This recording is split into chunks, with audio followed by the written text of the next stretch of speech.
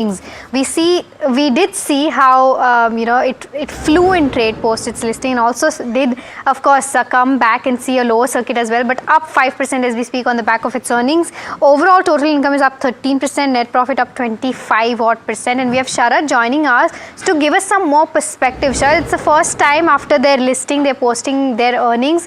What is the fine print saying right now? Mahima, it's a very interesting update coming in, and it seems like Grow has passed the earnings test. Overall, the Q2 numbers, we see the sequential numbers have been good, and you're looking at the numbers. Initially, the revenue has jumped up 13%, coming up on a sequential basis at almost 1,071 odd crore rupees. Even net profit, that's a significant uptick coming in with a growth of 25 odd percent, and the number is 471 odd crore rupees. Now we are comparing these numbers on a sequential basis, and that has actually shown an operationally strong quarter as well. We will be tracking the company, especially on what their press release is likely to come up with, and at 4 o'clock today will be company's con call as well at what would be their guidance going ahead. Initially, Mahima, we had discovered that the October data, we had seen market share gains coming for Grow. They have roughly 26% market share in the industry, while Zerodha is the nearest competitor that's having a 15.5 odd percent. But after 2 days of sell-off, now we are seeing interest back in this counter, and the stock is up almost 5 odd percent after a better than operational earnings coming on a sequential basis. Absolutely, Sharad, and that's reflected in the counter as well. I mean, last two sessions we saw almost 20% downstick in the counter. Almost 22,000 odd crore of market cap was washed off for something like a Grow. But of course, that's a valuation correction role also playing its part, plus the volumes also playing its part. But we have Aditya Shah, founder of Hercules Advisors, joining us now. Aditya, hi. Thank you so much for joining us, and a very good morning to you. Your first take on Grow posting its earnings for the first time post its listing. Yeah, I'm just seeing the results as I speak.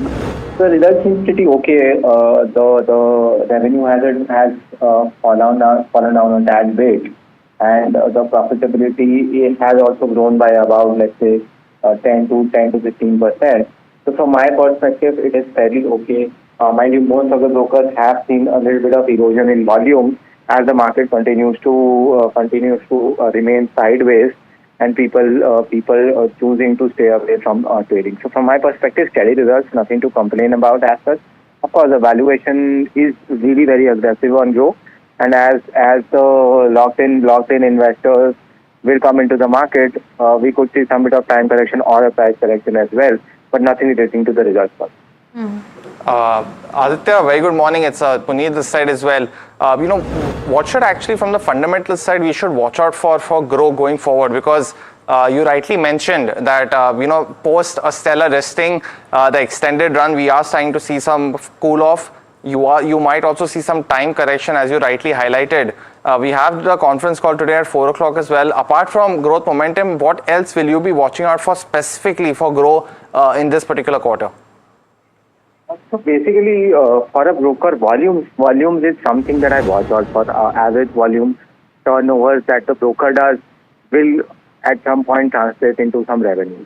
So from my perspective, the volumes per se, what is going to happen there, and the future strategies as to how are they going to ward off competition and maintain market share is something that I will look forward to in this phone call per se. Net, the result is particularly in line with other brokers as well, who have reported fall in volumes, as well as BSE. If BSE is the only listed space, NSE is not listed. In fact, both BSE and NSE also reported a slowdown in volumes. So from my perspective, I want to understand the volume story as well as what their strategy is going forward with respect to competition. Right. Those are some things that I will watch out. Got it. Aditya, Grow's FY25 revenue ended over 4,000 odd crores. Last two quarters, quarter one and quarter two, if we take a look at the numbers, overall revenue has been around 2,000 crores. Do you think that the 3-year revenue CAGR of 125% will be maintained, because they've just been able to do that 2,000 crore in first two quarters?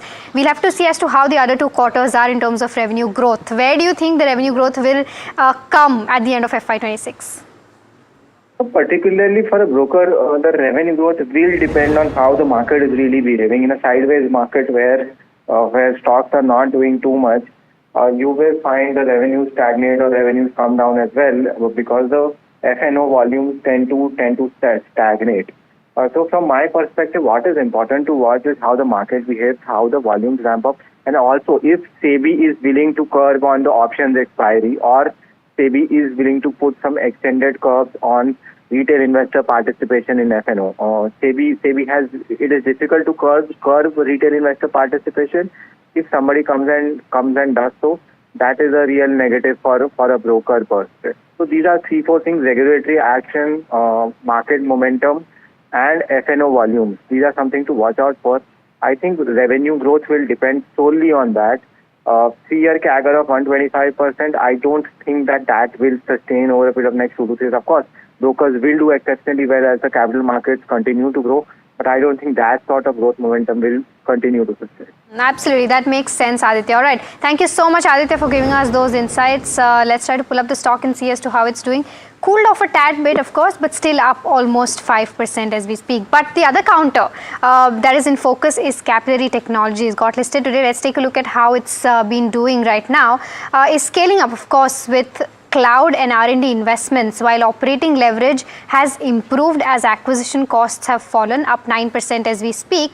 But we also are going to speak with the MD and CEO, Anish Reddy Bodu, and CFO and CEO, Anant Chobe, on the road ahead.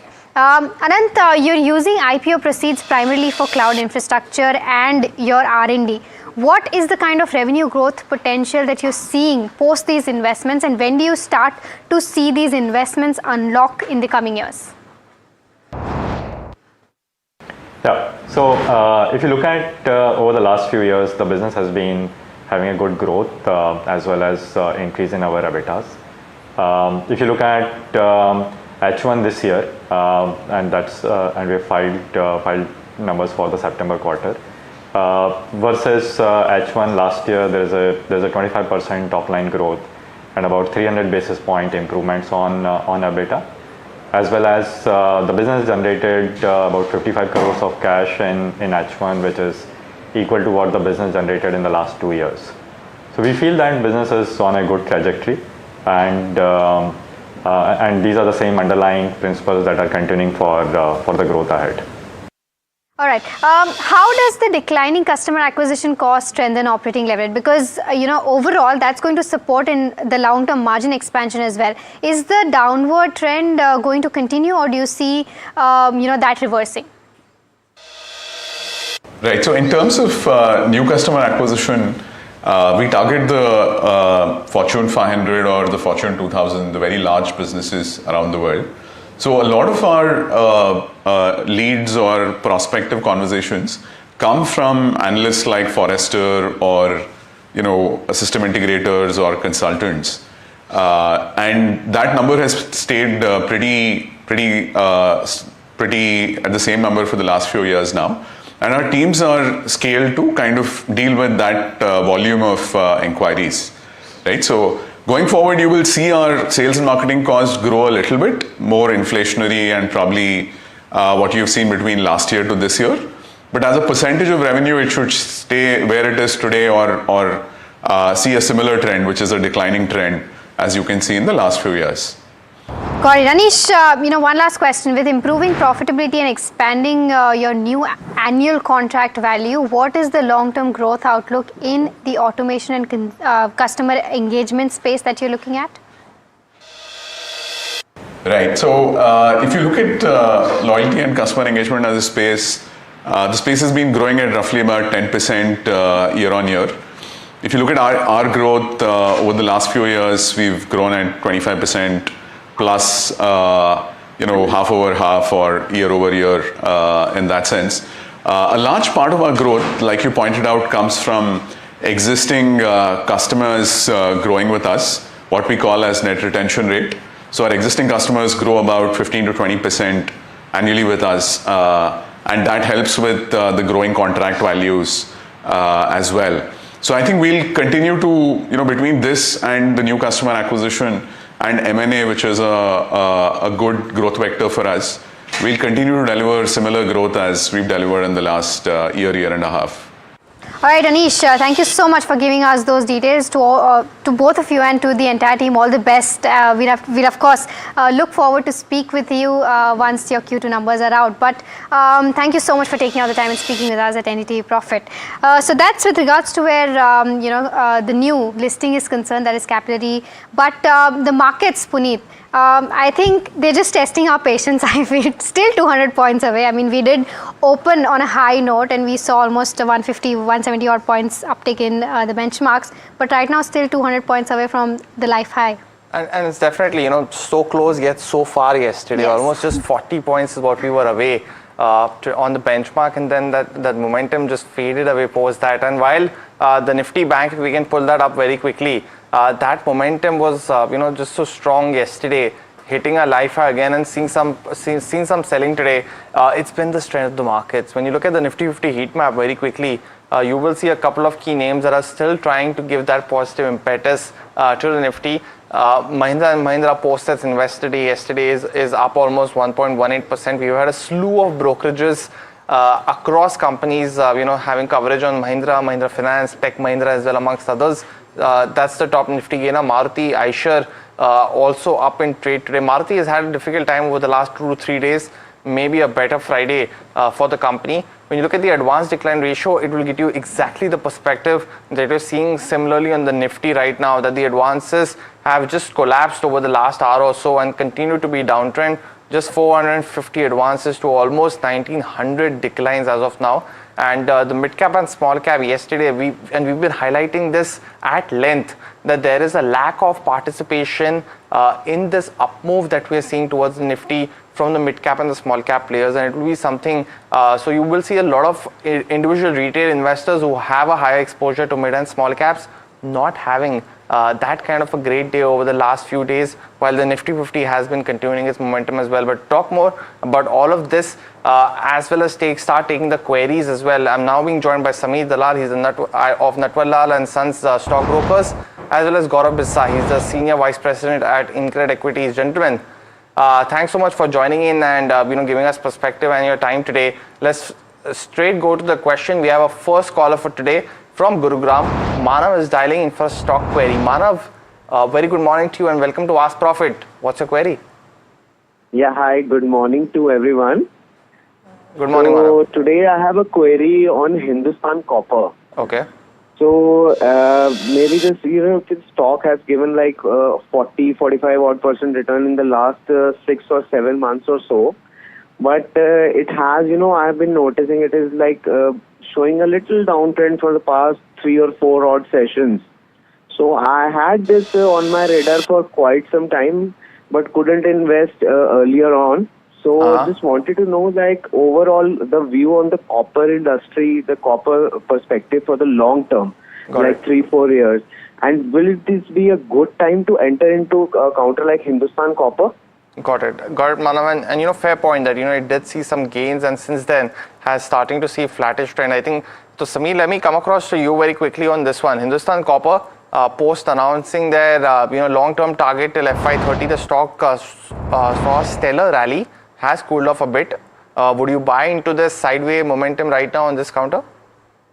Unfortunately, no, I wouldn't buy into this counter at this point of time for the simple reason that they have a lot of expansions. They want to increase their mining. They want to increase their copper production. All of these are great things. But this is a very cyclical business. Now, right now, we know that the wiring industry is doing extremely well, and because of which the copper demand remains robust. But I get a feeling that over the next 2 years, you are going to see some amount of pricing pressure that comes in copper as the supply increases because of these high prices. And then what's going to happen is with increased supply, you're going to see prices coming off, which means that directly affects profitability. So you're paying top dollar to buy something that may go through a slight negative cycle over the next 2 years. And all the positives, like you rightfully said, that they've given the announcement till 2030. So all of those positives to a large extent have been priced in. So I would avoid this stock for the time being. If it comes closer to 250 odd levels, I'm talking of 70 rupees down. So you're talking of about 20% down. Then I would probably relook, of course, at everything and think of buying the stock. Not any time now. That's Sameer's view on something like a Hindustan Copper, and there you go. The last 3 month returns at 33%. So hopefully, Manav, that answers the question. We have another query on WhatsApp now coming on something like a Nestle India. And our viewer has bought it at roughly about 1,300 rupees per share. 100 shares bought for the last 2 years. So he's of course bought it pre the split. Can I book a loss and buy HUL? Is that the right move for a 1 year view? So Samir, let me come back to you. Would you recommend that trade? So he's asking to sell one counter which is expensive and buy another counter which is expensive. So if I had to pick between the two, I think I'd continue to stick with Nestle for the simple reason that the new product launches that they're going to be doing, expanding their portfolio basket, will lead to traction and growth in volumes. I think, yes, both are expensive. You've unfortunately bought it 2 years ago when the stock had seen a huge run up and you paid even higher premium than what you're paying today. But as growth picks up, and we believe consumerism growth will pick up, Nestle will see uptick in volumes and profitability. And then, probably, I won't say a re-rating, but even if the company is able to grow their profitability by about 12 to 13%, that's the kind of return you can expect on a compounded basis. Since you're asking specifically about HUL, I prefer Nestle over HUL. But if you want, I still find FMCG still highly valued. I prefer consumer discretionary. My advice would be to, if you can, sell Nestle and buy consumer discretionary. But if it's between Nestle and HUL, stick to Nestle. All right. So that's with regards to where, these two FMCG names are concerned. But we've got our next caller. Chandu is calling us from Hyderabad. Chandu, hi, a very good morning to you. How can we help you today? Yeah, very good morning. Yeah, so I had a Shriram Finance, quantity around 800. Okay. Average price of 678. Okay.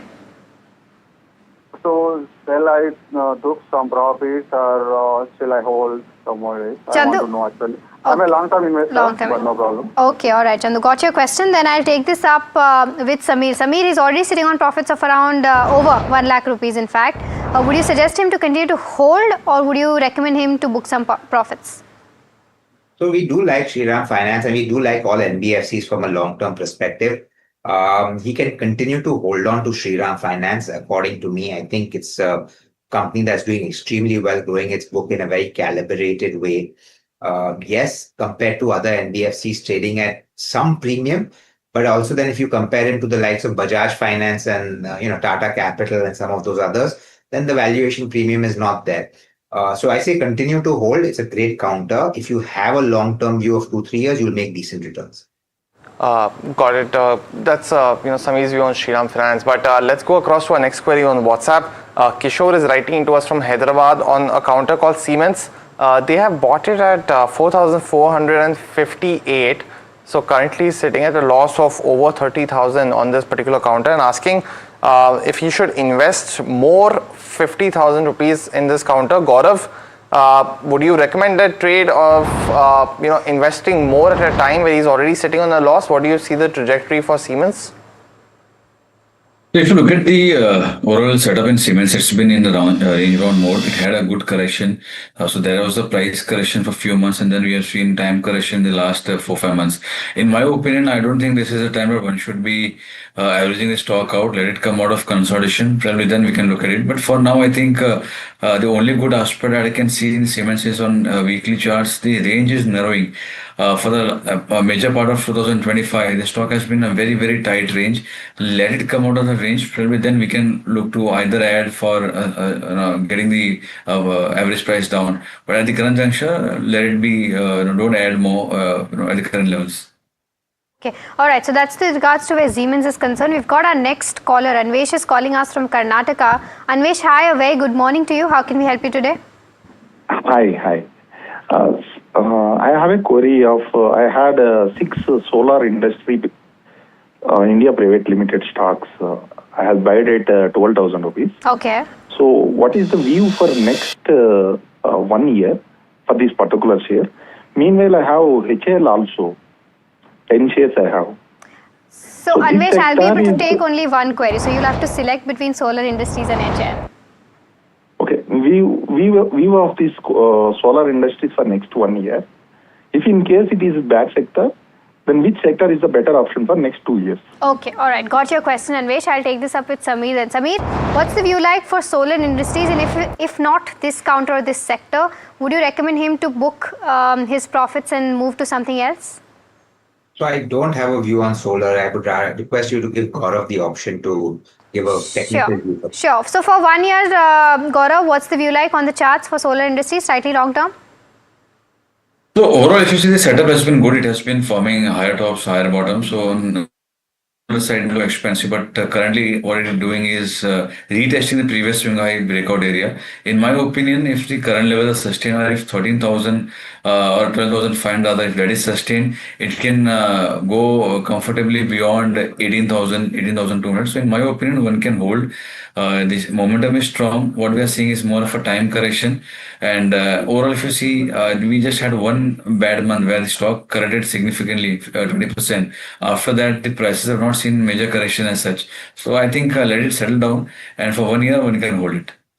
Gaurav, but viewers, it's time for a first round of the rapid fire in this edition of Ask Profit. Sameer as well as Gaurav, you know the drill. Keep your answers as short as possible on buy, sell or hold so that we can take as many queries as possible. The first one is from Chanukya from Hyderabad. He has been holding Eon Exchange, 2,000 shares bought at 660 and asking a view for the next 3 months. Gaurav? Exit. MobiKwik is the next one. Tom Verghese is holding 300 shares at the levels of 283. Wants to know if he can hold for the next 12 months. Sameer, your view? Exit also. The next one's Bata India, bought at 1,030 rupees. View for the next 1 year, Sameer? Add more. Buy. It's a buy for me. Okay, Kotak Mahindra Bank is the next one. The person bought four shares at 17.15 a piece. Wants to know if he can hold for 2 years. Sameer, your view? Absolutely. Hold on. The next one's on something like Balmer Lorry. We don't discuss that too often, but Arun from Vellore is asking if it's the right time to enter. Gaurav? Avoid. Okay, the next one is on BEL. Sankar Narayanan wants to know if he can continue to hold. BEL, 340 shares is what he's got at the levels of 68. Your view? Gaurav, on the charts? Hold. TCI Express is the other one. Our viewer bought it at, Prakash bought it at 1,303. Holding since January of 2024, so he's currently sitting on a loss. Gaurav, would you recommend getting out or wait for a pullback? Hold, wait for a pullback, but exit the overall setup is weak. Okay, Suzlon Energy is the next one. Jaswant has bought 1.5 lakh shares and wants to know if he can continue to hold or square off at the moment. Your view on this, Gaurav? Hold. Max Health of Fortis is what Satish is asking for the next few years. Sameer, your pick? Max Health over Fortis. Okay. Reliance Industries is the next one. Dr. Mayu wants to know from a long-term perspective, can he hold the 100 shares that he has at an average price of 1,120? Sameer, your view? Hold on, buy more. Very good long term. A final one, Lodha Developers. Anand from Karnataka is asking if he can hold for the next few years. Sameer? Avoid Lodha for the time being. Look at Keystone Reality in the same market. Got it. That's the wrap on this edition of the rapid fire of the first round. But let's quickly cut across to SEBI Chairman Tuhin Kanta Pandey, who is addressing the National Conclave on REITs as well as InvITs. Let's get that quick view before we move on with the show. Constraint. Securing reliable long-term capital will be central to supporting growth and improving quality of life of our citizens. Public finance, public-private partnerships, and bank credit have laid the foundation, but the next phase of India's infrastructure story must be driven by the dynamism of the markets. And within markets, by instruments like REITs and InvITs that connect everybody's everyday savings with long-term national assets. Why capital markets? First, capital markets uniquely host investors across all three investment horizons: long, medium, and short.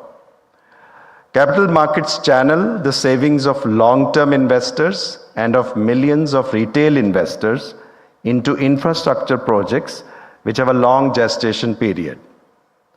Second, they diversify risk, reducing dependence on banks or the exchequer.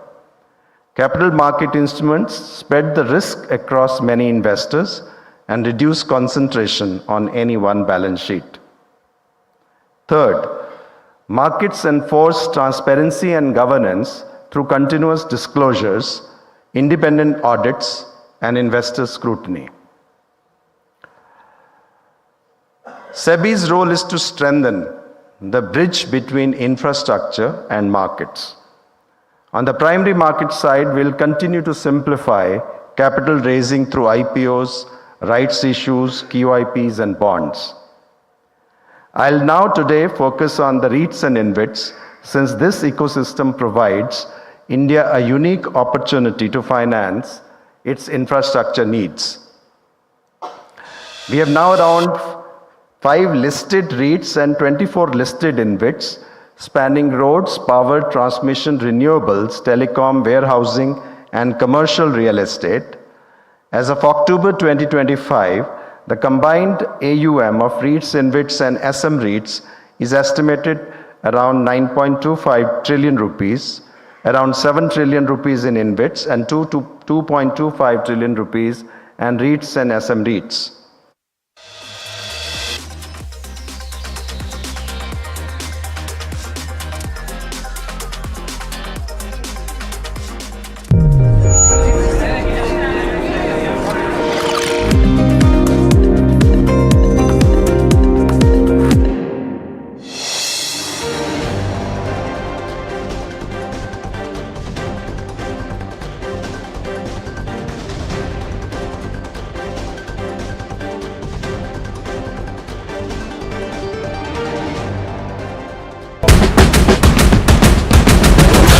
NDTV Profit is in beautiful Israel. Currently we're in Tel Aviv. The Commerce Minister Piyush Goyal is also in town. India-Israel Free Trade Agreement. He's also meeting Israel's Finance Minister. Our first quarter growth was 7.8%. Our second quarter numbers are expected soon, well above the world estimates. I believed that if I made a sourdough, all of Bombay will love it. पाव छोड़कर Mumbai sourdough खाएगा.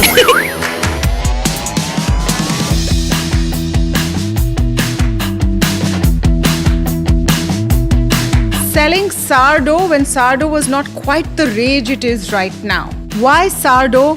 Why the baker's dozen? Sneh, who's my husband and co-founder, and I got together saying, let's start a business.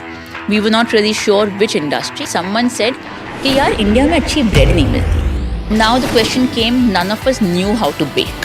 So you decided to become a baker because you wanted to start a baking business. Yes. So a lot of people think it's the other way around. It's not. First decided कि हमें business करना है. Yes. And then went out to figure what is the business. Yes. How many ideas did you look at approximately? The whiteboard at one point had anything between 180 to 210 ideas. Very large FMCG players are entering this game with their forks and knives ready. Are you going to be able to compete or are you going to get acquired? Startup like ours has its own DNA. For us to be able to command a price point from a consumer because they trust us, this is something a lot of legacy players, even if you throw money at the problem, you can't solve it. One has to be profitable always. Proper Gujarati entrepreneur. And profit किधर है?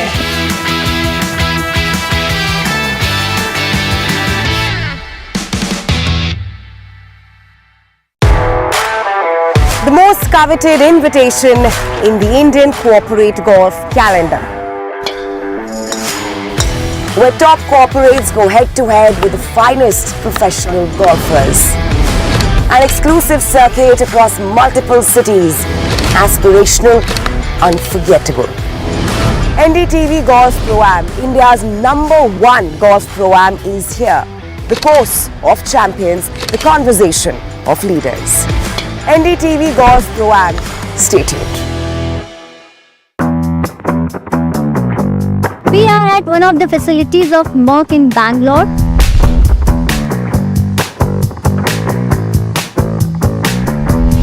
Well, we are here at R&D facility or research and development facility of Merck. Now there you go. Ooh.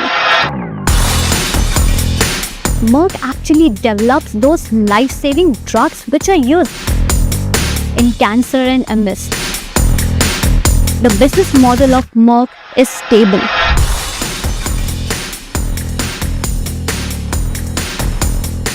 A drug faces competition, the life science segment or the semiconductor segment chips in. So basically what they're doing is they're curing you.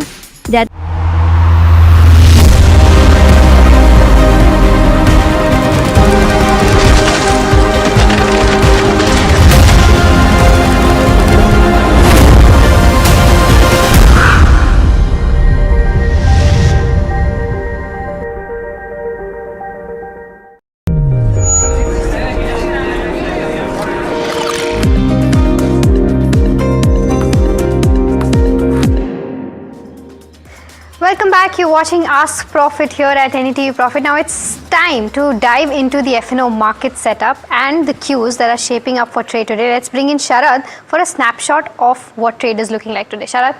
Mahima, two important reasons are there. Global cues are on the weaker side and profit booking is coming, and that's why we're seeing Sensex in the red. Also, we can see largely the support is coming from the auto names M&M and Maruti, but a sea of red coming in. That means the favor is going towards the bears. Now let's look at the active options, how things are panning out, and I would like to show you that the call writing that has become significant, and because of that the put call ratio that has exceeded and it's at a multi-month high level. So that is something which we will be looking out for, and there suggests more downtick coming in the day's trade as well. Let's get the BankX. The situation remains the same and largely no major support coming in from HDFC Bank. Of course, there is a reverse trade in IndusInd Bank and also SBI. That's also in the red. Yes, here it is, and that is why the BankX is also seeing a pressure. Looking at the contracts over here, largely call writing is also significant here, and technically we can see some more selling pressure coming in, but stock specific also the markets are moving in. Let's actually get these numbers in. M&M long build up and GMR Airports, we are seeing a strong long build up happening, and if we see the short covering, there are certain stocks in this list. Samman Capital recently coming out of the F&O ban, and PG Electroplast, the management did give their important guidance in at NDTV Profit today at Indian Market Open. Long unwinding going on for both JSW Energy and Mazgaon Dock, and lastly the short covering, the short build up happening in these two counters, Coforge and Tube Investments. So a lot of options data suggesting that a bearish sentiment is there in the market today. Okay, Sharad, thank you so much for bringing us those details. But on this side of the show, we are also joined by Rajesh Bhosle, Equity Technical and Derivative Analyst at Angel One, joining us now.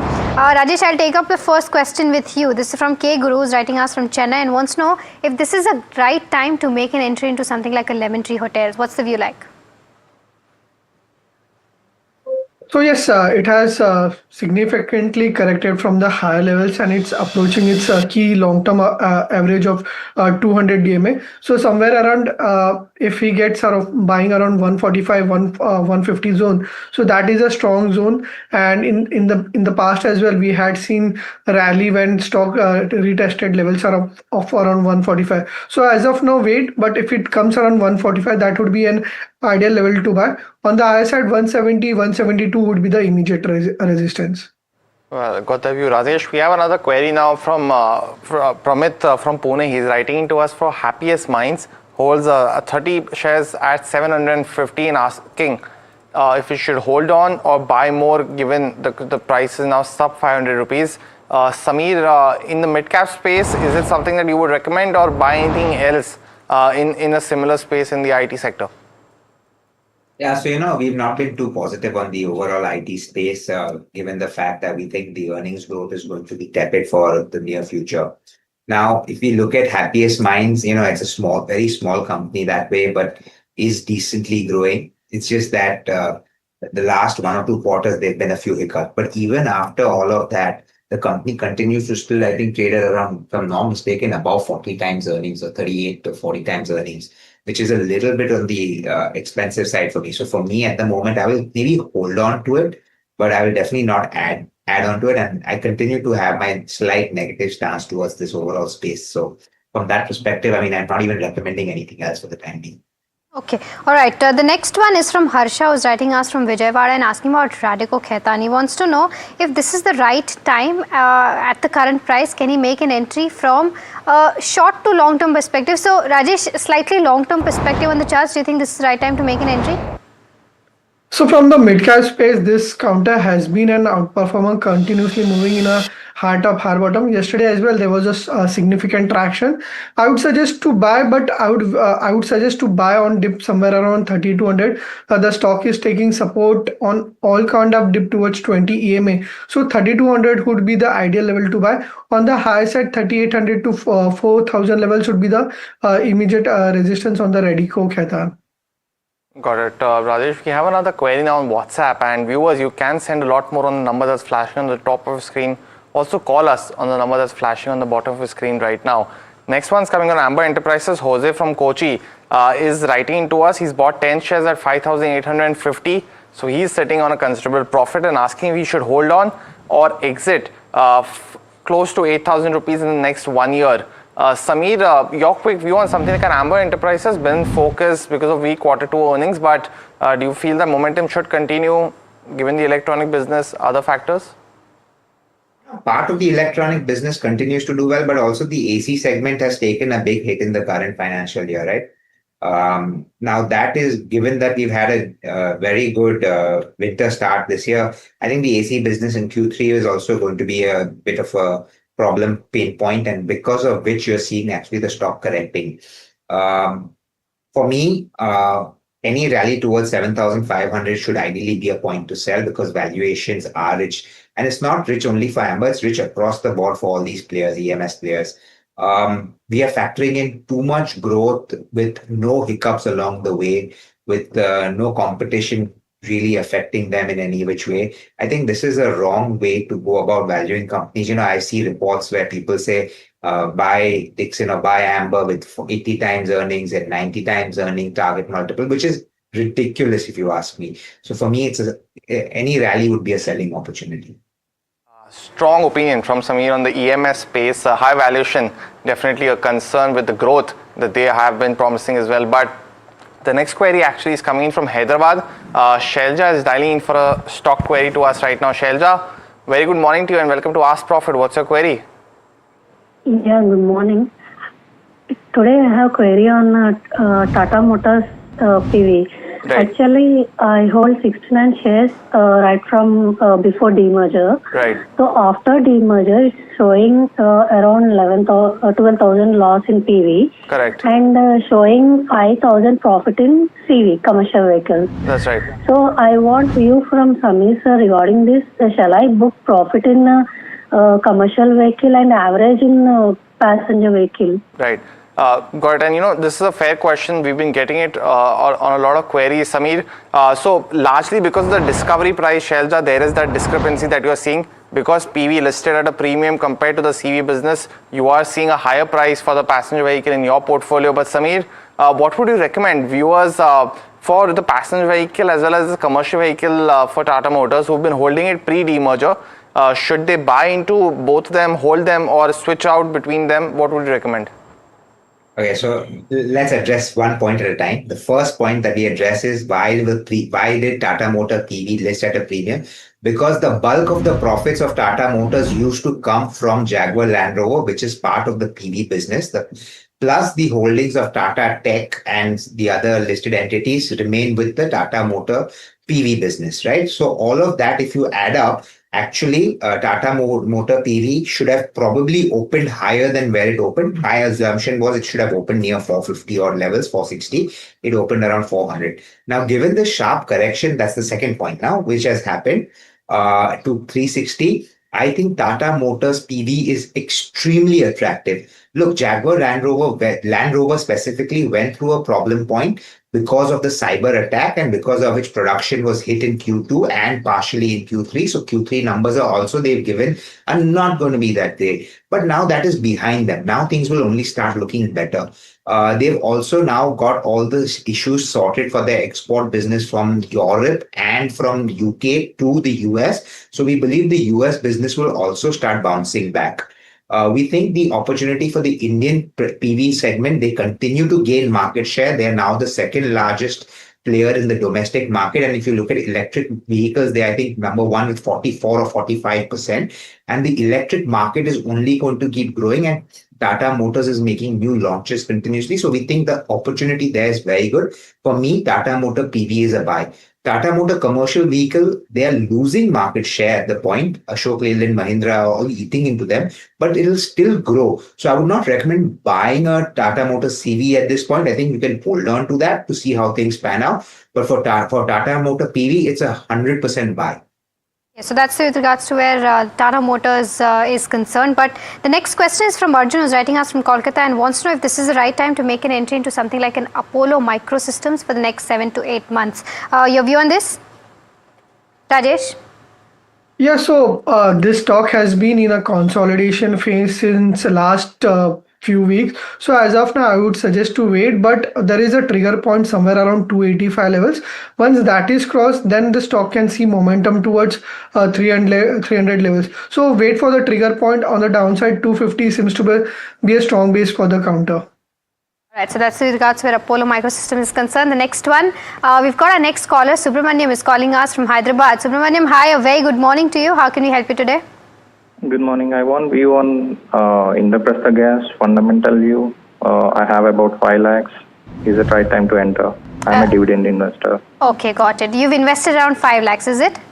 No, I'm going to invest. I just want to know, is it the right price or should I be entering at 195, fundamental view? Okay, so, okay, got your question. Samir, what's the view like on IGL?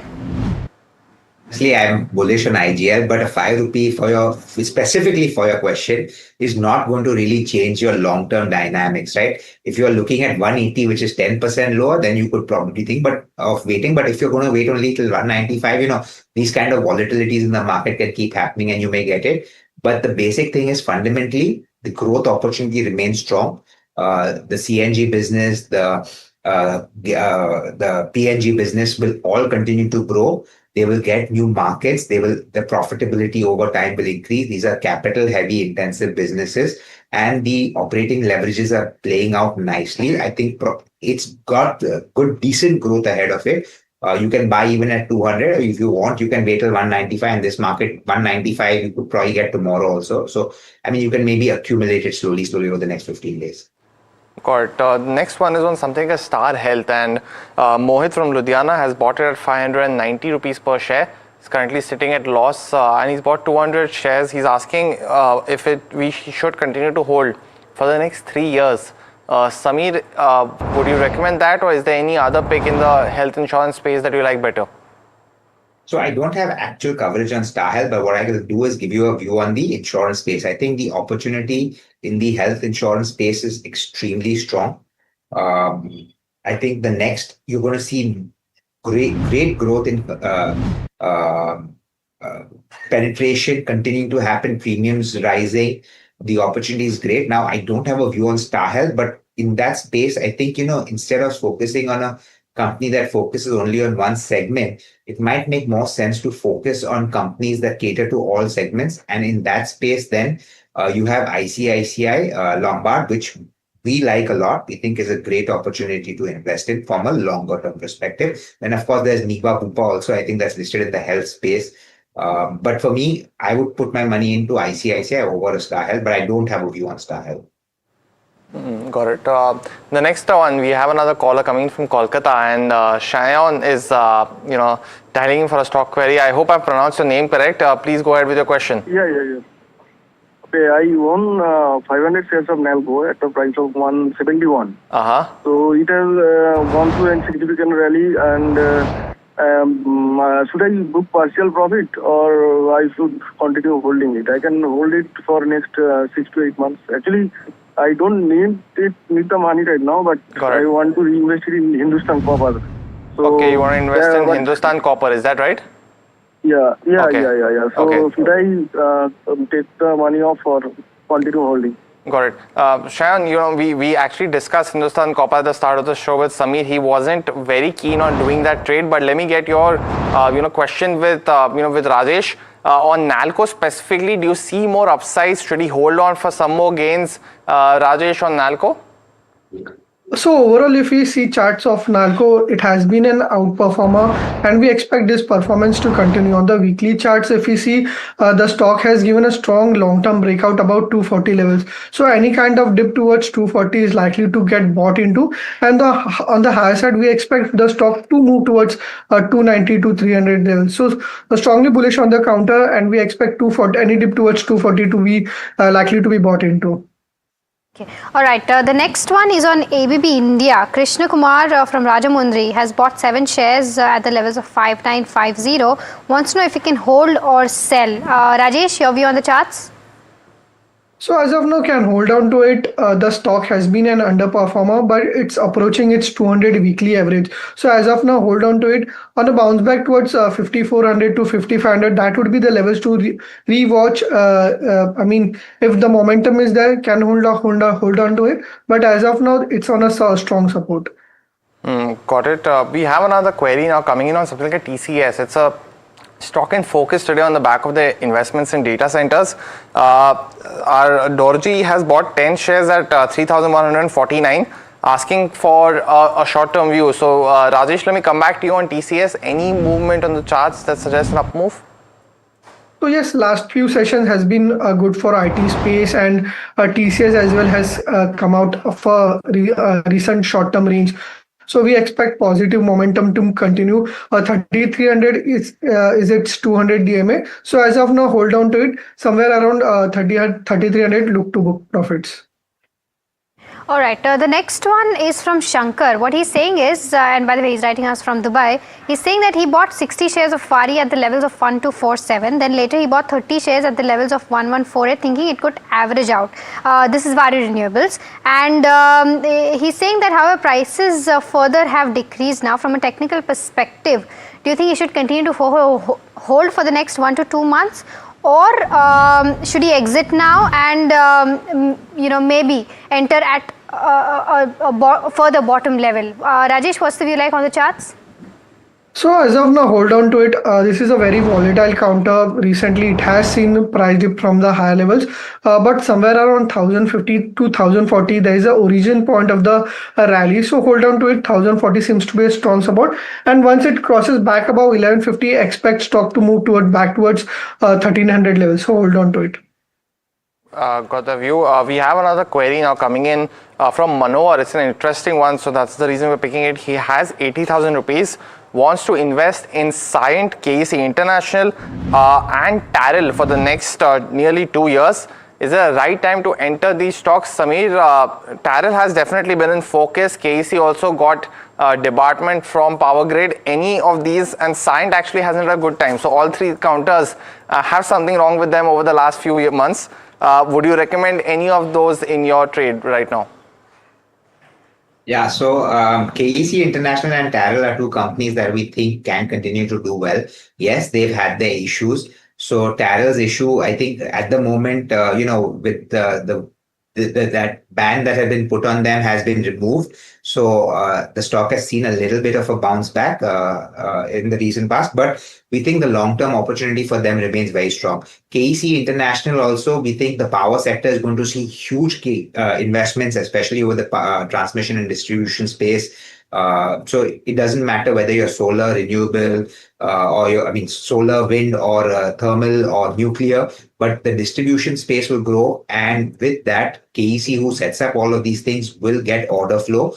Yes, they will obviously be able to manage through this problem point. Yes, you might see 1 year, maybe FY27, where growth will be subdued, and which is why the market is hammering the stock down. But once they come out of this and they start getting new orders, and especially when the private sector is placing orders and they get orders from the private sector, I think KEC will continue to do well. So these 2 you can definitely add on. The Scient, I don't have a positive view on that one.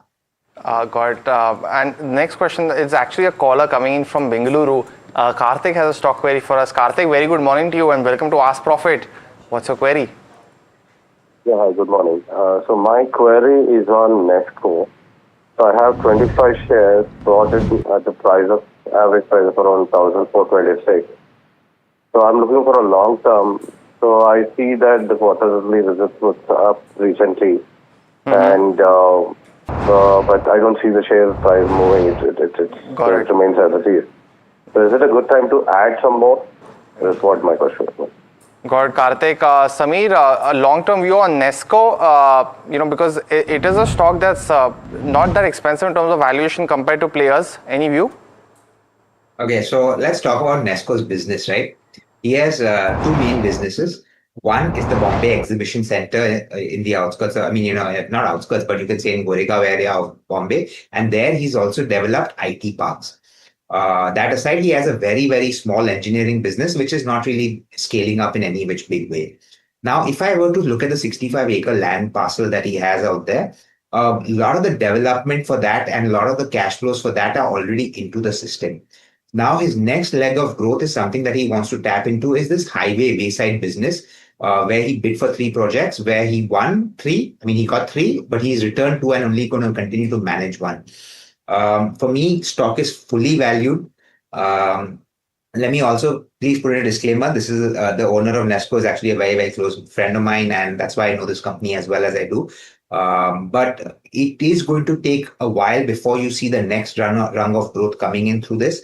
For me, at this point, it would probably be a hold. I wouldn't sell it because the cash flows are very, very strong. But I wouldn't be looking to add on at this point of time. I think if it comes closer to 900, which it was, if you look at it maybe a year ago, that might be a better price to get into Nesco. Okay, all right. So that's the view with regards to where Nesco is concerned. But Samir and Rajesh, it's our second rapid fire round now on Ask Profit. Try to keep your answers as short as possible. The first one is from Lavish, who's writing us from Indore, asking about SW Solar. He's bought 1,000 shares at the levels of 350. What should he do? Samir, your view? Buy. DB Realty at 188, so definitely Sterling was another buy again. DB Realty at 188, 556 shares. Rajesh? Hold on to it, expecting a strong bounce back. Okay, Kamlesh is asking the next one, wants to know how Vedanta is looking on the charts. Your view on this, Rajesh? Yes, hold on to it. We have a very positive bias on this counter. Kirloskar Pneumatic bought at 1151. Rajesh, quick view? Hold on to it, expecting some bounce back 2 to 3% in the near term. Okay, SBI Bank is the next one. Arijit from Kolkata wants to know if he can hold from a shorter term perspective. He's got 10,000 shares at the levels of 973. Rajesh, your view on the charts? Yes, strong counter. We are expecting 4-digit very soon. Long term view on PFC, Samir? Very positive. Please buy.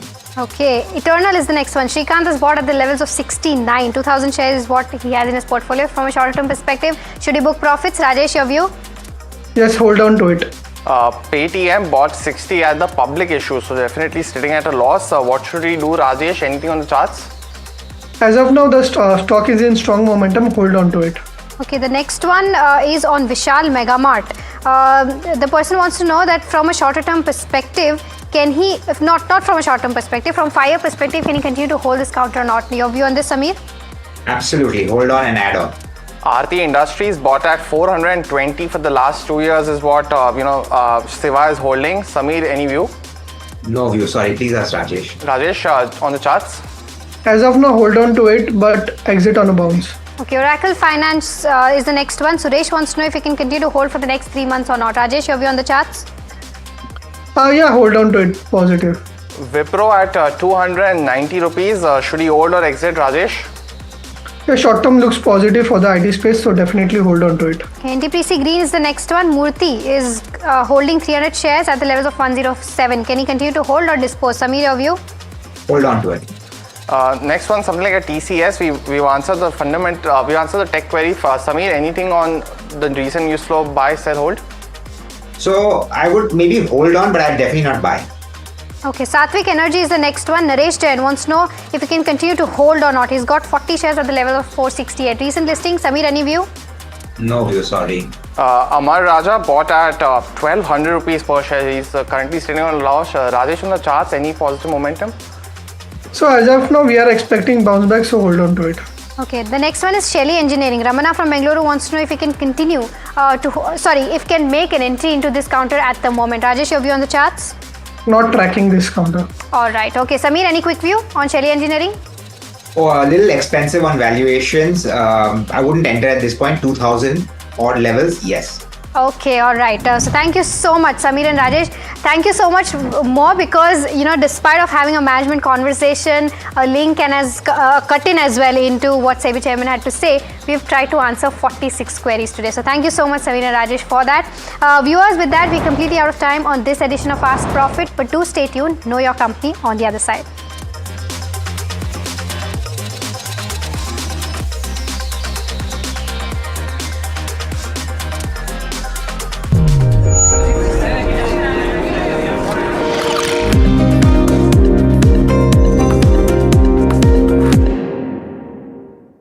I believed that if I made a sourdough, all of Bombay will love it. पाव छोड़कर Mumbai sourdough खाएगा.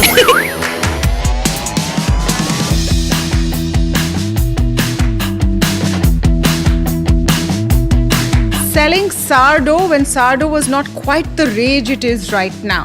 Why sourdough? Why the baker's dozen? Sneh, who's my husband and co-founder, and I got together saying, let's start a business. We were not really sure which industry. Someone said, कि यार India में अच्छी bread नहीं मिलती. Now the question came, none of us knew how to bake. So you decided to become a baker because you wanted to start a baking business. Yes. So a lot of people think it's the other way around. It's not. First decided कि हमें business करना है. Yes. And then went out to figure what is the business. Yes. How many ideas did you look at approximately?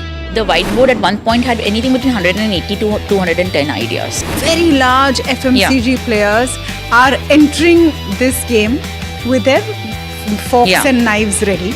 Are you going to be able to compete or are you going to get acquired? Startup like ours has its own DNA. For us to be able to command a price point from a consumer because they trust us, this is something a lot of legacy players, even if you throw money at the problem, you can't solve it. One has to be profitable always. Proper Gujarati entrepreneur. Profit किधर है?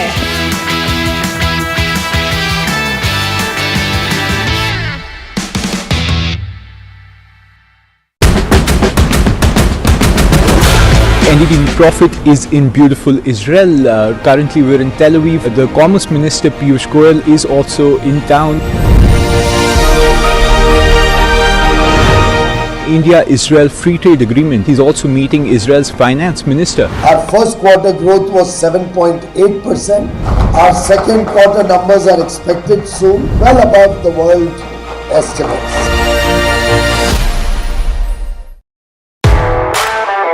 The most coveted invitation in the Indian corporate golf calendar, where top corporates go head-to-head with the finest professional golfers. An exclusive circuit across multiple cities, aspirational, unforgettable. NDTV Golf Pro-Am, India's #1 golf Pro-Am is here. The course of champions, the conversation of leaders. NDTV Golf Pro-Am, stay tuned.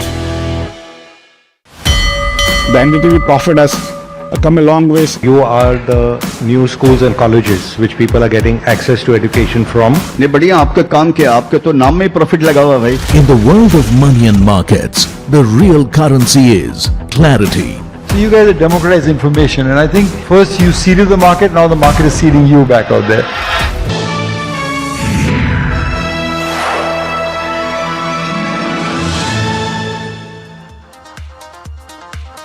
Hello and welcome to KYC. I am Sharad Dubey and with me is Varsha Chandani. Of course, a very unique company coming today at our KYC show. The name is Sequence Scientific, and of course we teased to our public also in social media, and we had put in pictures of animals as well. Very interesting. Generally we speak about pharma companies. It's generally on humans, but this is on animals as well, and they are favorite of mine as well. And that segment is growing really fast. Exactly, and that pet segment you call it, that's also growing up. But the question remains is, why are we calling them? Is it just the pets or is it humans also? First question is, what will be the outlook for the India business? Of course, that's the geographic front. But if you kind of break it down in the product segment, there are two segments coming in. One is API, other is the formulation business. And of course, formulation comes later stages on a higher margin side. That's what we had discussed. API also is something which we would be focusing on. CDMO opportunities, what are they looking like? What's the market looking? What's the potential here? Viyash Life Sciences, you must be hearing about this company. and that itself is an arm of Sequent Scientific. What's their growth segment looking like, and of course the revenue margin guidance for FY27. But there's a lot of complications whenever we discuss a pharma company, and that's why Varsha is there to actually help us break the company out, what actually it does, and it must have been in an industry pressure when change of hands was there. Exactly. Just talking about what this company do. So first I'll talk about Sequent, and then I'll talk about Viyash because of the merger. NCLT has recently approved their merger. About Sequent Scientific, they provide a wide range portfolio of products, of animal health products, and has two business segments. You have formulation and you have API. On formulation contributes almost 79% to the overall business, while rest, that is 21%, is being contributed by API. Also talking about the geographical analysis, so Europe constitute almost 45 to 46% of the overall revenue. Emerging markets contributes almost 44%, and rest, that is 10 to 11%, is being contributed by India business. Now the important headline, I would say, is the Sequent Scientific and Viyash Life Sciences merger. Now first let us talk about what Viyash Life Sciences do. So they develop API, which is a main salt, advanced intermediates, which is used to manufacture API. So if I were to talk about the value chain, you have key starting material, you have intermediates, you have API, and then end product, that is formulation. So they are into API, they are into intermediates, and they are into formulation as well for human. It operates globally with a robust R&D pipeline and manufacturing capabilities across 8 plants. Now let's give a highlight how merge entity will look like when Sequent and Viyash will merge itself. So revenue will become 2x, EBITDA at 2x, and EBITDA margins on a consolidated level stand at around 14.6%. Now also, since we just got over with Q2 numbers also, let's talk about how was Q2 FY26 for Sequent, because Viyash currently is not being consolidated because merger is in progress. Now talking about the Q2 FY26, overall a good set of numbers. Significant growth has come from Europe business because of growth in Spain with good export performance, while India business is beginning to accelerate as field team expansion ramps up. Talking about the API business, so API momentum continues at 7% year-on-year growth. We would want to know what is the outlook when it comes to their API business, and they've also launched product for the US market as well. So overall, Sequent being into animal pharma, Viyash being into normal, rather human pharmaceutical companies. So now when these companies will combine, we'll see a lot of new things emerging up, maybe CDMO opportunities, and the pet segment.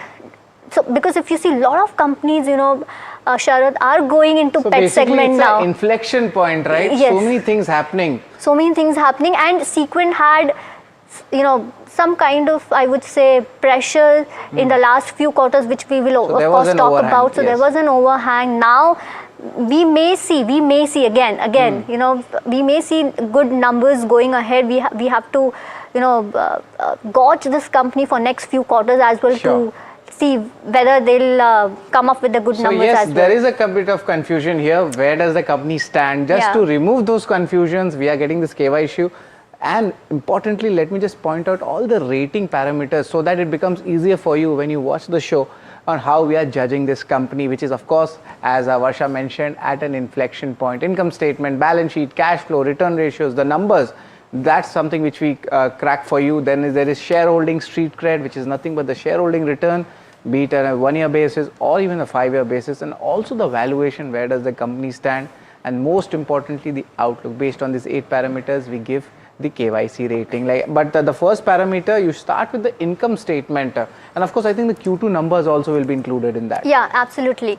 So talking about the income statement, let's see what has happened from FY22 to FY25. If you see, the numbers have not been really good because there were some problems that Sequent was going through. So one is of course geopolitical and energy cost spikes because of the conflict between Russia and Ukraine, but which led to sharp decline in energy costs in Europe. But the main important thing why Sequent was facing some problems was volatility in Turkey operations. So the business in Turkey, where Sequent had significant exposure, was severely impacted by currency depreciation, hyperinflation, and other macroeconomic instability. Also, there was pressure in API segment as well. So the API segment faced margin pressure due to raw material price volatility, and we all know that API segment is going through some pressure, and Sequent also had an impact on that.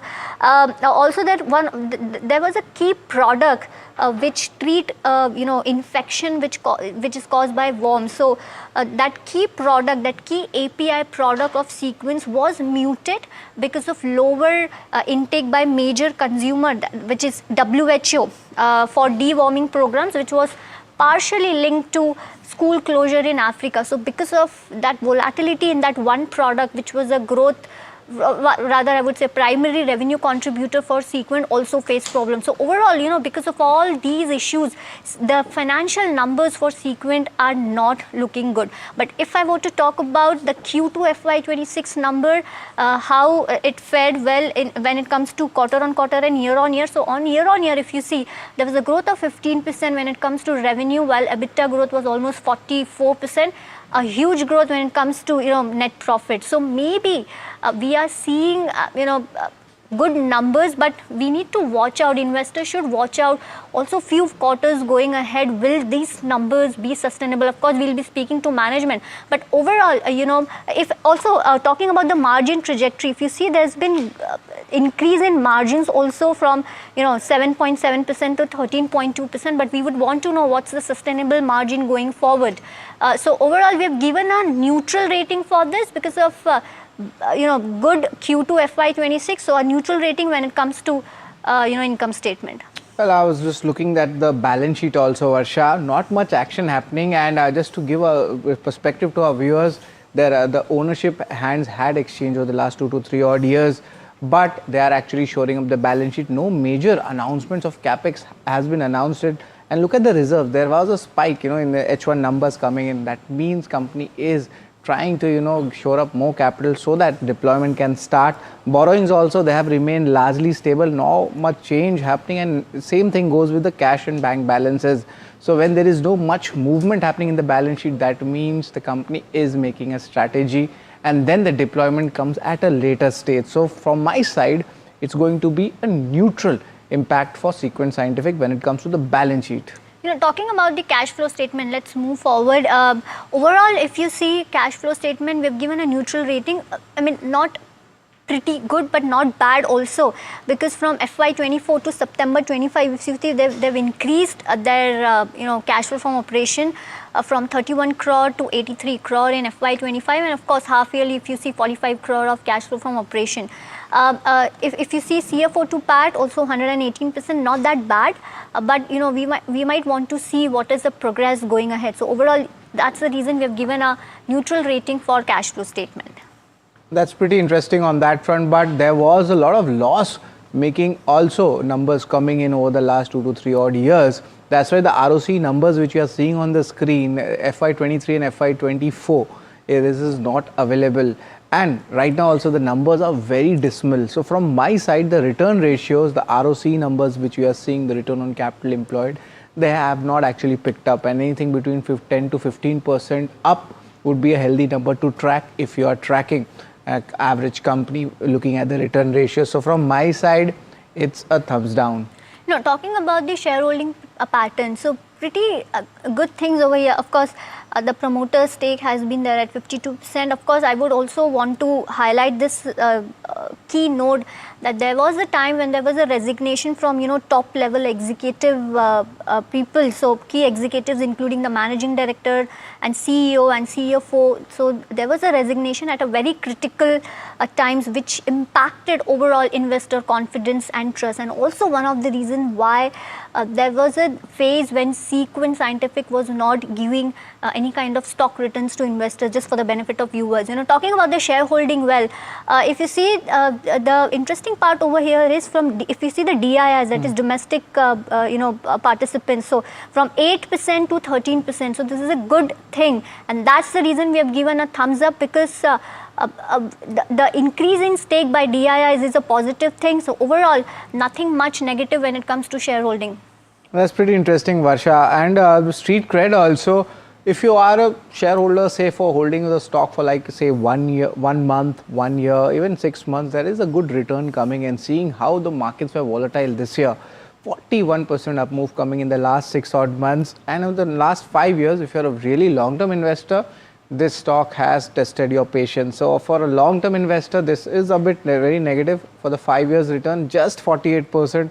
But for 1 year, 6 month, year-to-date basis, this is a very decent, or you could say outperforming return when it comes to the broader indices. And that's why Significant Scientific comes in at a neutral rating when it comes to the overall street cred. Talking about the valuation, so overall if you see FY27 and FY28 valuation forward PE, it is at 48 and 31 times FY28 basis. So I mean, not bad. But so that's the reason we have given a thumbs up, considering the growth expected and also the forward PE that the company has. Interestingly, beaten down company, the sector is not beaten down, and of course last 2 to 3 odd years the story was different, and now a lot of you could say smaller players and even MNC players are trying to take this animal healthcare market and go ahead. Of course, the pet theme is something which is very important. Outlook, the PAT growth is expected to outpace the EBITDA growth going ahead, and that's a very strong statement coming from the management. They're also pruning down their low margin products, and they're focusing much more on a high volume, I mean to say high value, which is aided by high margin products. That's something to focus on, and focusing will be on new product introductions, especially in the API segment.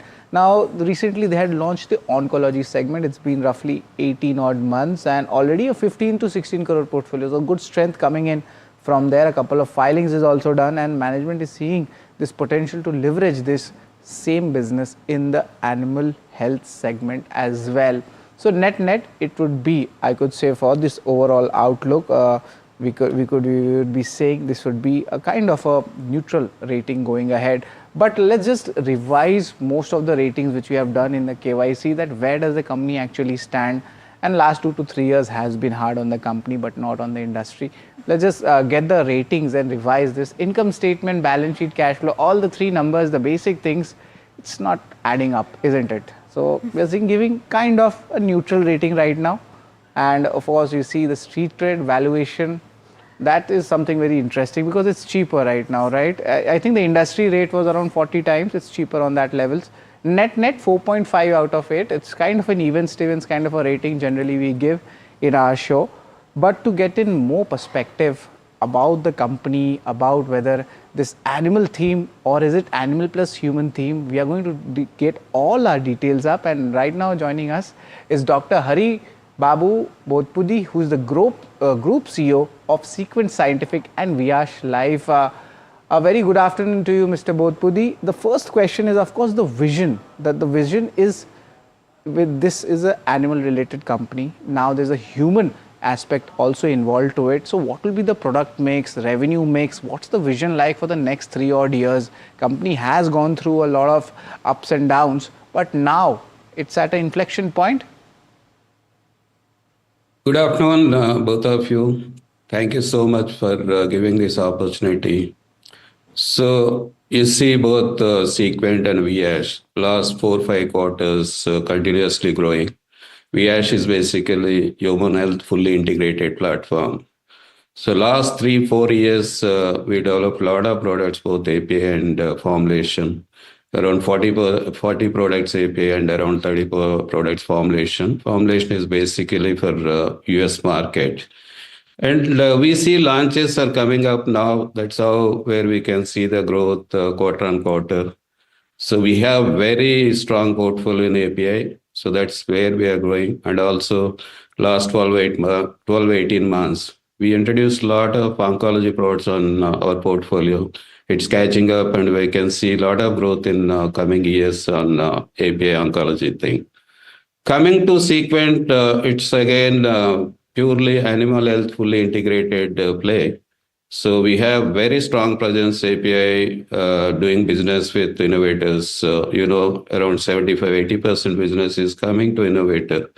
Of course, it was stagnated last couple of years due to various reasons. The main fact is, balance sheet was not very strong last couple of years, but it's continuously strengthening last couple of quarters. But with combined VAsh, balance sheet is going to be very strong for the combined company. That's where we are going to see a lot of opportunity grow in animal health, especially API with VAsh capability, with very strong R&D and very strong manufacturing infrastructure. We have 8 manufacturing sites, both API and intermediates. All are approved by FDA. That's a basic requirement. And also we have very strong R&D focused on new products, complex products. And most important today's scenario, EHS sustainability is very critical for doing business. So we are very strong. We are at almost equal to any multinational company in that perspective. So with all these things, where we are going to focus next maybe 5 to 8 years, of course, midterm also is equally important. Long-term perspective, I personally see a lot of opportunity in animal health, especially pet care. All of us know pet care is growing very fast in every region. So we want to become definitely one of the leading animal health company in next 5 to 8 years. And of course, API also Sequent, it's a very good growth opportunity. So with our strength, definitely you can see different API Sequent business coming years. Right. Without losing any focus on our base business, human health, it's also is equally important. Slowly, we are moving into specialty business in API. That's where you can see our 60-70% portfolio is oncology. And also formulation, we are trying to take into specialized formulation business, more focused on the US government business, all those things. Right. So, yeah. Yeah. So, hi, sir. Varsha, this side. Pleasure to have you at NDTV Profit. Sorry to interrupt you, but you talked about the specialized products also, and I believe that company is moving from lower margin to higher margin products. Just wanted to have an update. Where is the contribution when it comes to higher margin products, or I would call as a value added products for that matter, and where you want to take this contribution to? If you could give us that number. No, last 3 years when we started VAsh, initial phase development was 70% is the mature large volume products and 30% is around complex products, because complex product, it takes time to launch. Unless you develop at early stage, it's very difficult to capture market. So that's the reason it takes always complex products 5 to 8 years to launch the products. So initially to manage midterm, we focus more on mature products, 30% complex. But last 12 months, after building the portfolio to mitigate midterm, so our current focus is 60-70% is the more complex products. In that, around 60-70% on the oncology products. That's how you can see the growth last couple of quarters. Growth is coming on 2-3 things. One is, of course, new launches. Second is new products, whatever we do, like CDMO, so a couple of products we are able to generate service income. And all these new products, validation income is coming substantially. So already we see that ratio is moving quarter on quarter. But most of these launches are going to happen maybe from 28, 29, but mostly from 30. And we can see a lot of difference from maybe 29, 30 on this perspective. The same way Sequent, since they are not focused much on new products, API last couple of years, now with VA's strength, we are going to cover the products up to 2035. Already last 2 quarters, we were able to develop 4 products, new products. That's pretty interesting, Dr. Hari Babu. But one concern, or we could say the street is wanting, is the guidance coming from the management. And of course, we are seeing inflection point coming in. And you have been very bullish on your high margin products also. And you're giving a big important claim that in the next 5 to 8 years, you would be the pet company, the animal healthcare company going ahead. Dr. Haribabu, this question is for you. The revenue and the margin guidance, if you want to give for FY27 or the next 2 to 3 odd years, what could it be? So, of course, we are working the strategy since we received NCLT approval just 2 days back. Couple of things till that April we are not supposed to do. That's where we started actively. Of course, integration activities are going on very well.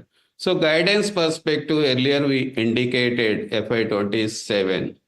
We are going to do closely 4,000 crores and EBITDA margins around 20%. Today, sequent EBITDA margins are not so good, but it's growing quarter on quarter.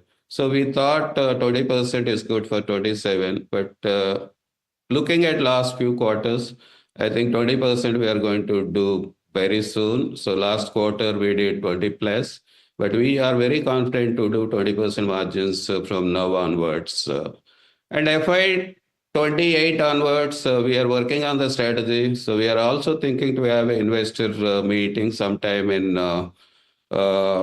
last quarter or first quarter of next year to have a complete strategy discussion. And we'll definitely are going to give the guidance to the market that time. But till that time, of course, this is what we indicated to market. FY27 close to 4,000 crores with 20% EBITDA margin. We are very confident on that. Also, sir, in Q1 FY26 con call, you had said that the PAT growth will outpace EBITDA growth. Are you on track on that? If you could, quantify us for that. Absolutely. It's today, last few quarters, you see EBITDA growth or margin growth, but now it's converting into free cash. Last year, Viyash itself, we were able to generate 200 crores free cash. So that's continuously going to grow. And it's more important converting into EBITDA into PAT. It started now, there are two things where we are suffering PAT. One is sequent perspective. Interest component is very high. That's a one area. And of course, a few things, ESOP component also is there. But most important, interest component is very high in Sequent. With the combined entity balance sheet, with our current net debt with EBITDA ratio close to 0.7, and we are going to generate a lot of free cash. So our interest burden is going to come down drastically in next few quarters. That's where we can convert our EBITDA into PAT. And the second area in Viyash, we have some amortization intangibles. Interesting. Also, Doctor, we are suffering every quarter. I think these two things are Dr. going to... Dr. Haribabu, last question. Of course, the debt-related, the numbers coming. Viyash Life Sciences, technically a debt-free company. What's the outlook looking like on the debt picture on the overall entity? You have spoken about the EBITDA synergies, the revenue synergies, and even the margins on a blended basis. But overall, what does this look like for Viyash? The debt plus the picture coming in for the consolidated entity. So, as you know, Viyash is currently debt-free. Last quarter, we have very little debt, 20 crores or net debt. So now almost debt-free. With the combined entity, current debt EBITDA ratio is 0.7. I think it's close to, we have 400 crores. Next few quarters is going to come drastically. But we have a few things. And also, we don't see much capex infusion in next couple of quarters. Already we infused last quarter 50 odd crores to expand Sequent products. We don't see much capex infusion in next few quarters. And also we see a lot of free cash generation in next few quarters. There are two things. So we are working on that, whether to become debt free soon. But also we have a couple of plans and M&A to bridge the gaps of Sequent. When I say we want to become a leading animal health company, so there are few gaps in the business. We are trying to bridge those gaps, trying to acquire a few front-end areas in few countries where we can actually move quickly on that, trying to build some additional infrastructure. But this year end, I can say next 2 quarters, it's going to come drastically on the debt. That's where we are going to improve PAT. Thank you so much, Mr. Haribabu, for answering all the questions, and all the best for the business. Thank you. Thank you so much for the opportunity. Thank you. Thank you so much. Well, Thank the you. key takeaways from this conversation would be that they are moving slowly into specialized products for API and formulation. Balance sheet will be strong for combined entity, and they want to become a leading animal healthcare company in the next 5 to 8 years. And PAT growth will outpace EBITDA growth, and EBITDA margin is expected at around 20%. So they are, sticking by their FY27 guidance coming in. But one question we asked on debt, it's not the debt reduction story. There is a further story of merger and acquisition coming in, because there are some more holes to be plugged in the entire ecosystem, and animal and healthcare. It's a vast system, right? It's not just complete. But that's all for today in KYC. We got Sequent Scientific's management for you. So stay tuned to NDTV Profit.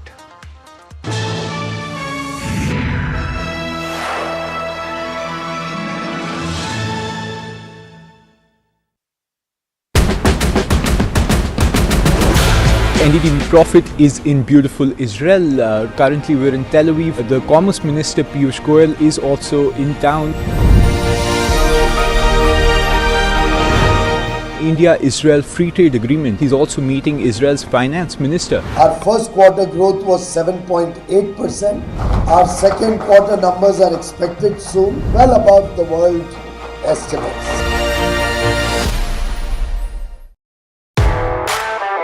The most coveted invitation in the Indian corporate golf calendar, where top corporates go head-to-head with the finest professional golfers. An exclusive circuit across multiple cities, aspirational, unforgettable. NDTV Golf Pro-Am, India's #1 golf Pro-Am, is here. The course of champions, the conversation of leaders. NDTV Golf Pro-Am, stay tuned. I believe that if I made a sourdough, all of Bombay will love it. पाव छोड़कर Mumbai sourdough खाएगा.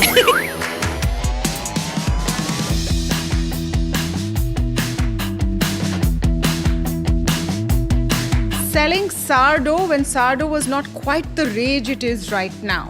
Why sourdough? Why the baker's dozen? Sneh, who's my husband and co-founder, and I got together saying, let's start a business. We were not really sure which industry. Someone said, कि यार India में अच्छी bread नहीं मिलती. Now the question came, none of us knew how to bake. So you decided to become a baker because you wanted to start a baking business. Yes. So a lot of people think it's the other way around. It's not. First decided कि हमें business करना है. Yes. And then went out to figure what is the business. Yes. How many ideas did you look at approximately? The whiteboard at one point had anything between 180 to 210 ideas. Very large FMCG players are entering this game with their forks and knives ready. Are you going to be able to compete, or are you going to get acquired? Startup like ours has its own DNA. For us to be able to command a price point from a consumer because they trust us, this is something a lot of legacy players, even if you throw money at the problem, you can't solve it. One has to be profitable always. Proper Gujarati entrepreneur. Profit किधर है?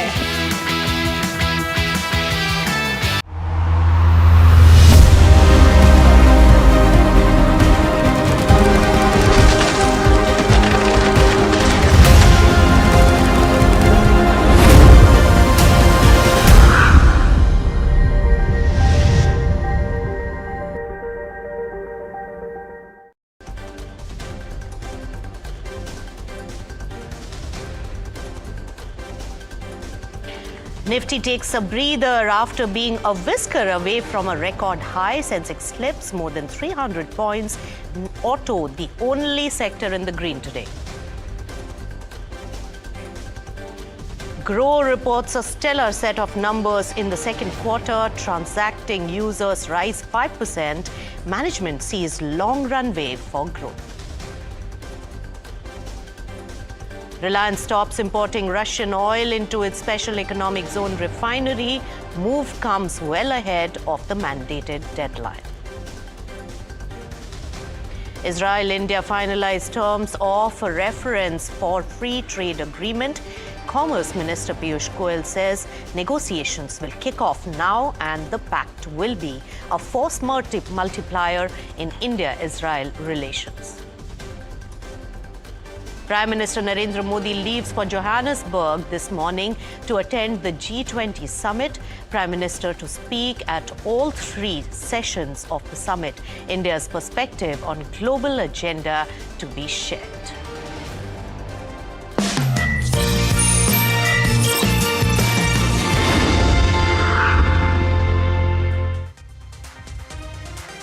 Hello and welcome. You've tuned into Markets at 12. I'm Nisha Podar and let's take it straight to the markets. Yes, there is weakness and a large part of that is really owed to the global cues coming in, which have been on the weaker side. So that's what the Indian markets is not immune to. So at the moment, almost 100 points down.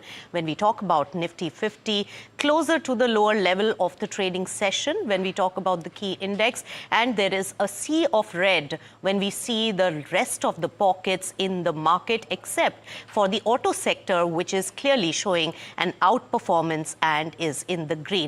If you really look at the contributors on Nifty 50 and the key Nifty 50 components, well, HDFC Bank and ICICI Bank, these two have been leading the charge in the drag that is coming in for this particular index. On the gaining side, as I said, are the auto components, auto sectors like Mahindra and Mahindra, Maruti, even ITC as well as TCS are in the green. So that's the big picture that we are seeing in the markets at the moment, and there is clear sense of weakness that is really coming in. So another important story that we are really tracking from the IT space, let's get on to that straight away.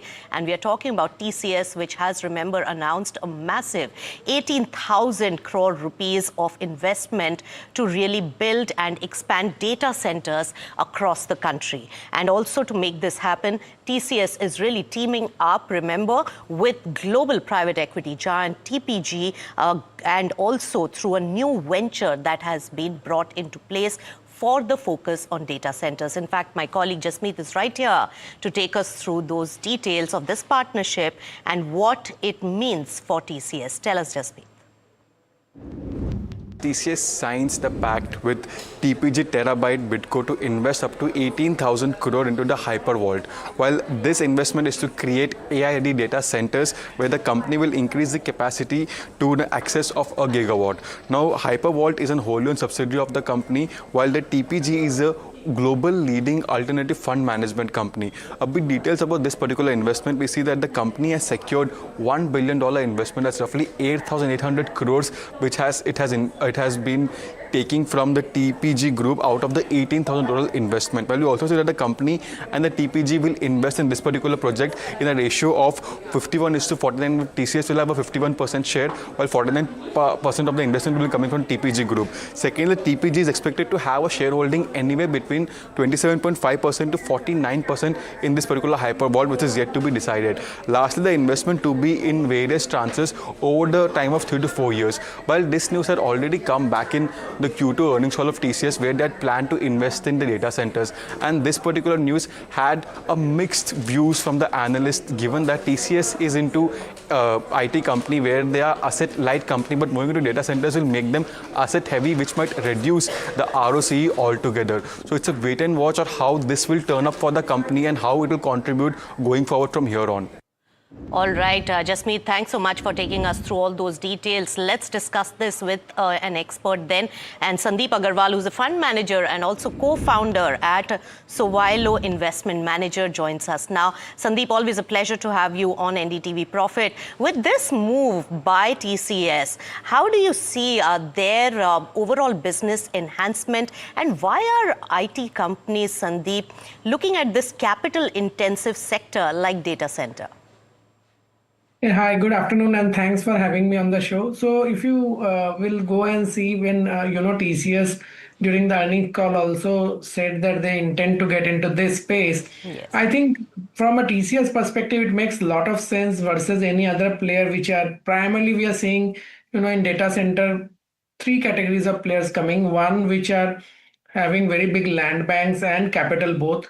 Another, there are some real estate players who are trying to play this as a proxy. And third, now even technology company has come. So if you put all three together, I think the one for which it makes the maximum sense is the technology companies, primarily because if you see these big technology companies, the money they are making post tax on these huge cash balances they are having is around 4%, 4.5%, 5% max, right? So compared to that, this business is highly profitable today. But remember that this data center will become highly commoditized also very soon. But they will still have very high, much better advantage than other two categories of players who have jumped in this space initially, because you can make multiple offerings on the technology side, and when data center is owned by you and you are a renowned technology company like TCS or any other large name, then you always have an advantage of doing some kind of cross selling and making a lot of money. So I think it is a fantastic option between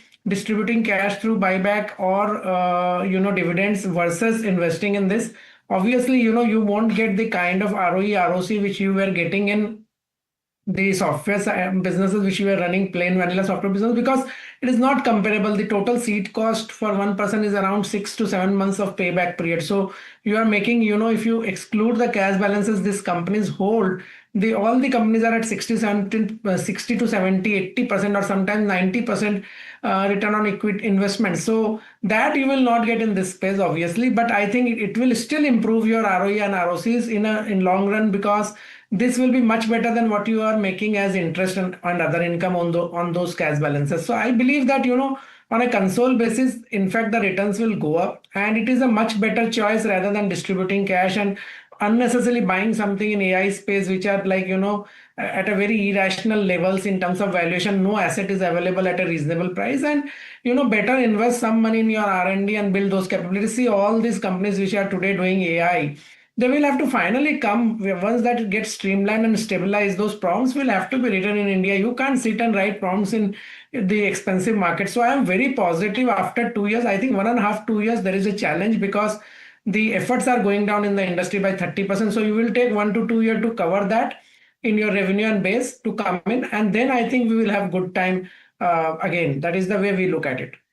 Right. So you gave a lot of points out there, Sandeep. But one aspect, obviously, is this a strategic shift also by TCS as a platform plus infrastructure capability company going forward?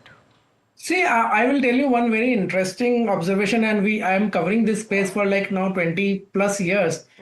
In India right now, what has happened, because the margins in Indian IT was very, very low. No one wanted to serve Indian domestic IT, because you will see most of the contracts were in loss or something for multiple reasons, right? So most of the players, it is Wipro, HCL and NIT, you see they are not doing business in India. Most of them are completely closed up. So now Sandeep, all the Indian players. If I can intervene, we have to take it straight across to Gautam Adani, who's addressing the Indology Conclave 2025. एक धर्म कार्य का स्वरूप देती है. Also, my greetings to every scholar, student and seeker gathered here today.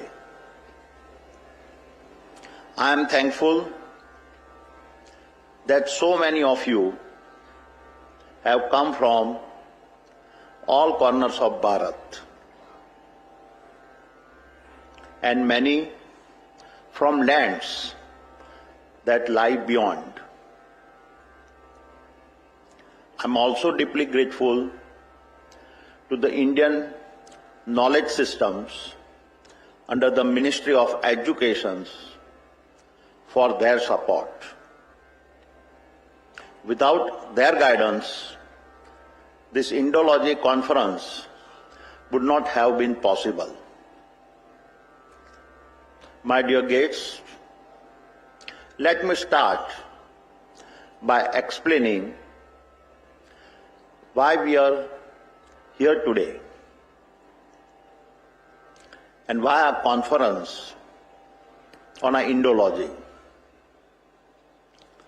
We are the carriers of an epic civilizational adventure that has faced invasions, rebuilt multiple times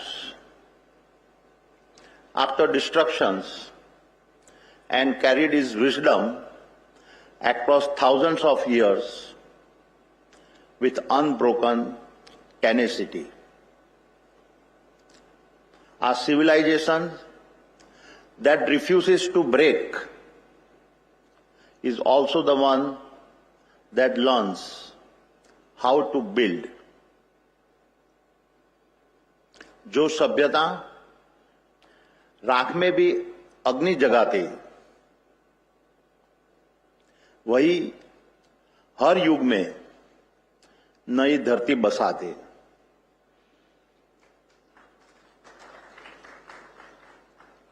Fast forward to today, and there can be no doubt that over the past decade, Bharat has not only been the world's fastest growing major economy, but it has also grown to become the fourth largest economy on the planet.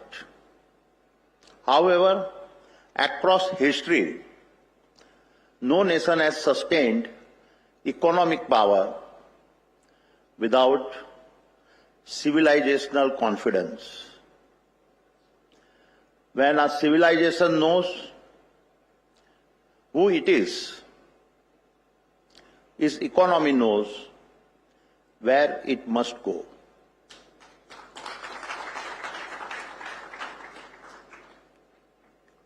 The two have always been inseparable. But as we gather here today, the nature of the global battleground is rapidly changing. The gatekeepers of tomorrow will not be kings or conquerors. They will be algorithms that are silent and unseen. And these digital empires will either become the custodians of our civilizational principles or rewrite them. This is why we meet to debate Indology and to ensure that our heritage is preserved in the world that lies ahead. हम यहाँ अंतम मिलते हैं ताकि ज्ञान के दीप जलाए तथा युग युगांतरों तक भारत धर्म की धारा फैलाए.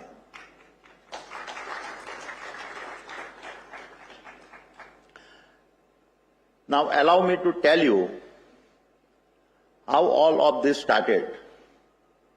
And as always, behind every action sits a simple story, and here is mine.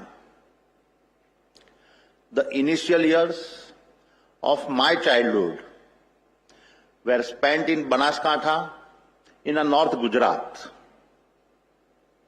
मेरा बचपन बनासकांठा के रेगिस्तान में बीता और लाखों हिंदुस्तानी बच्चों के ही तरह मेरी मां की गोद में ही मेरी पहली पाठशाला थी.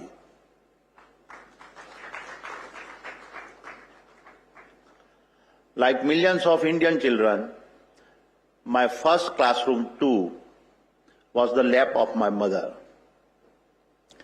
Every evening, as the golden sun set over our home, my mother would gather me and my siblings, and she would narrate episodes from our eternal epics, the Ramayana and the Mahabharata. She, Santaben, would tell us the stories about Prabhu Ram's 14-year exile, Sita Mata's devotion, the engineering wonder of the bridge to Lanka, the war with Ravan, the reunion of Prabhu Ram and Sita Mata, and then Sita Mata's separation again. From the Mahabharata, she spoke about Arjun's battlefield doubts and Krishna Bhagwan's words to Arjun to rise beyond family bonds and serve the purpose of Dharma. My mother was not just telling me stories. She was doing what every Indian mother does. She was shaping my sense of duty, devotion, and Dharma.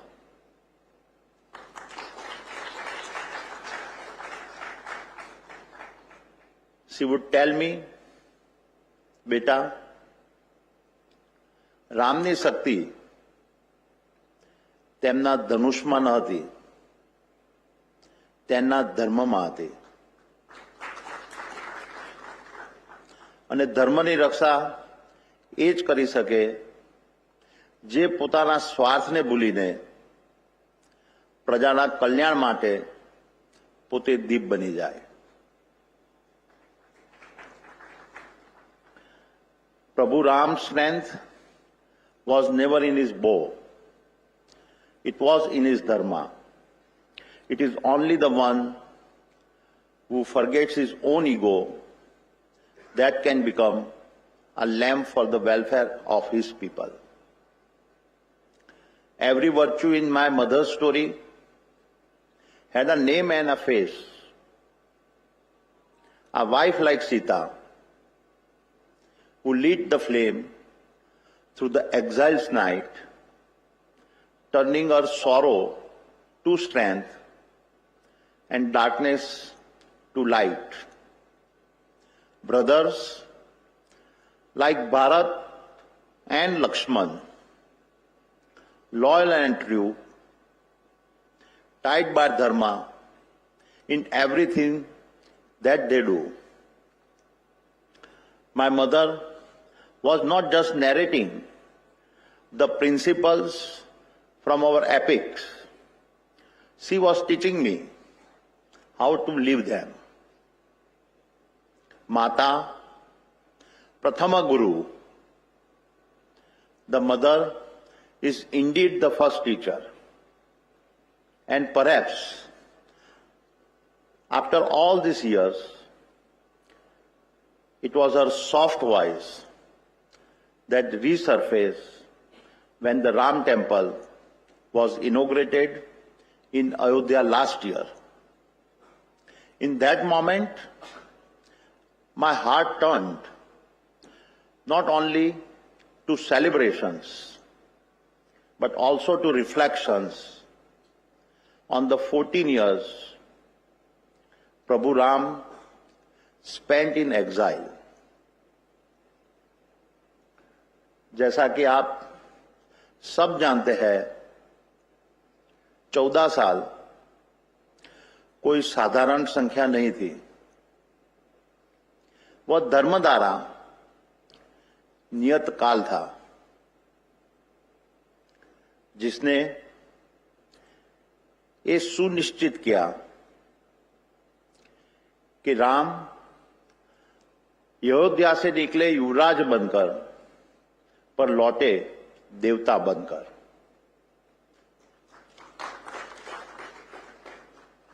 He left as the crown prince of a kingdom and returned not as a king he was expected to become, but as the god destiny had shaped him to be.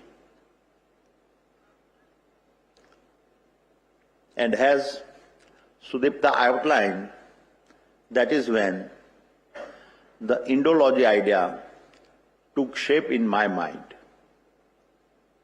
My dear friends, as expected, since our announcement, I have often been asked, why does Indology matter? What is the objective of a 3-day global conference on Indology. Let me first address the questions.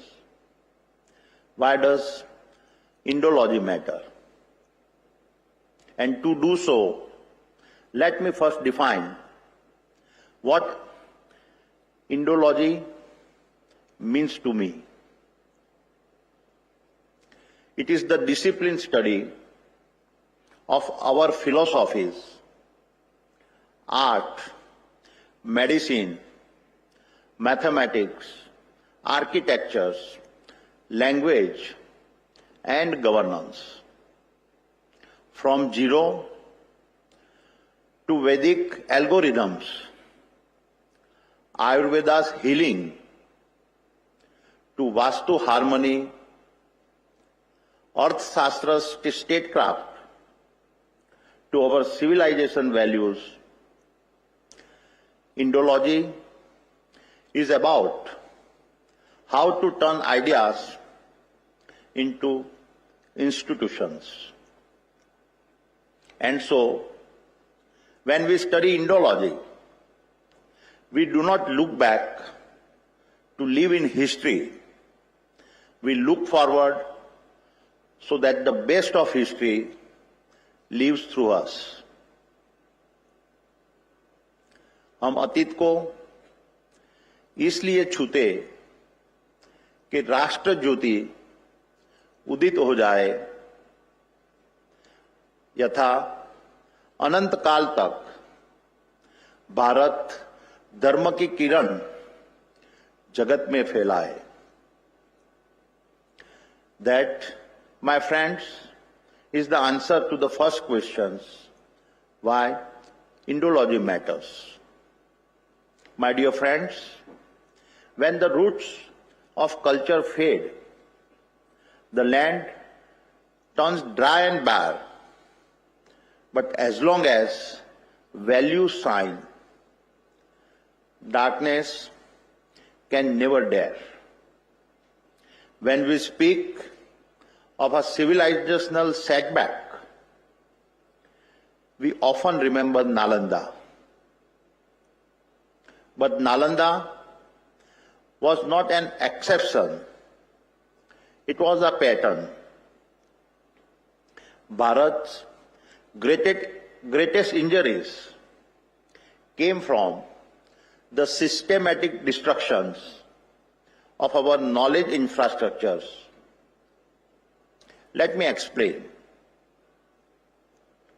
Bakhtiyar Khilji burned Nalanda, Vikramshila, and Odantapuri. In doing so, he did not just destroy libraries, he burnt the nerve center of Asian learning. Their fall erased hundreds of years of knowledge in a single generation. All right, so that was Gautam Adani speaking there. But take a look at Nifty 50. It is trying to limp back. There has been a considerable amount of recovery in Nifty 50 in the last half an hour of trade. But unfortunately, it's time to wrap on markets at 12. But keep it with NDTV Profit. Thanks so much for tuning in.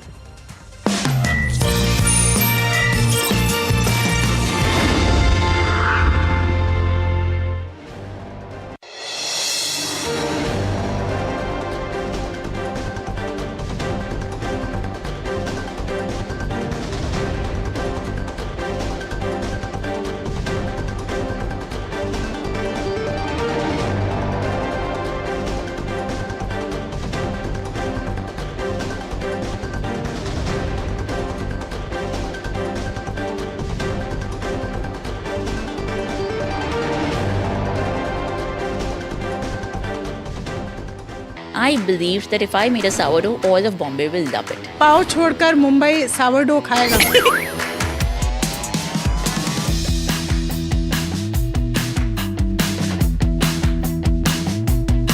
Selling sourdough when sourdough was not quite the rage it is right now. Why sourdough? Why the baker's dozen? Sneh, who's my husband and co-founder, and I got together saying, let's start a business.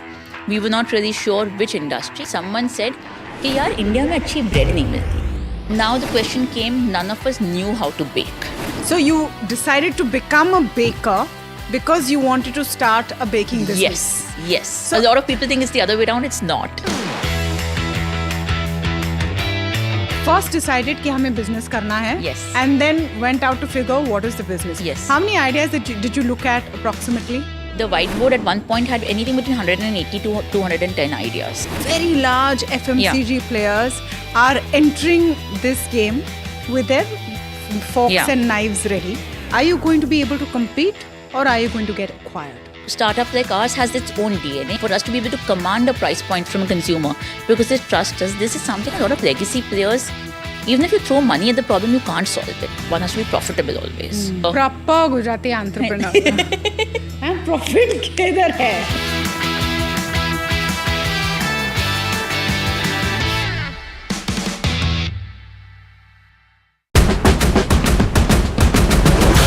NDTV Profit is in beautiful Israel. Currently we're in Tel Aviv. The Commerce Minister Piyush Goyal is also in town. India-Israel Free Trade Agreement. He's also meeting Israel's Finance Minister. Our first quarter growth was 7.8%. Our second quarter numbers are expected soon, well above the world estimates.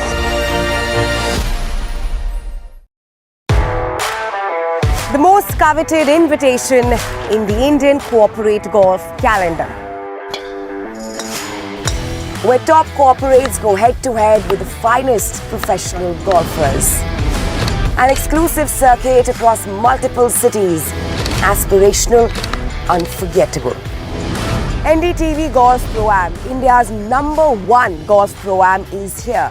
The course of champions, the conversation of leaders. NDTV Golf Pro-Am, stay tuned.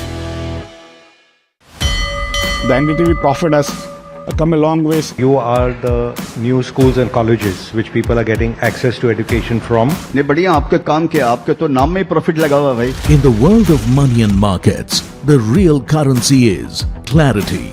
So you guys have democratized information, and I think first you seeded the market, now the market is seeding you back out there. Decisive, discerning, distinct. NDTV Profit isn't just business news. We are like visiting faculty. Occasionally who come and get a chance to share what we can, but I think it's a great service. It's the new language of markets, and the voices that move markets know it. Understand markets, decode money through the masters who shape them. I think you're trying to get knowledge to smaller cities and towns, making it simple for retail investors. I think what you're doing is also contributing to the Indian capital markets and Indian economy. When leaders speak of markets, they speak to NDTV Profit.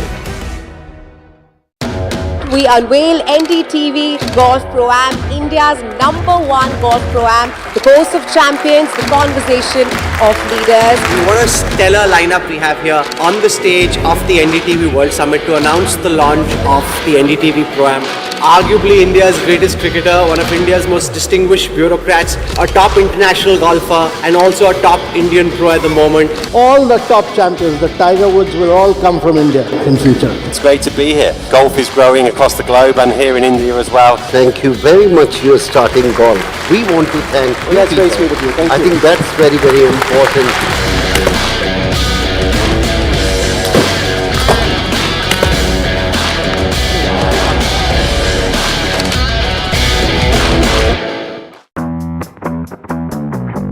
We are at one of the facilities of Merck in Bangalore.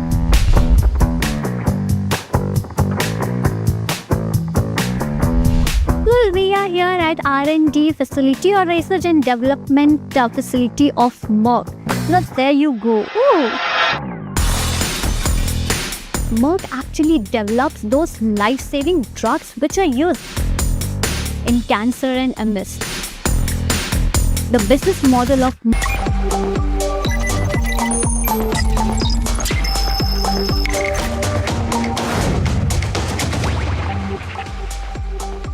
Hello and welcome. You're watching Profit Bazaars right here on NDTV Profit. My name is Puneet Zaveri. With me is Anushi Wakharia. And over the next hour or so, We'll try and get you perspective on all the key stocks, all the key stories that are buzzing in trade today. Also get you some perspective from our guests about those stories as well. But before we go ahead with all of that and a lot more, let's look at how the markets are doing, because we have spoken about the Nifty 50 largely being in a bearish territory today. But what's interesting is over the last hour or so, we have started to see some buying and some recovery. Now just 40 points odd. At one point in time, we were down about 120 points on Nifty 50. So we are closing in on the 26,150 mark. We will continue to monitor 26,200 as a key level that we will be watching out for. Let's quickly look at the heat map for the Nifty 50.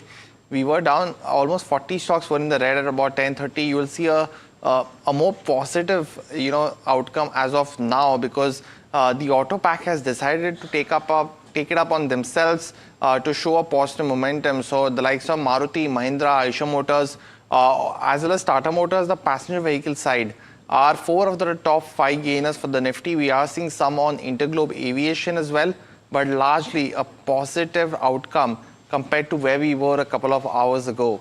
The advance decline also, let's pull that up very quickly. We were at roughly 450 advances a couple of hours ago. That has inched up to 600 odd.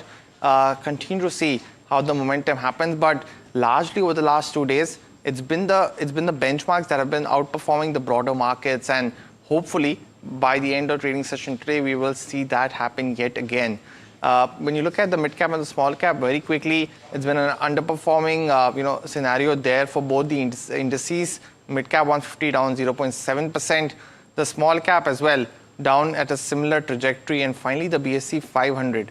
You will see that post the earnings season, we have started to see some cool off in some key stocks, but the likes of DCM, Shriram, Anupam Rasayan, as well as Alembic Pharma are not one of them. Saman Capital, after seeing downward momentum at the start of this week, is starting to see some pullback, while AIA Engineering, AWL Agri, of course, had that block deal, so that's the reason why the pressure on the stock. Quest Corp is also down almost 2.62% today. But let us give you some perspective now to ring in the holiday shopping season and the year's biggest retail shopping day as well. Brands gear up to offer mega discounts to tech appliances and a lot more. But my colleague Anushi has made it to the wall. She's now joining in to give us some more details on the stocks that you should keep on your radar this Black Friday. Anushi. Well, of course, a lot of us are busy right now checking out all those best price deals that we are looking at with these 50 or 60% off, offers that are flowing through. But what we've done essentially is we've also made a stock watch list in terms of where the analysts are most bullish on a couple of these counters, where they're seeing returns of anywhere between 30 to 50% as well. So just this is in mind that Nifty is nearing its all-time high levels as well. There is some correction that we've seen in today's session. But let's take account in terms of which are these stocks in particular. Now, if you're talking about the stocks, HG Infra, REC, these are stocks which are in focus. Brigade Enterprises also, we are looking at returns of over 39 to 52%, while for Orient Electric, Suntec Realty and restaurant brands, we are looking at returns of over 38 to 42% each. Coming to the other picks which are there, Aptus Value Housing and Moltec Packaging. Now, these are the interesting ones that we are seeing, especially Moltec Packaging in the small cap space. 36% is the kind of upside that we are looking for this particular counter. While we look at some of these others, Dhanuka Agritech now makes the cut. This is despite the environment that we are seeing 36% of an upside, along with something like a Z Entertainment also making the cut, about 35% of an upside potential seen here as well. But what's making analysts so excited about these stocks? Why are they there in the watch list is something that we should be seeing as well, along with the outlook that the company has given as well. Starting off with HG Infra now. Now, if you just talk about the first half, the order inflows have been on the muted side, but management maintains a guidance of around 10,000 to 11,000 crore despite this muted performance that we've seen. Along with that, they're also monetizing more of their assets. This includes the likes of 5H HAM assets as well, which are expected to strengthen their balance sheet also going forward. So that is on HG Infra. Moving on to the next one in focus is something like a REC. Now, what we are seeing essentially that earnings have remained majorly in line. Along with that, even the asset quality has been stable. If you take the other factors factor in consideration also that they have maintained their loan growth guidance of 11 to 12%, which is also on the positive side that we are seeing for REC. Coming to the third one now, if you are looking at Brigade Enterprises, where the expectation is of more than a 33% of an upside, a strong launch pipeline is what we are seeing now. H2 is expected to be where a lot of these real estate players are expected to accelerate their launch pipeline and get more of those pre-sales number in terms of new launches is what we are seeing. Along with that, they already have a sizable land bank, and even if you take the debt levels in account, that is at the comfortable levels is what we are seeing. So positive is what we are seeing for Brigade Enterprises. Moving on to the next one in focus is something like a Orient Electric. Now, what was the, despite the macros and the overall environment in which it operates, it reported a better than expected performance in terms of where the H1 was headed. So that was one positive that we'd seen. What is also anticipated to drive growth is its wiring business, which would lead to higher margins also going forward. So that's on Orient Electric that we are seeing. Moving on to the next one in focus is again from the real estate space, and that is Sunteck Realty. Now, if you look at this guidance that the management has given, 30 to 35% is what they've been guiding for consistently over these last few fiscals. So this remains on a healthy trajectory. Along with that, what we are also looking at, which works in favor for the company, is that along with the pre-sales guidance, the execution is now going to be important, because that's going to lead to margin accretive projects going forward versus the older projects which were there. So margin boost is also expected for Sunteck Realty. The stock has not performed well if you just take the overall year-to-date in account. So that's for Sunteck Realty that we are seeing. Coming to Restaurants Brands Asia now, gross margin expansion is something on the cards. This would be driven by the supply chain efficiencies. Along with that, what would be the other factor that would be critical for the growth is its same-store sales growth. Now, that stood at about 2.8%, which was higher than what the street had estimated. So that was on the positive that we are looking at. So Restaurant Brand Asia in focus. Coming to Aptus value now. Now, management has reiterated a 25% plus of AUM growth. So this is on the stronger side that we are looking this particular guidance at. Along with that, now they're pivoting to more higher ticket sizes along with better collection. So that is expected to improve their margins as well. So that is for Aptus value that we are seeing. And lastly, coming to something like a Moltech Packaging now, increasing contribution from their high margin pharma is something that the management has been focusing from these last 2-3 years onwards, and the mix is expected to continue. So that is on Moltech. Along with that, the utilization levels is also expected to drive growth. This is already the capacities have been ramped up. So it's just the utilization levels that we should be watching out. So these are overall all the stocks that we are seeing, along with something like a Dhanuka Agri as well, wherein they are seeing new product launches to drive growth going forward. Along with that, the capex scale up is something that we should be seeing. So that is on Dhanuka Agritech that we are looking at. And lastly, coming to something like a Z Entertainment. Now, overall demand environment has remained on a muted side, but this is reflected in the ad revenue as well. But they are cautiously optimistic now on FMCG players with these new GST rules in place and higher pickup in terms of where the consumer spending is concerned, that they would lead to a better ad revenue going forward for the business. So these are the 10 stocks that you should be watching out for on this Black Friday sale that is going on. Well, thanks so much for that, Anushki. And it's a very interesting set of stocks with the reasons that Anushki also highlighted. So let me welcome Neerav Asher. He's the head equity research analyst at Latin Mandaraj Securities. Neerav, very quickly, let me highlight a couple of these which are very interesting to me. The first one, something like an HG Infra, right? Because post hitting almost 1700 or 1800 or levels, stocks down almost 50%. And hence you're seeing that upside on that stock. Let me also get your opinion on something like an Aptus value in that NBFC and the smaller finance space, and Moltech Packaging. A lot of positive results from someone like Asian Paints does augur well for this manufacturer of, in the plastic space. So these three stocks, and Anushki, I'm sure, has a few questions as well. What do you make of these three ones? Good afternoon, and thank you for the invite. I think the common denominator amongst all these stocks which we have discussed just now is their presence into segments like infrastructure space, construction, real estate, and consumption space. So I think infrastructure players, as you mentioned, HJ Infra, after having hit a record high, the stock has corrected. There could be several reasons which could be attributed to this. There could have been a delay in receipt of orders. The order intake would have slowed down, and I think that has impacted the stock performance, and that has impacted the revenue growth, and that has consequently impacted the margins. Going forward, the company is confident that they'll be able to ramp up their order inflows. The order books are likely to move up, and there's likely to be a pickup in infrastructure activity in general. So I think government infra spends are likely to go up.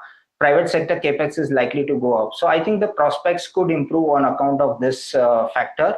At the same time, I think construction activity continues to do quite well. It's a very competitive space at this point of time. There is a risk of demand slowing down. However, at this point of time, things look quite positive. And the third script which you have mentioned regarding the packaging side, I think there could be several factors attributed. One is the raw material costs continue to remain quite benign. And moving up the value chain is naturally going to help ramp up the margins. So I think these are the factors which could be attributed positively. Hi Nirav, this is Anushi here as well. Just want to follow up on that. You mentioned about construction activities, the pickup there. So just want to focus on real estate as a space as well. Now, if you just look at the index performance in this year-to-date period, it's not done so well. Of course, there was a correction as well after the kind of year, the year before, wherein there was strong gains that we'd seen. But something like a Sunteck Realty, or let's say even Brigade. Now, Sunteck has been consistently giving those 30 to 35% of a pre-sales growth momentum, but still it is one of the most corrected stocks in this real estate pack that we are looking at. So just want to get your outlook in terms of overall real estate as well. Is this a good opportunity to enter in this? And what's your view regarding these two? I think a lot of stocks have moved up on account of the exposure to low-cost housing or redevelopment projects. These companies continue to do well. However, we are seeing certain players like Sunteck and Prestige, which are focused on the premiumization space. So one does tend to see a bit of volatility as far as this space is concerned. That could impact the valuations. However, the outlook in the medium term continues to remain quite positive. Okay, so well, that's with regards to all of those top 10 stocks that we've discussed. So those are some stocks that you should be having on your radar. But shifting focus, if you just talk about what's happening with Novelis, another fire incident was reported at the Novelis Oswego unit. And this is the second such incident that we are seeing after a fire at the New York plant in September as well. What's happening? What's the scenario? Would there be an impact on financials? Is something that we should be going across and asking Sharad for more details. Nalco has seen a significant fall in the day's trade, and the stock has been, you could say, under the stress. This is the second fire striking the company's plant, and this is the US plant we're talking about. Earlier, this was the New York plant, and overall, the impact, that is a very important thing to look at. There's going to be an impact of roughly $100 to $150 million in FY26 EBITDA numbers, and if you look at the operating cash flow, that could range between $550 to $650 million odd. Now remember, Novelis is a key supplier for Ford Motor when it comes to the aluminum sheets, and in last trading session we saw Ford Motor also falling almost 4% in the day's trade. Also looking ahead, what will be the timelines for the resumption of these closed units is something which the street will be watching out for, and also any revision of guidance would be coming in, especially when is the restarting of production. That's something which the street will also be looking at. And per previous fire, that guidance last time, their facility production is expected to start by December 25. So any delay in these timelines would augur more negatively for the company. But net, this is the second fire coming in Novelis pack, and that's why it's dragging the metal index also down. Thank you for that, Sharad. Nirav, coming to you on this now, with the second fire incident which is happening there, we have seen about a 2% of a correction in terms of where Hindalco is concerned. But other than that, the main concern remains on the EBITDA side of it, about the revenue loss also. Just want to get your perspective on what's happening for this. Well, I think when such incidents with respect to industrial safety happen, and that too in developed countries, there's a serious note which is taken, and this is the second incident which has happened. So it could potentially also impact, definitely it's going to have an impact on the financials, it's going to impact production, it's going to impact delivery, execution, margins, etc. But more than that, it could impact the relationships with the suppliers. Because when audits take place, a lot of customers, they tend to focus on a zero defect, zero accidents, and all these factors. So I think it could have a reputational impact on the company as well, especially the fact that this is a second incident which has taken place. Okay, so that's with regards to Hindalco that we are seeing, but we'll stay with the space. What's happening with steel industry, it also remains in focus, and this is after Beijing is weighing a fresh round of property easing measures as it now looks to stabilize the sector, which is still grappling with debt stress along with weaker demand. To give more details on this, Sharad joins us with a detailed outlook on what's happening with the sector. Overall sector, there is a sentimentally positive news flow coming in. Tata Steel, JSW Steel and SAIL, these companies are in focus, and Beijing is considering new round of property easing measures going ahead. And once these measures actually become good, then the demand for cement and real estate, that also picks up. And if that picks up, the metal demand also picks up, and that's auguring well for the global prices as well. Overall, if you look at it, these initiatives will underline the policymakers' rising concerns because there is a massive property downturn in the China markets. And Nomura has also stated that if this kind of announcement comes in, this would stabilize it. Now, why it is positive for the Indian steel makers is because the demand of steel, copper, aluminium, that can go up, and the global demand, actually bulk numbers come in from China itself. So the Chinese demand picks up, the pricing goes up, and it's positive for the Indian steel makers as well. So that is something which we'll be watching out for overall for the steel industry. Well, thanks so much for that, Sharad. But Neerav, we did get your view on something like a Hindalco as well. What should one do? Because the metal space has actually been quite buzzing at this point of time. Anything that you like from the whole space, in particular, that investors can look at right now? Well, if one were to see a pickup in the infrastructure activity as well as a construction activity, definitely the metal space is going to do quite well going forward. And per se, I don't see any problem with the Indian steel sector because the domestic steel demand continues to be quite strong. We've had very healthy realizations in the range of 64,000 rupees per ton. And the EBITDA per ton has been quite healthy at around 14,500 rupees per ton. So EBITDA margins have been ruling quite healthy at around 21-22%. But I think it is the overseas situation or the situation in countries like China where the dumping has impacted the domestic markets. So I think if there was a revival in the Chinese market, it would work extremely well for the domestic steel industry. I think aluminium also continues to do quite well. Copper demand continues to be quite strong, especially the kind of demand which is going to come from the power sector, from the data centers, the EVs, etc. So I think the demand scenario looks quite formidable. That's Neerav's view on the metal space as well. But let's pull up something like a Grow. It's been on retail investors radar for a while now. Saw 18% downtick in the last today. Today it's up almost 5.5% on the back of its quarterly earnings and probably leading to the momentum today. Sharad is joining us back with us, actually giving us perspective on what worked in this quarter for Grow to lead that positive momentum. Sharad. Strong set of Q2 numbers coming in for Grow, and interestingly, even the EBITDA margin, they are touching nearly the 60% mark.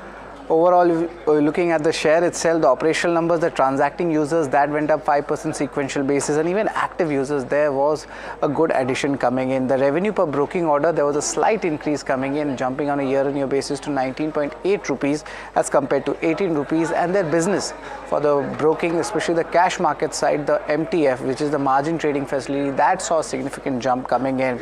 Market share, that's also very important, but this is year-on-year basis, NSE active clients it's at the top, 26% plus, mutual fund SIP inflows in the 13% mark, but cash average daily turnover, look at that significant jump coming in from 17% to 26%, and derivatives also a significant jump when it comes to the market share in the average daily turnover.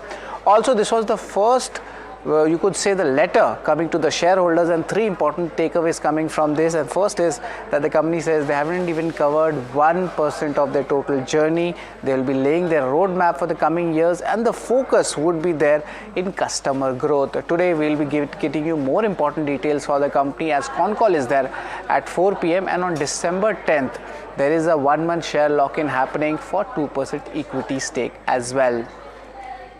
Thanks so much for that, Sharad. Neera, very quickly, a lot of interest, as I mentioned, on something like a Grove. Would you venture in right now, given the solid Q2 earnings, or would you like to play this theme in some other key stocks or companies that you will have on your radar? I'll definitely keep Grow on my radar, because margins have been quite good. So I think a margin trajectory of around 62% EBITDA margin, that's very, very healthy. And they've been able to maintain that. I think they have worked on a very disciplined, in a very disciplined manner on their cost structure. If one were to take into account the employee cost, it's around 12%, and rest of the expenses are around 28%. So I think 60% EBITDA margin augurs extremely well, and at the net level, I think 44-45% net profit margins. So I think there has been some disappointment with respect to the revenues. In H1, the revenues have been down by around 8%, but there's been a 12% increase in the net profit. So I would attribute this as a mixed quarter. Expect the stock to consolidate. I would wait for some correction before venturing into the stock. Okay, so that's on growth that we are seeing, but still up over 5% in trade is what we are looking at. But before we talk about Reliance Industries, which is also the stock in focus, let's quickly take a check with regards to what's happening, the benchmark indices in terms of what the Nifty 50 is doing currently. We are seeing a strong uptick in the last half an hour or so. Currently, flattish moves is what we've seen. We've seen a strong recovery that almost in green is what we are looking for Nifty 50. So interesting move, Puneet, that we are looking in with regards to what's happening with the benchmark indices, right? Definitely, and we were down almost 120 points at one point of time in the trading session. So over the last 2 to 3 hours, a positive build-up which is visible on the charts, and we'll continue to monitor that. But a major shift at Reliance Industries is what we're looking at. The company has officially stopped importing Russian oil into its special economic zone refinery, well ahead of the mandated deadline. What does this mean for operations, margins, as well as its global export? My colleague Somit is here to break down all of that for us. Somit. Important announcement that has come in from Reliance Industries side, and the company is saying that they have stopped importing Russian crude with effect from November 20th, and this is for the special economic zone, that is the export unit of Reliance Industries. From December 1st, the company is clearly saying that all products which will be exported from the SEZ refinery will be obtained from or will be made from non-Russian oil. Now they are saying that this transition has been completed by the company ahead of the schedule to ensure full compliance, and the schedule was supposed to end, or the restriction was coming into force from January 21, 2026. Now what does this mean? If you look at the SEZ unit, that is the export-oriented unit of Reliance Industries, and this will stop processing or using Russian crude. But the DTA unit, which caters to the domestic market, will continue using Russian crude. Now, RIL has a capacity of around 1.4 million barrels per day. Now, this means that they process this much amount of crude products every day, and largely this is spread equal between the SEZ and the DTA unit. And currently they are using around 40% of Russian crude. So this moves out from SEZ and could possibly shift towards the domestic unit DTA. So it's not that they have stopped using Russian crude, it is just that they will not use the Russian crude in the export oriented unit and will continue to use the same in the domestic unit. Now when it comes to the impact, this could be the best possible way for Reliance Industries, in fact, to stop using Russian crude for exports, given the fact that the crude discounts have anyways come down to just $1 to $1.50 per barrel. And if you look at the margins for the refined products in the global markets, they are nearly at a 2-year high. In fact, yesterday we were highlighting that the Singapore gross refining margin, which is the Asian benchmark for refining margin, was trading around the $10 per barrel mark, which is at a 2-year high. So if they sell their products in the export market, and they'll generate much more return compared to what they would have generated by taking Russian crude into the SEZ unit. So this is the best possible scenario for Reliance Industries at this moment. And yes, by exporting the product, they will make up for not having the discount of using Russian crude into the SEZ unit. Well, thanks so much for that, Somit, giving us key perspective on Reliance Industries. Nirav, very quick view on something like a Reliance. What would you do right now with the counter? I think the Q2 results were quite impressive. We had 22,000 crore profitability, and if one were to add the depreciation, then the cash profit was significantly higher. We have the O2C, which is making a comeback, oil to chemicals. We are seeing the dramatic turnaround in the refining margins. The upstream and the downstream oil and gas businesses have been doing quite well. And the consumer-facing businesses, that is the Geo platforms as well as retail, both continue to do quite well. According to Reliance Industries, they're expected to double their operating profits by FY27, and this is on the basis of the strong performance of the consumer-facing businesses. And the new age businesses are also likely to scale up in the next 5 to 7 years and generate revenues equivalent to the O2C revenues at this point of time. So I think the outlook looks quite encouraging as far as the existing businesses are concerned. So that's with regards to Reliance Industries is what we are seeing. But moving on to an important story now, sources tell your channel that IndusInd Bank is not in discussions with a merchant banker to explore a fundraise. My colleague Vishwanath is joining in with more details. Vishi, if you see about the development and about the chatter, there was a lot of discussion on there being some kind of fundraise on table for IndusInd, but we're now seeing that that's not the case scenario. Give us a detailed breakdown in terms of what's happening here. Right, so news reports were suggesting that there was a likely $1 billion fundraise that the bank was exploring, and this is primarily because the bank needs confidence capital.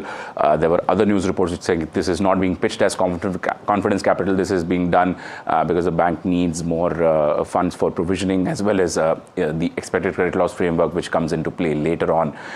What we are learning from our sources is that there is actually no such plan at this point in time. There has been no merchant banker who has been contracted for this purpose. The name Citi was being prompted as the merchant banker who is going to lead this entire effort. What we are learning from a source is that the bank has not engaged with Citi for this specific purpose. In fact, currently the bank believes that it has enough capital in its accounts, enough capital to address any provisioning requirements that may come up. In fact, the book is currently clean, so enhanced provisioning is probably not a requirement. ECL will be a problem, but that once it comes in, the bank will attempt to raise funds then. But at this stage, there is no discussion of a fundraise that is being formally discussed. That is what we are learning from our sources. The bank has also gone out and issued a clarification to the exchanges, calling these news reports speculative and factually inaccurate. And of course, what we are telling you is over and above what the statement said. Thank you so much, Vishy, for giving us all that's happening with IndusInd Bank. Nirav, let me come to you on this, with regards to the fundraise being on or off table. What do you make of this development? How do you read IndusInd Bank currently as?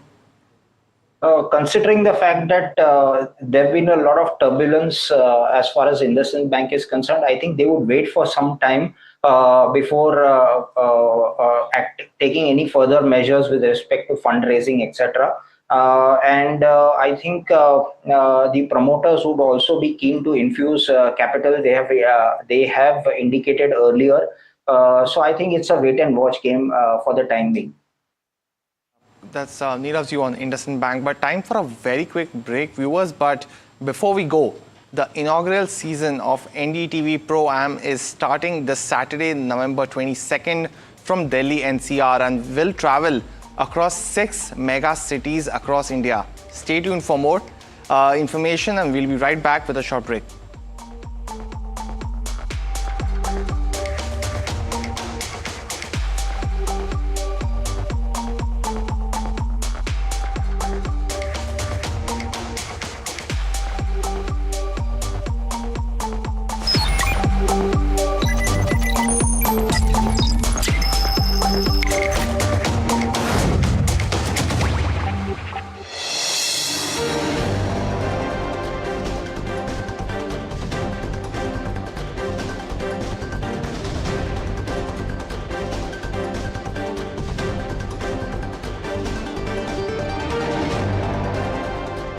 I believed that if I made a sourdough, all of Bombay will love it. पाव छोड़कर Mumbai sourdough खाएगा.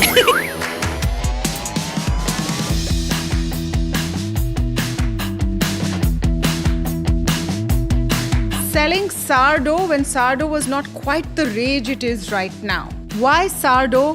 Why the baker's dozen? Sneh, who's my husband and co-founder, and I got together saying, let's start a business. We were not really sure which industry. Someone said, hey, yaar, India mein achhi bread nahi milti.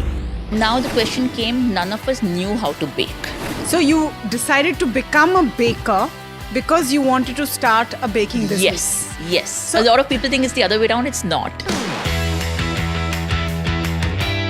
First decided कि हमें business करना है. Yes. And then went out to figure what is the business. Yes. How many ideas did you look at approximately? The whiteboard at one point had anything between 180 to 210 ideas. Very large FMCG players are entering this game with their forks and knives ready. Are you going to be able to compete, or are you going to get acquired? Startup like ours has its own DNA. For us to be able to command a price point from a consumer because they trust us, this is something a lot of legacy players, even if you throw money at the problem, you can't solve it. One has to be profitable always. Proper Gujarati entrepreneur. Profit किधर है?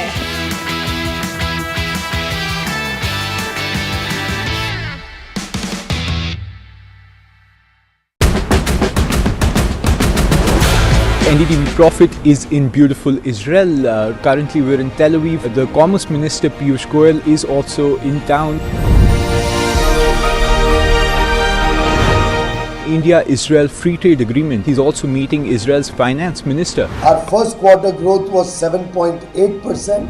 Our second quarter numbers are expected soon, well above the world estimates.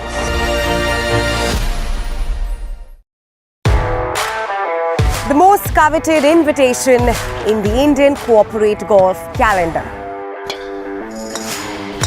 where top corporates go head-to-head with the finest professional golfers. An exclusive circuit across multiple cities, aspirational, unforgettable. NDTV Golf Pro-Am, India's #1 golf Pro-Am is here. The course of champions, the conversation of leaders. NDTV Golf Pro-Am, stay tuned. The NDTV Profit has come a long ways. You are the new schools and colleges which people are getting access to education from. ने बढ़िया आपका काम किया, आपके तो नाम में profit लगा हुआ भाई. In the world of money and markets, the real currency is clarity. So you guys have democratized information, and I think first you seeded the market, now the market is seeding you back out there. Decisive, discerning, distinct. NDTV Profit isn't just business news. We are like visiting faculty occasionally who come and get a chance to share what we can, but I think it's a great service. It's the new language of markets, and the voices that move markets know it.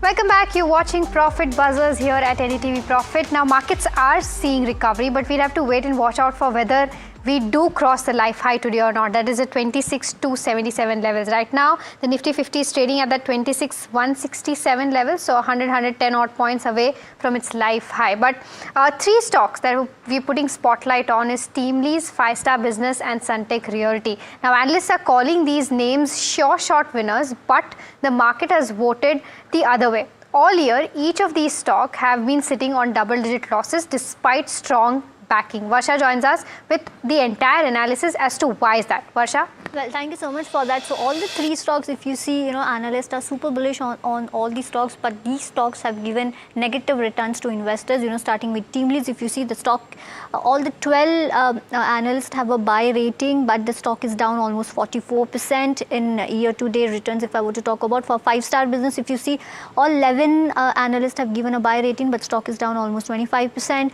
And for Suntech, 14 analysts have given a buy rating and the stock is down 15%. So let's, deep dive why this underperformance and what's the outlook for three of the business. Starting with TeamLease, if you see lean hiring trends from sectors like IT and BFSI is one of the reasons why the financials were not good for the company, and hence the stock was down almost 14% or 41%. Now let's see what's the outlook when it comes to this company. So they've increased in hiring in GCC centers, which is a positive point for the company, and they're expecting strong revival when it comes to H2 FY26, and there are early signs of demand recovery when it comes to general staffing as well, which is a positive for the company, and there's a stronger contribution from higher margin specialized staffing business, which will help overall EBITDA margin for the company.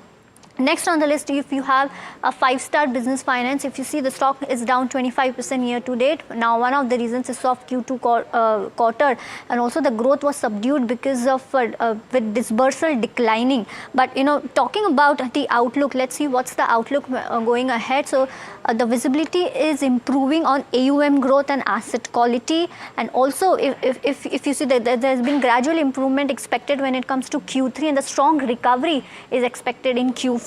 Well, next on the list is Suntech Realty. If you see the stock is down 15%. Why? Because one of the concern that investor has is moderation in MMR region market, which remains a concern for overall investors. But let's see what's the outlook. One is they've maintained their pre-sales guidance of around 30 to 35% year on year for FY26, and they've also they've got a healthy launch pipeline. So overall, based on the outlook for H2, all these analysts are super bullish when it comes to all these three companies, and hence all of them have given a buy rating for all the three stocks.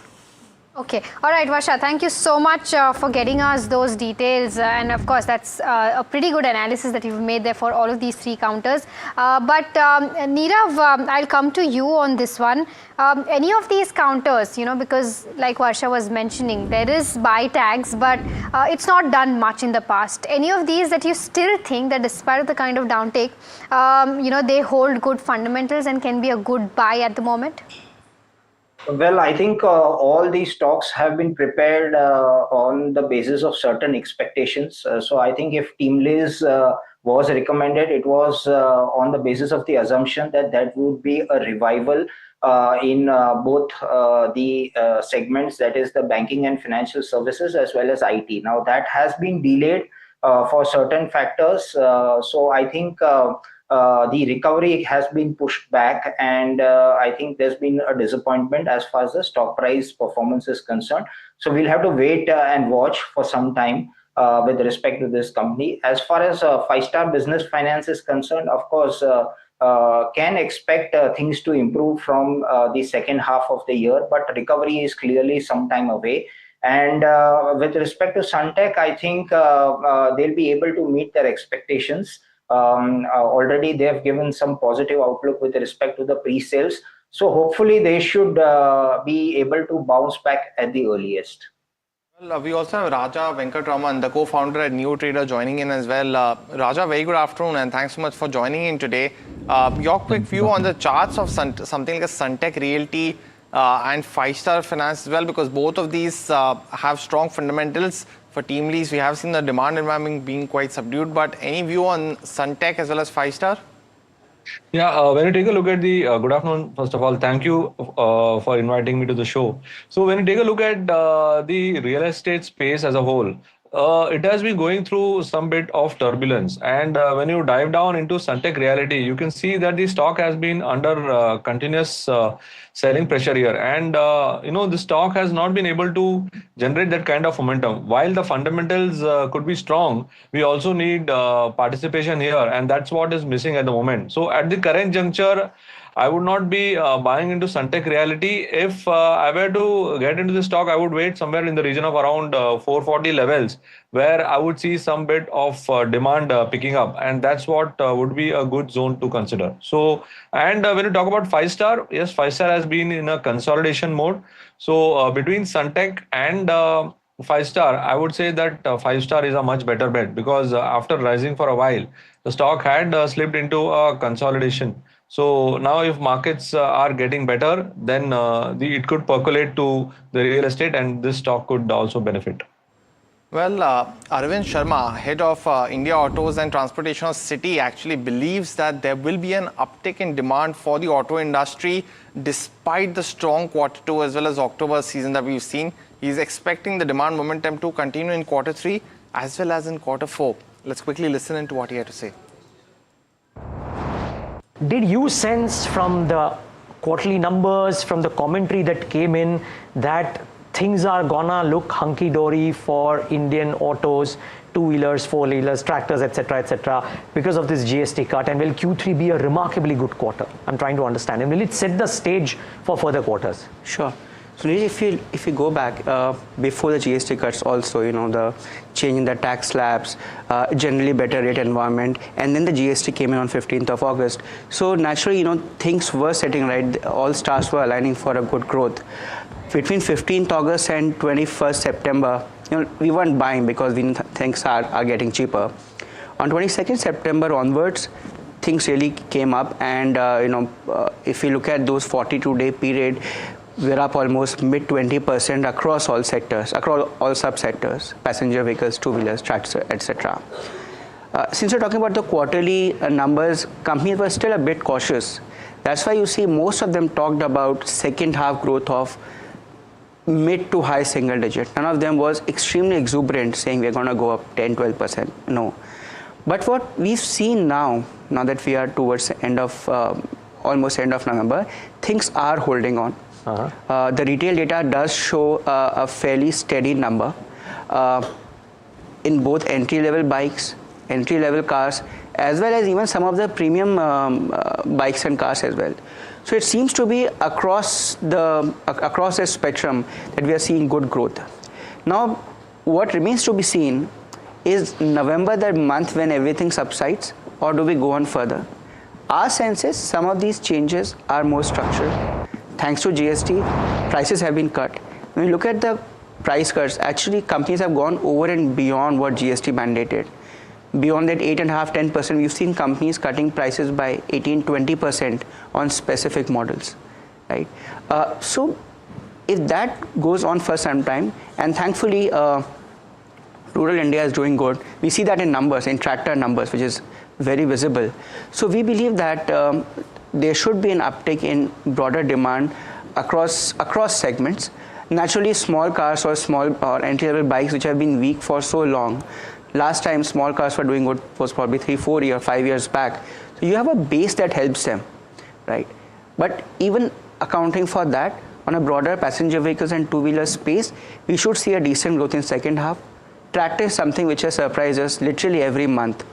You see commentaries getting more positive almost on a monthly basis. So there also I think we should see a good second half. Well, that was the Citi think tank, and you did see the other analysts as well. We had coverage from the analyst who covers internet stocks, Kunal, of course, of banking, and Surinder Goel, the head of research. I urge you to catch that conversation on YouTube if you missed it today at 10 a.m. A key insight into what went down in Q2. But Nirav, let me come back to you very quickly. Autos today also the momentum is quite strong, and the expectation is that it will be continuing that momentum from Q2 into Q3 as well. Give us perspective on a couple of stocks. One's Hero, because we haven't discussed that too much with you over the last quarter.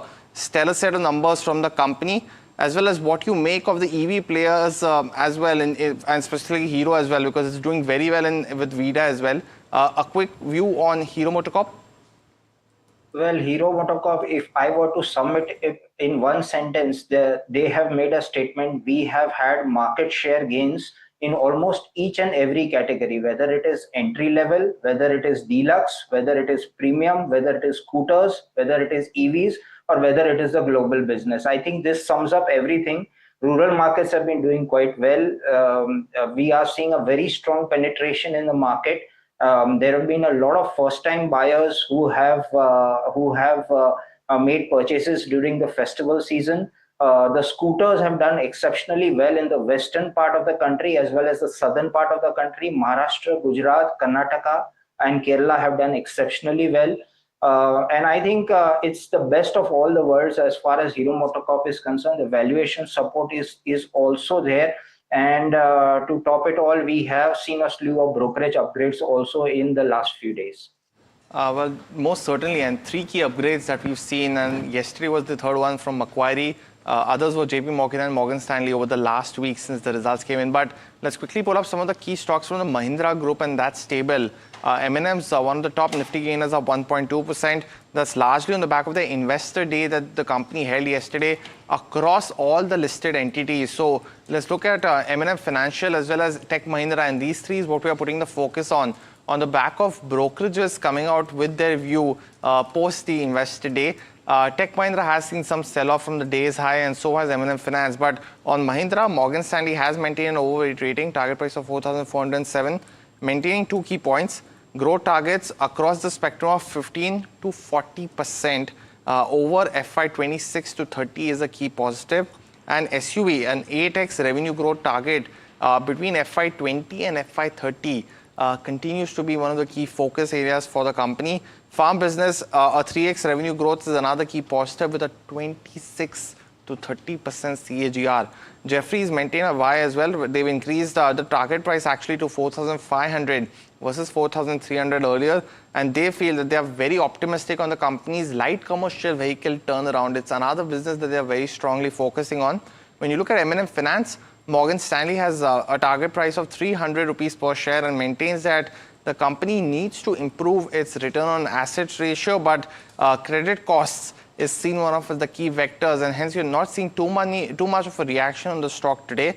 While Jefferies has maintained a hold rating, but increased the target price to 325 from 310 earlier, and maintains that they're seeing a better sequential trend from the company in H2, and ROA is expected to inch up again to 1.9 to 2% over FY26 to 28. Tech Mahindra also, the long-term target is something that we are focusing on, but it's an underperformed rating from Tech Mahindra as well. But before I take a question on this one, we have Piyush Goyal who's currently speaking. Let's listen to what he had to say. Bharat और Israel के बीच free trade agreement की शर्तें जो हैं वो finalise हो चुकी हैं, हस्ताक्षर हो चुके हैं।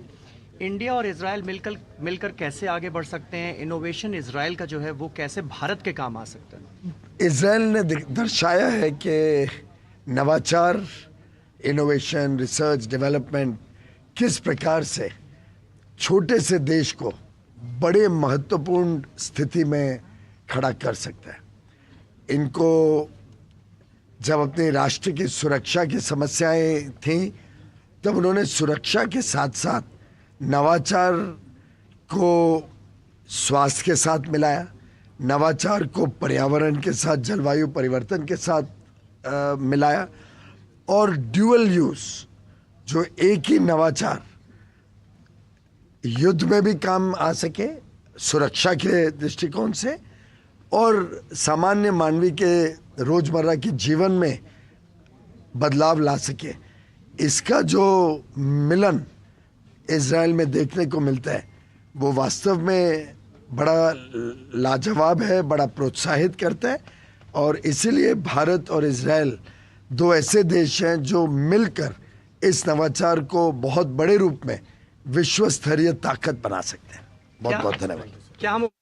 Well, Piyush Goyal was speaking in Israel, and he is there for some talks with the government, of course, to form a key pact between Israel and India. It's something that we'll continue to bring key updates on. But Raja, let me come back to you very quickly on something like a Mahindra and Mahindra. On the fundamentals, quite strong in terms of their growth targets as well. On the charts, does it still make sense for someone to buy into this particular rally?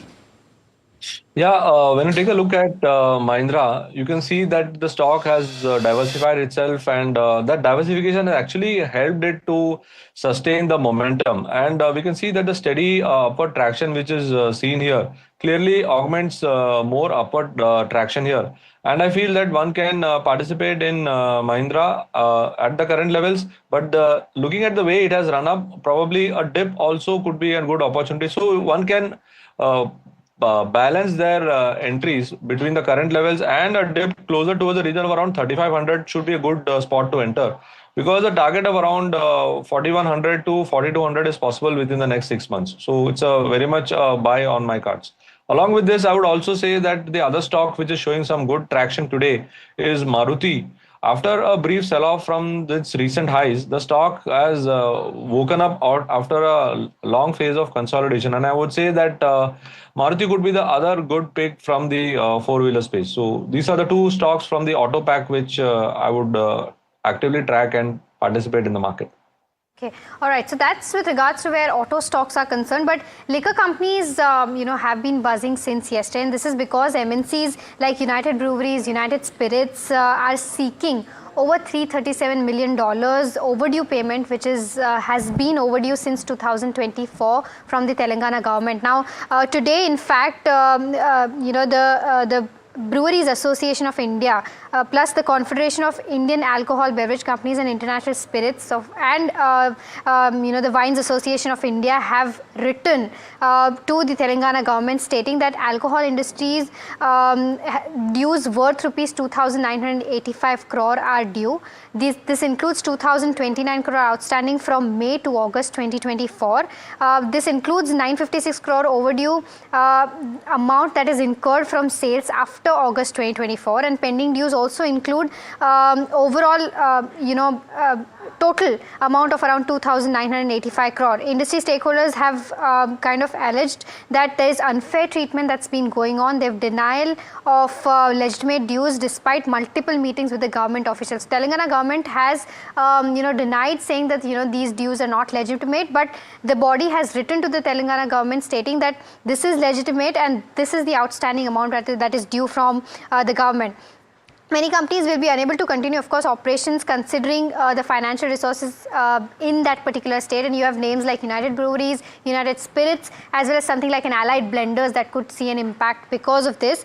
So we'll have to wait and watch out for as to how this pans out. Overall, current outstanding should overall be brought down to 45 days as per the contract, and government should also bring down excise duty in advance to 1% to ease working capital. But before we wrap, listen in to some important commentary at the sidelines of the Bharat Invit event 2025. There will be guardrails on investment in construction project. That's the word coming in from SEBI chairman Tuhin Kanta Pandey. Listen in to what else he had to say about construction projects. यदि on construction projects भी आपने लेने हैं, एक तो यह है कि आपके सारे रेडी प्रोजेक्ट्स हों और जिसमें कैश स्ट्रीम्स भी हों. एक होता है कि आप के पास काफी सारे कैश स्ट्रीम वाले प्रोजेक्ट्स हैं और कुछ आपके पास ऑन कंस्ट्रक्शन भी हैं, तो गार्डरेल्स ये होगा कि कितना परसेंटेज आप वो ले सकते हैं, राइट? हाँ, ताकि वो, क्योंकि रिटर्न्स जो हैं कॉन्स्टेंटली इन्वेस्टर्स को मिलते रहें, इसका भी सेबी को ख्याल रखना है. Well, that was a key conversation that was coming in from Tuhin Kanta Pandey. But Raja as well as Neerav, we leave it at that because of time constraints. Thanks so much for joining and giving us perspective across a whole bunch of stocks and spaces. But viewers, that's all the time we have on this edition of Profit Buzzers.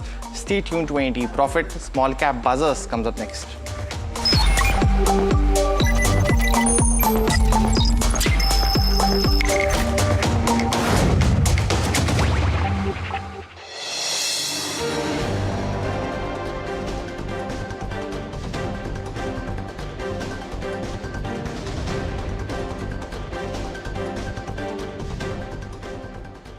I believed that if I made a sourdough, all of Bombay will love it. पाव छोड़कर Mumbai sourdough खाएगा.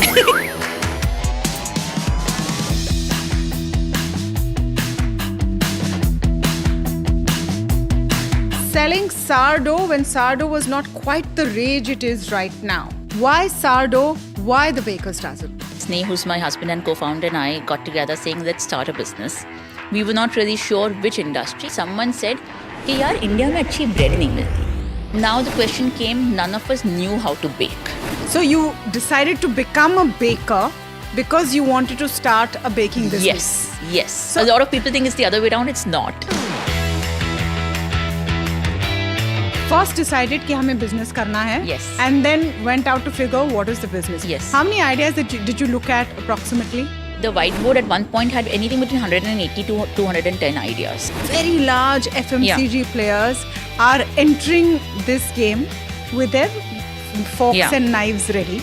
Are you going to be able to compete or are you going to get acquired? Startup like ours has its own DNA. For us to be able to command a price point from a consumer because they trust us, this is something a lot of legacy players, even if you throw money at the problem, you can't solve it. One has to be profitable always. Proper Gujarati entrepreneur.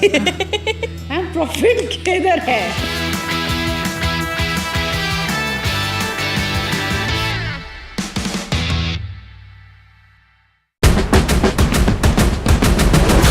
NDTV Profit is in beautiful Israel. Currently we're in Tel Aviv. The Commerce Minister Piyush Goyal is also in town. India-Israel Free Trade Agreement. He's also meeting Israel's Finance Minister. Our first quarter growth was 7.8%. Our second quarter numbers are expected soon, well above the world estimates.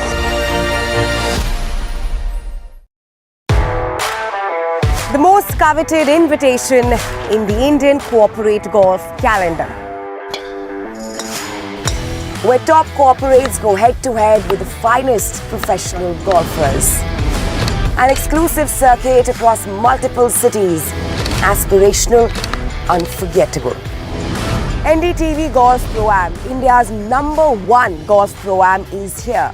The course of champions, the conversation of leaders. NDTV Golf Pro-Am, stay tuned. The NDTV Profit has come a long ways. You are the new schools and colleges which people are getting access to education from. नहीं बढ़िया आपके काम किया आपके तो नाम में profit लगा हुआ भाई. In the world of money and markets, the real currency is clarity. So you guys have democratized information, and I think first you seeded the market, now the market is seeding you back out there. Decisive, discerning, distinct. NDTV Profit isn't just business news. We are like visiting faculty. Occasionally who come and get a chance to share what we can, but I think it's a great service. It's the new language of markets, and the voices that move markets know it. Understand markets, decode money through the masters who shape them. I think you're trying to get knowledge to smaller cities and towns, making it simple for retail investors. I think what you're doing is also contributing to the Indian capital markets and Indian economy. When leaders speak of markets, they speak to NDTV Profit. We unveil NDTV Golf Pro-Am, India's #1 golf Pro-Am, the course of champions, the conversation of leaders. What a stellar lineup we have here on the stage of the NDTV World Summit to announce the launch of the NDTV Pro-Am. Arguably India's greatest cricketer, one of India's most distinguished bureaucrats, a top international golfer and also a top Indian pro at the moment. All the top champions, the Tiger Woods, will all come from India in future. It's great to be here. Golf is growing across the globe and here in India as well. Thank you very much for starting golf. We want to thank you. That's very sweet of you. Thank you. I think that's very, very important.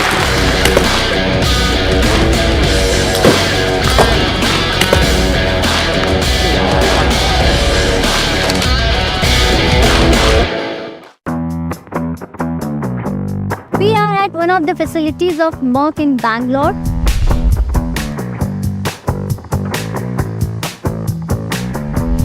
Well, we are here at R&D facility or research and development facility of Merck. Now there you go. Ooh. Merck actually develops those life-saving drugs which are used in cancer and MS. The business model of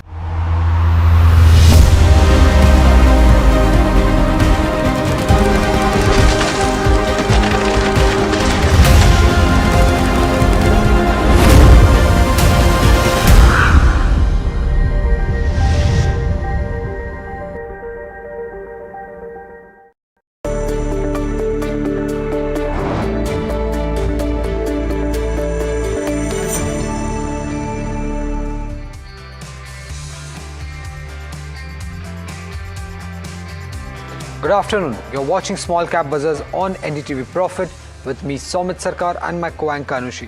Anushi, the correction that started yesterday from the day's highest point is still continuing. Nifty is down around 75 odd points, largely led by Nifty Bank Index. Nifty Bank Index is down more than 300 points in trade today. In fact, for Nifty 50, what we are seeing is currently it's hovering near the levels of 26,165, if that's the mark that we are seeing. Okay, we are seeing some bit of more correction in this last half an hour, so it's down about 0.3% or odd. So, in fact, with Nifty Bank, what we are seeing is that Nifty Bank also under pressure. We're looking at cuts of somewhere around 0.6% as well. In terms of the point contribution table, if you just pull that up to see what's leading to this kind of track that we are seeing in the markets, HDFC Bank, ICICI Bank, all of these banking names right at the top is what's leading to that drag that we are seeing, while what's working out on the other side is something like a Maruti. Along with that, even M&M and Bharti Airtel are seeing some bit of that green kind of a momentum is what we are looking at. But in terms of the sectoral heat map also, if you just pull that up to get a sense in terms of which sectors are doing well despite the past today. So Nifty Bank is down about 0.6%, but in terms of the overall market check, Nifty Auto is the only one with, along with something like a FMCG, which are still in green, is what we are seeing. Flattish growth is what we are looking for FMCG currently, while auto is up around 0.3%, while defense is the sector which is beaten down the most today in trade, about cuts of around 1.7%, and this is in contrary to what happened in yesterday's trading session. Along with that, Nifty Metal and Realty are also under pressure. Realty has continued to remain under pressure for past few trading sessions, is what we are seeing. In terms of the broader markets, though, that's where the main focus is. Mid cap 150 cuts of around 0.8% is what we are seeing, while for small cap 250, what we are seeing currently is similar to how the mid cap 150 is doing. So that's with regards to how the overall broader markets are doing. In terms of BSE 500, to get some stock specific action as well on what's buzzing or what's not working out so well, something like a DCM Shriram is right at the top. We are looking at gains of over 7% as well in the trade. Along with that, what we are also seeing that Anupam Rasayan and Alembic Pharma are doing particularly well in today's market despite the overall picture which is there. But what's not working out is something like a JSW Energy. Along with that, AI Engineering is also under pressure. Jamna Auto also seeing cuts of over 3%. But let's take a more detailed check in terms of what's working out for small cap or what's not working out. So I'll start off with that first. Since small cap 250 is under pressure, you have your stocks like All Cargo Logistics, Chennai Petro, and Gujarat Exports under pressure. We are seeing cuts of over 4% for all of these counters. All Cargo Logistics again makes it to the list of these small cap buses that we're talking about. While on the other side, we already spoke about DCM Shriram, Anupam Rasayan and Alembic Pharma being in focus, seeing gains of over 4 to 7%. In terms of what's working out and what's buzzing is something like a Apex Frozen. Strong gains of around 15% is what we are looking at. Even Dave Accelerator is up around 12%. But Premier Poly again makes it to the list as well in terms of what's working out so well as well. But on the other side, Oriental Hotels, Mangalam Drugs are under pressure. We talked about Mangalam Drugs even in yesterday's trading session. Today also seeing cuts of over 5%. And in terms of where the higher volumes are concerned, Patel Retail, Kesoram and Goldium are the stocks which are also buzzing in terms of high volumes. We're looking at up moves of around 5% as well in terms of how these counters are doing. But with that, let's focus on today's management. Yugro Capital is the stock in focus. If we just talk about the financials, the AUM was up around 20%. Net interest income was up around 60% and net profit reported a growth of around 22% in this quarter. But to discuss more about the results in the quarter gone by, Shachendra Nath, founder and managing director of Yugro Capital, joins us. Hello and thank you so much, sir, for taking out the time when speaking to NDTV Profit. First of all, just want to get your sense in terms of how the quarter has gone by and what's your outlook for FY26. This quarter was a quarter of consolidation for us, as you might have seen that we did announced an acquisition of Profectus Capital, which is another NBFC. Over the last 3 years, every year we have grown by 3,000 crore. This acquisition, when we completed our capital raise, almost 900 crore of equity capital was raised. And we announced an acquisition for 1,400 crore of Profectus. It automatically added around 3,000 crore asset to us. And that's why on an organic basis, we decided to, slow down our disbursement, predominantly to reduce our cost of borrowing. I think one of the things which we are very focused is, beside our AUM growth, is how do we reduce our cost of borrowing, and cost of borrowing is a function of the demand of the money which we have. So we felt that if we reduce our, gross disbursements, then the cost of borrowing sequentially would come down and profitability and ROAs would improve. Otherwise, I think so all metrics have done extremely well for us.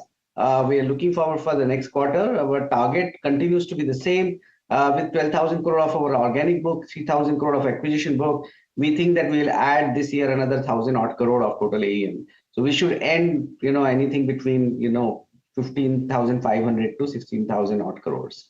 Just want to understand on the long-term picture for this acquisition which is there, how is that going to incrementally add to the growth for the business going forward?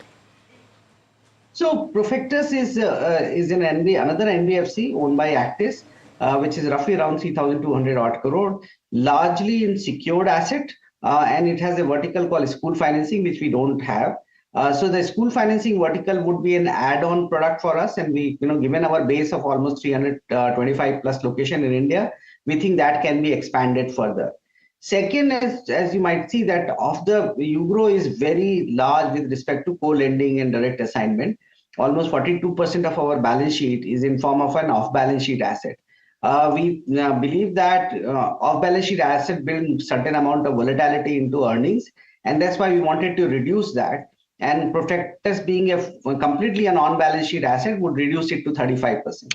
On a long-term basis, we would like it to remain in that range, and that this asset would help in doing that. So Profectus acquisition improves our secured asset mix by at least 10%. It gives you school financing as a vertical. And our long-term aspiration to continue building a very large-scale MSME financing business get accelerated with that. The acquisition itself would improve our ROA by 0.7%, and it helps us in getting our targeted ROA of 4%. Our targeted ROA has multiple levers. Of our emerging market branches, we have now added a total of 300 plus branches, and around 200 plus branches would break even, which are the new branches, over a period of next 8 to 10 quarters. 30 odd branches do 1 crore monthly disbursement, around 88 branches do 50 lakh to 1 crore, and 188 branches are below 50 lakh rupees. Right. So the entire management focus is to improve the productivity. The 535 crore fundraise that you did was largely to fund the acquisition of, I guess, Profectus Capital. But going forward, would you require another round of fundraise? Any plans on that front? We actually raised total of 535 of preferential, and also we did a right issue of 380 odd crore. So the total capital was roughly around 875 odd crore. Obviously, acquisition is done from our organic cash flows which we have, but large portion of capital has gone into this acquisition itself. Our current capital adequacy standalone is 28%. Post acquisition and upon merger, we will still, with the growth, will be at around 21% of capital adequacy. We don't think so that for foreseeable future, next 12 to 16 months, we need further capital raise. We are conscious of the fact that UGRO is currently, undervalued as a company vis-a-vis its peers, and we want to make sure that all future capital raises happen at a much higher base of, value. And we are focused on how the public markets, likes us. And for that, we are focused on improving our return on asset and return on equity. Right.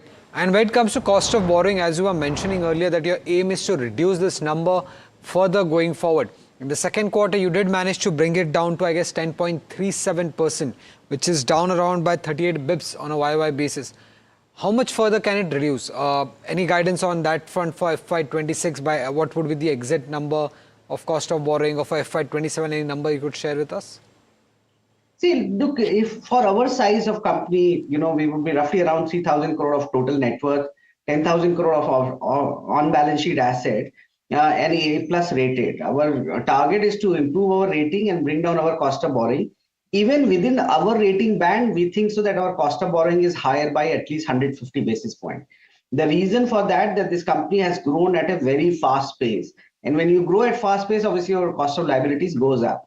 So, our target is to reduce, in 8 quarters, our cost of borrowing by at least 100 basis points. But it would be a function of the market and a function of our growth. But the constant endeavor would be to bring it down by, that much. Okay, Mr. Nath, another metric that I want to talk about is disbursements. Now, there was some bit of an impact in terms of whether on the back of the underwriting norms which were there. But just want to get an outlook in terms of FY26. Do you see a pickup in this particular metric? What's the kind of trajectory that we should see?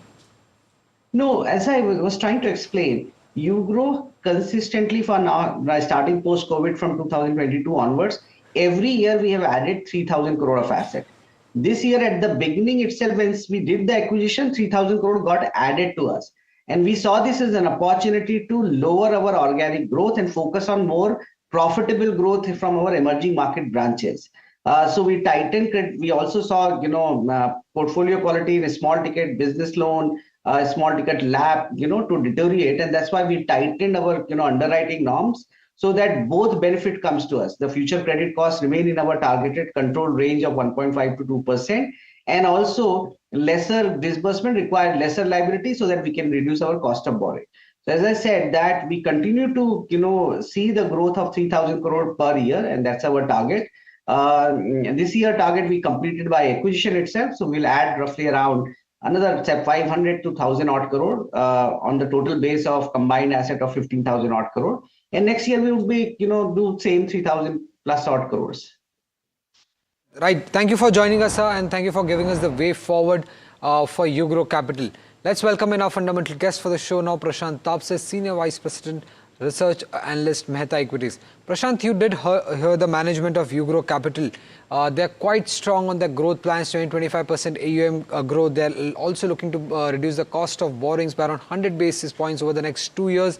How are you looking at this counter the current valuations?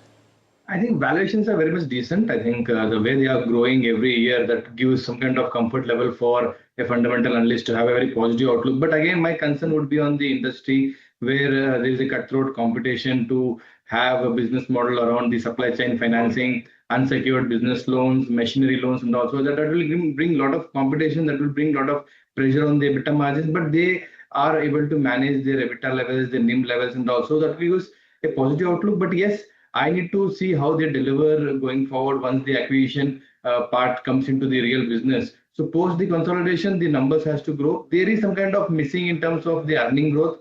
If you see next 1 year, I think the earning growth is very decent to 10 to 12%. But post acquisition, there should be some kind of extraordinary earning growth that will give a lot of pressure on the valuation. So for me, a comfortable, neutral, long-term outlook positive. Okay, so positive in terms of where the long-term picture is for Ugro Capital. That's the view from Prashant Tapse. But with that, let's focus on another stock. And Dredging Corporation is the stock that we are talking about, down about 2% in trade today. Yesterday also it was under pressure. And this could be attributed to a muted quarter as well that the company had, but let's see what the outlook is going forward. And for the same, Jasmeet joins in with more details.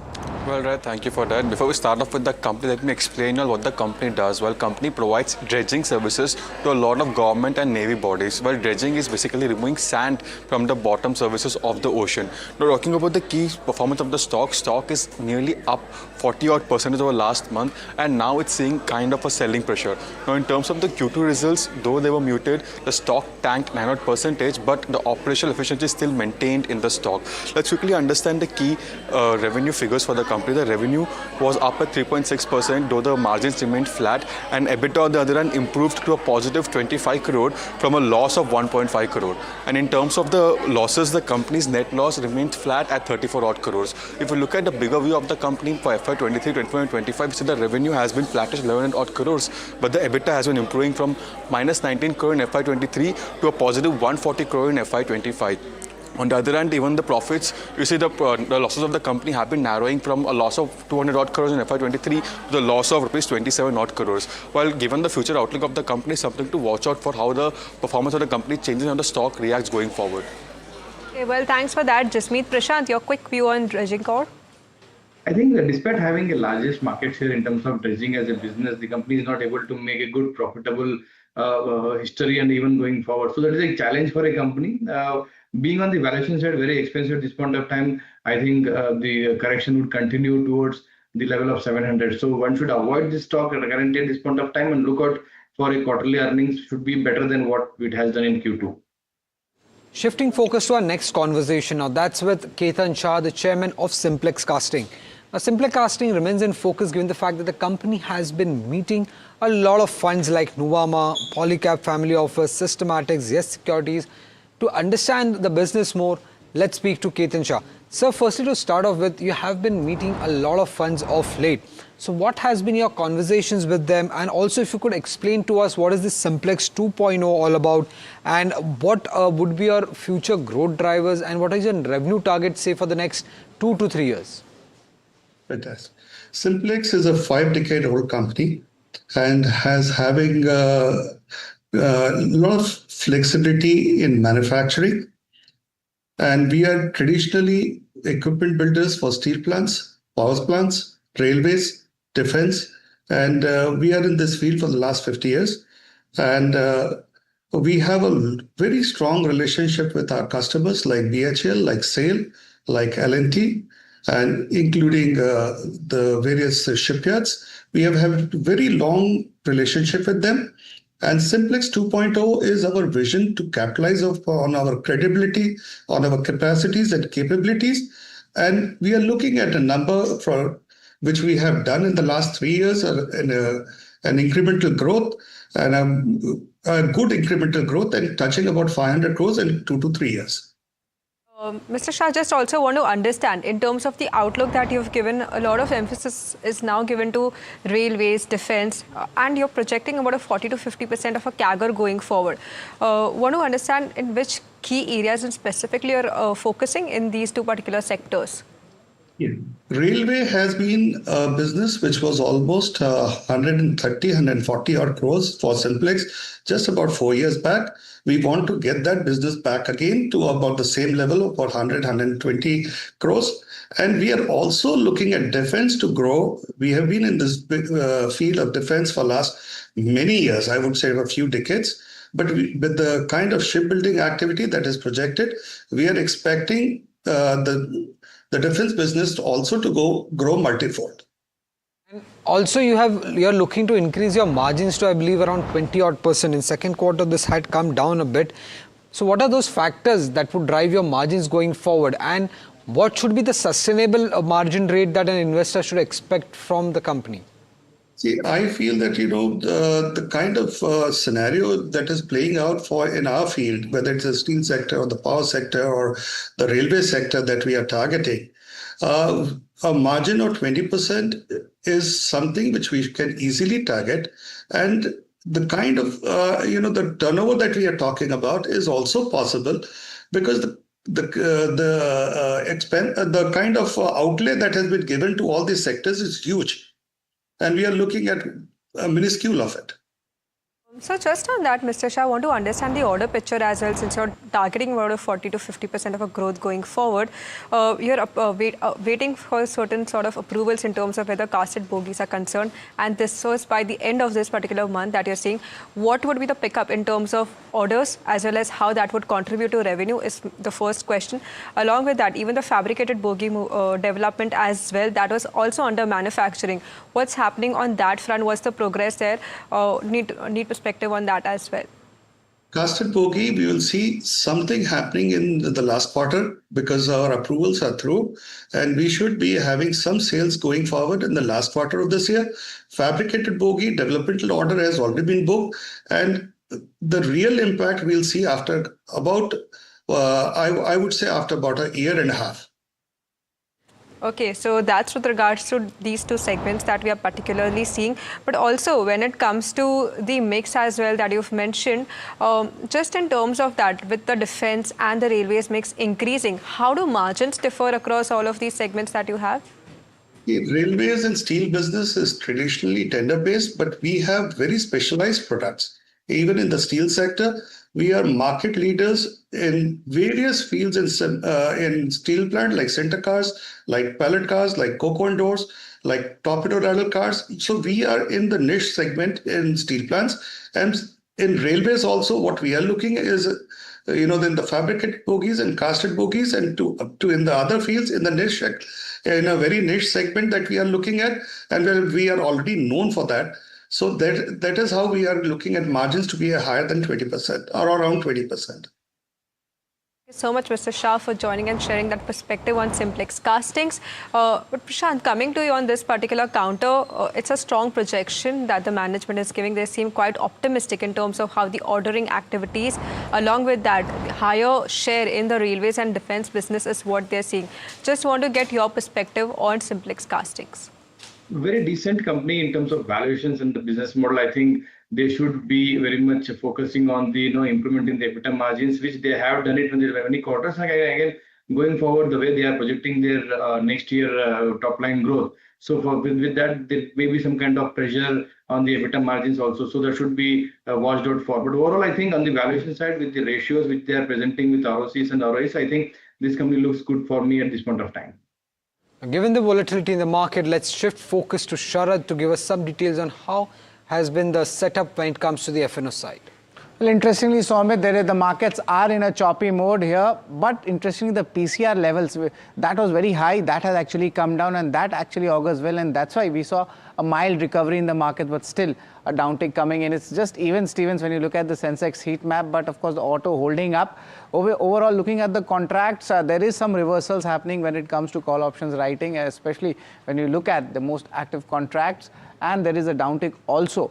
Bankex also the story remains the same, but the support which was coming in earlier, that has gone, especially ICICI and SDFC, both of the heavyweights in the contributor list in the Bankex are showing negative returns. The other side, IndusInd Bank, that has been doing well, and that's an outlier, you could say, in today's trade. Overall, the contracts also we can see much more of the action is shifting slightly towards the put side, and the congestion levels are also in this segment. Let's look at the stocks which would be in focus. The key longs developing in this market, Maruti and GMR Airports. Strength, not so much.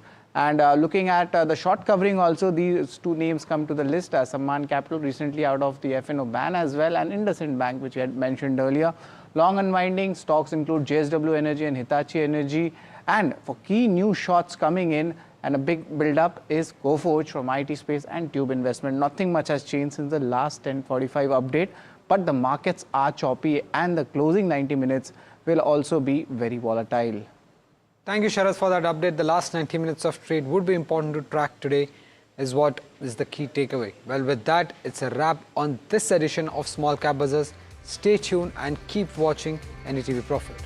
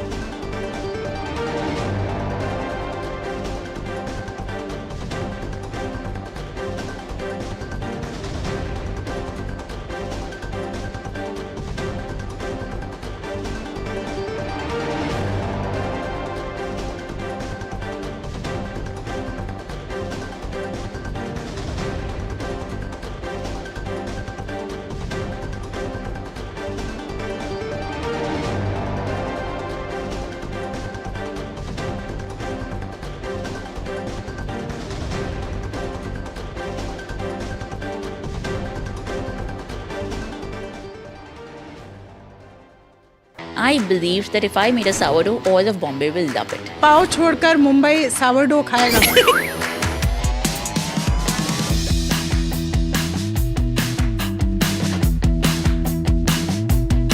Selling sourdough when sourdough was not quite the rage it is right now. Why sourdough? Why the baker's dozen? Sneh, who's my husband and co-founder, and I got together saying, let's start a business.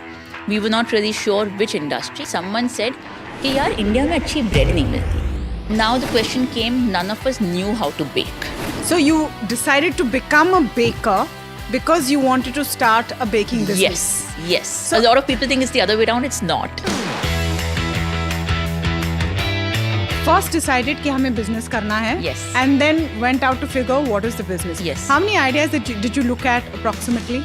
The whiteboard at one point had anything between 180 to 210 ideas. Very large FMCG players are entering this game with their forks and knives ready. Are you going to be able to compete or are you going to get acquired? Startup like ours has its own DNA. For us to be able to command a price point from a consumer because they trust us, this is something a lot of legacy players, even if you throw money at the problem, you can't solve it. One has to be profitable always. Proper Gujarati entrepreneur. And profit किधर है?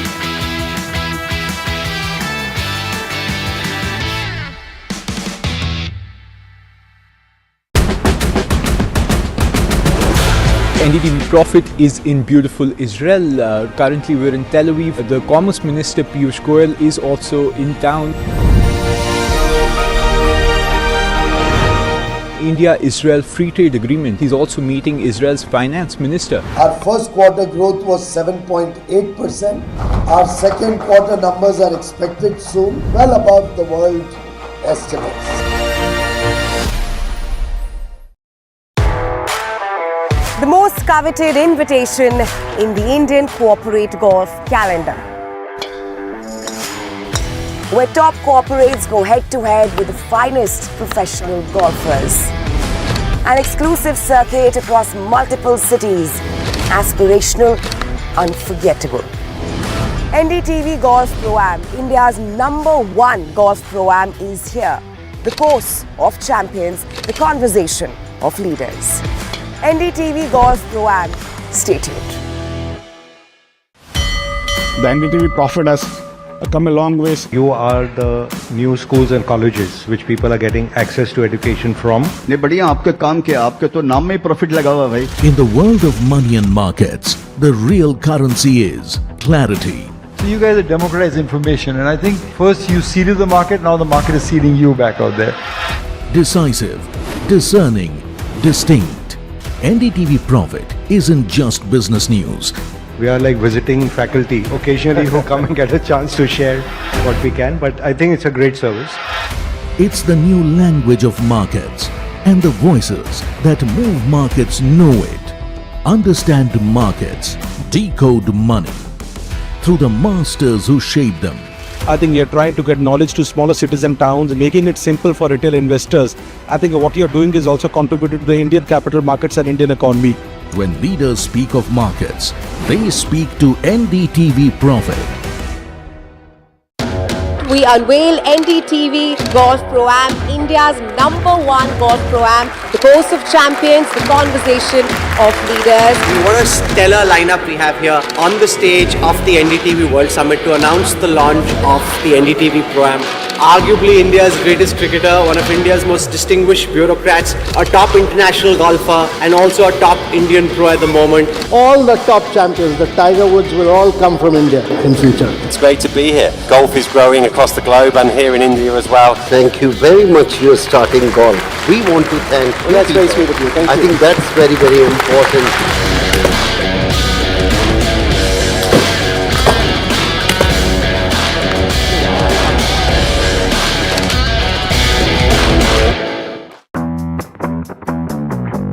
We are at one of the facilities of Merck in Bangalore.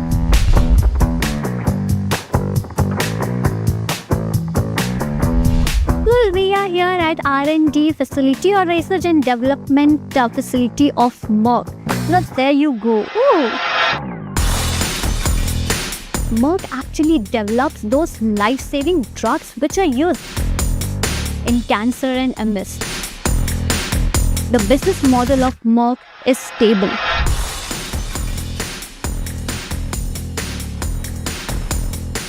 A drug faces competition, the life science segment or the semiconductor segment chips in. So basically what they're doing is they're curing you, they're enabling science and they're lightening up the world all at once.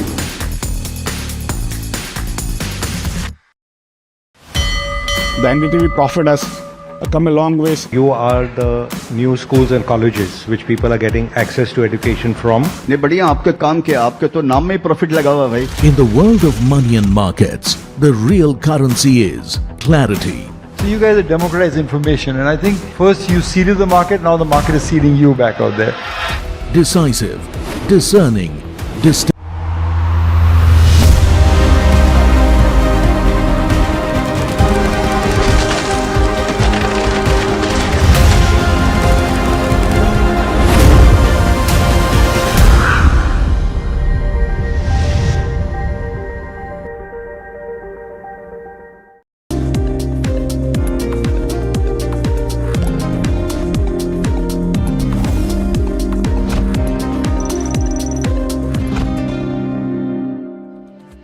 and welcome. You're watching India Market Close here at NDTV Profit. I'm Mahima Vachrajani and with me is Sharad Dubey. Let's take a quick look as to how the markets are doing. Well, as Sharad was mentioning, it's a choppy day of trade. Everybody is trying to see whether we'll reach that 26,277 levels, which is the life high, and maybe cross that as well. We are around 140 points away from that level. So let's see whether tides turn within the next 1.5 hour or not. But the Bank Nifty today seeing some profit booking, but Bank Nifty has been structural when it comes to keeping the markets in check. Today seeing some profit booking down by about 0.4%. Let's try to pull up the Nifty 50 heat map and see as to how things are faring there. Maruti leading that chart up 2%, followed by something like an Interglobe Aviation up 1.2%. M&M, Max Health and Infosys all up by about 1% each. But something that's not doing well includes your Tata Steel, which is down 2%. HCL Tech down 2% as well. You have Bajaj Finserv, Hindalco, JSW Steel, BEL, Bajaj Finserv, as well as Eternal and ICICI Bank, all down by about 1% each. So there's no trend per se in terms of where the sectors stand, but individual stocks in focus on that Nifty 50. Let's try to pull up the sectoral heat map, in fact, to see as to how sectors are faring. Nifty Auto topping that chart, seeing just gains of about 0.4%, followed by something like the Nifty FMCG, which is in the green today, up by about 0.2%. Otherwise, largely all sectors in the red. Nifty Defense seeing significant amount of profit booking down by about 1.8%, followed by Nifty Metals, Nifty Realty, as well as something like the Nifty Energy down by about 0.8% as well. Let's try to pull up the advanced decline ratio, because that will give us a flavor as to how broader markets are doing. Well, that gap has been widening throughout the day. Slightly it did narrow at this hour, but it's still widening by the hour. You have around 1800 odd declines versus that of 600 odd advances. So 3:1 ratio in the favors of the bears today. Let's try to pull up the mid cap 150 and the small cap 250. The mid cap 150 down by about 0.8%, and that's that was reflected in the advanced decline ratio that we saw. Not at its day's low point, but still not doing very well, off from its day's high point for sure. The small cap 250 also down by about 0.8% in tandem with where the mid cap 150 is doing. Let's try to pull up the BSE 500, not very stock specific or news specific market, but you have counters like TCM Shriram, which is up 6.7%, Anupam Rasayan, Alembic Pharma, Supreme Petrochem, Samman Capital, all up by about 2 to 6% each. But something that's not doing well, Gujarat Ambuja Exports. This counter has been seeing quite pressure in the past few days of trade. You have AIA Engineering, which is down 3% as well. Hitachi Energy, JSW Energy, Jamna Auto, as well as Tube Investment, all down by about 3% each. So that's with regards to where the markets stand. But Sharad, tight range of markets, what do you think the strategy should be right now? Well, the strategy should be, if you're a medium-term investor or even a trader on a positional basis, buy the dip would be the strategy, because the technical levels of both Nifty and Nifty Bank are still sound. But of course, on an intraday basis, it's very challenging, and there's a short range, 26,050, 26,150. That is where the oscillation is happening. Call option congestion is coming at 26,100 levels. And interestingly, Nifty Bank profit booking is also coming in, because both HDFC and ICICI Bank, the major constituents, are in the red. Buy on dip strategy is something which is still holding. And I must say the domestic cues are much, much stronger than the global cues. But the Nifty put call ratio, that was earlier at 1.5 in yesterday's closing, that has cooled off to 1.2. And that is why you can see a kind of bearish sentiment actually coming down. But India VIX, that has jumped 10% in the day's trade. It's near that 14 odd levels, you could say around 13.5 currently. But the important thing is, once this goes past the 15 mark, option strategies start coming in. And that would be good, especially on the bullish front.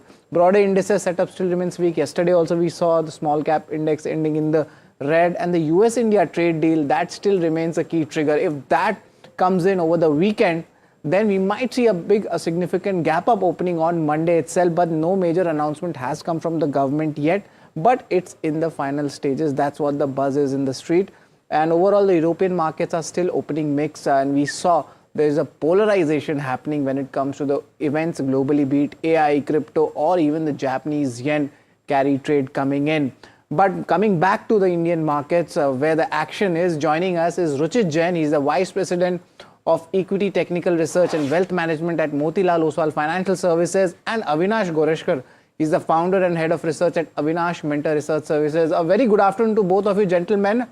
Ruchit, a kind of a pause. We have been all waiting for that all-time high levels for Nifty. Yesterday also we are waiting. Today also we are waiting. Will we celebrate today in the last 90 minutes or we need to wait? What are the charts suggesting? What are the technical levels suggesting? Yeah, hi, very good afternoon, Sharad. Very good afternoon to everyone. Well, it seems a bit difficult for today itself, but definitely we should see that all-time high levels very soon. So primarily the broader trend for the markets are not negative, and we are witnessing a good buying interest across the large cap space. If you look at last few trading sessions, the large caps have supported the market, and the uptrend still remains intact as far as Nifty is concerned. So overall trend for the market is intact. The only divergence that has been seen in of late recently is that the performance of the buying interest is only in the large cap names and not on the mid cap and the small cap space. But just for example, if you see the Nifty returns vis-a-vis the small cap returns in this month, then Nifty is up by about around 2%. Bank Nifty was up by around 2.5%, whereas small cap index is negative 2%. So this clearly indicates a divergence. Even if you look at the month of from the start of October till date, then in last 1.5 months, Nifty is up by around 6%. Bank Nifty is up by around 7 or 8%. Around 8%, whereas small cap index is up only by 1.5-2%.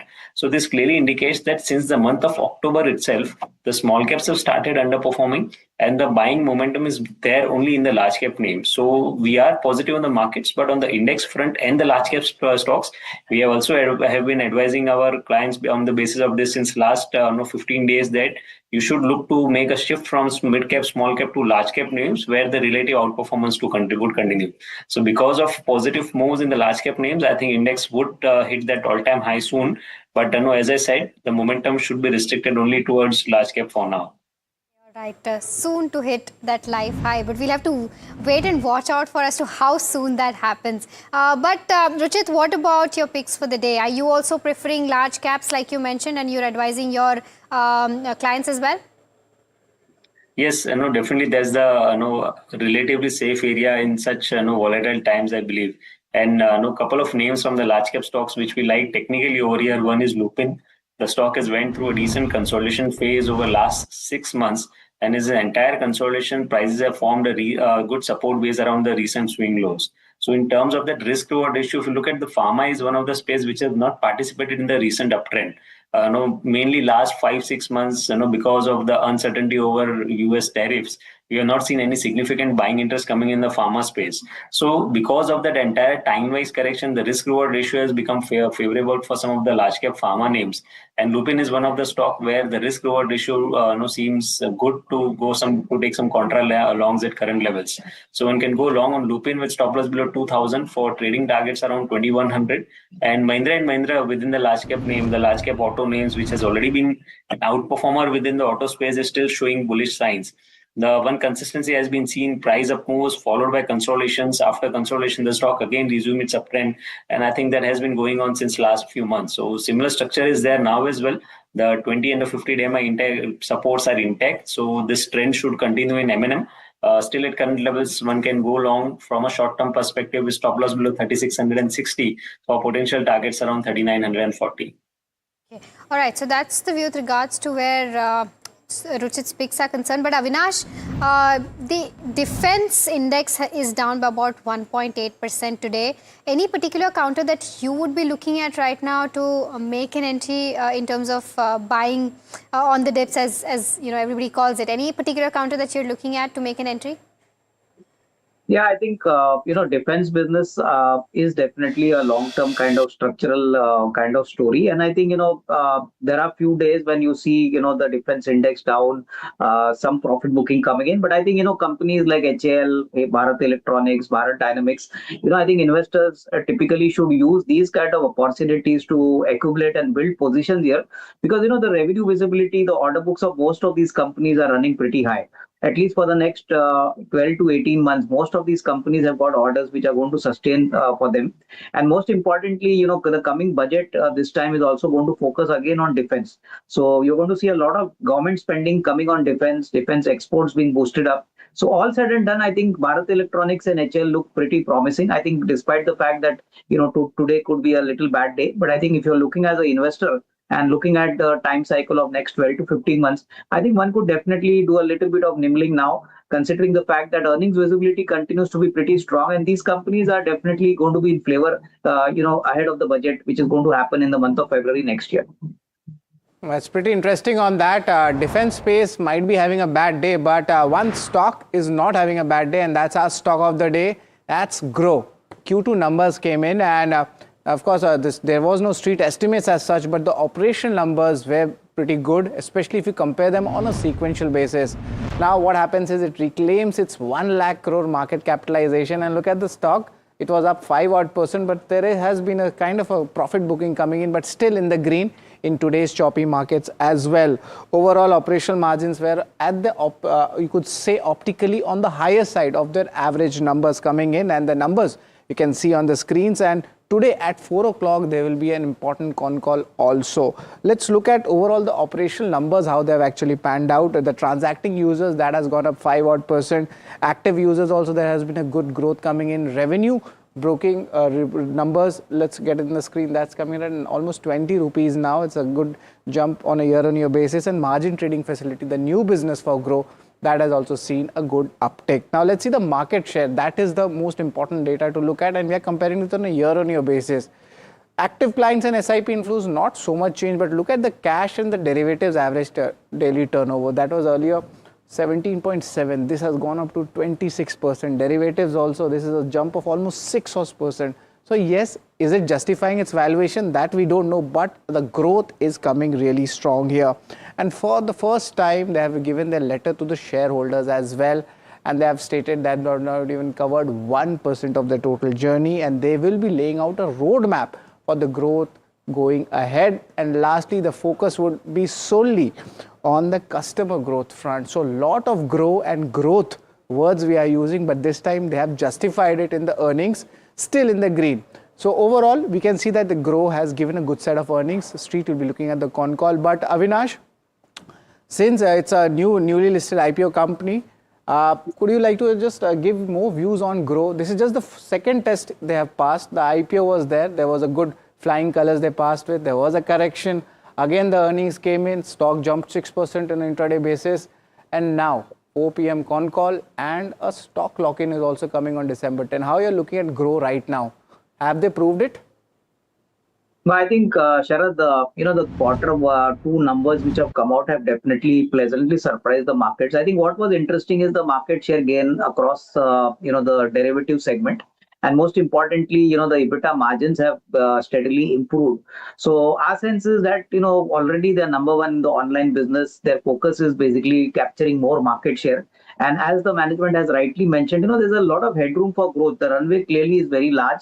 And I think these kind of companies, it's very difficult to give you a view on a quarter-on-quarter basis. But I think if you look at the next 12 to 15 months, I think capital markets, the way they are performing and the kind of, response for IPOs, secondary market volumes, both on the cash and the derivative side, I think Grow is definitely getting recognized as a very dependable, very trustworthy kind of platform.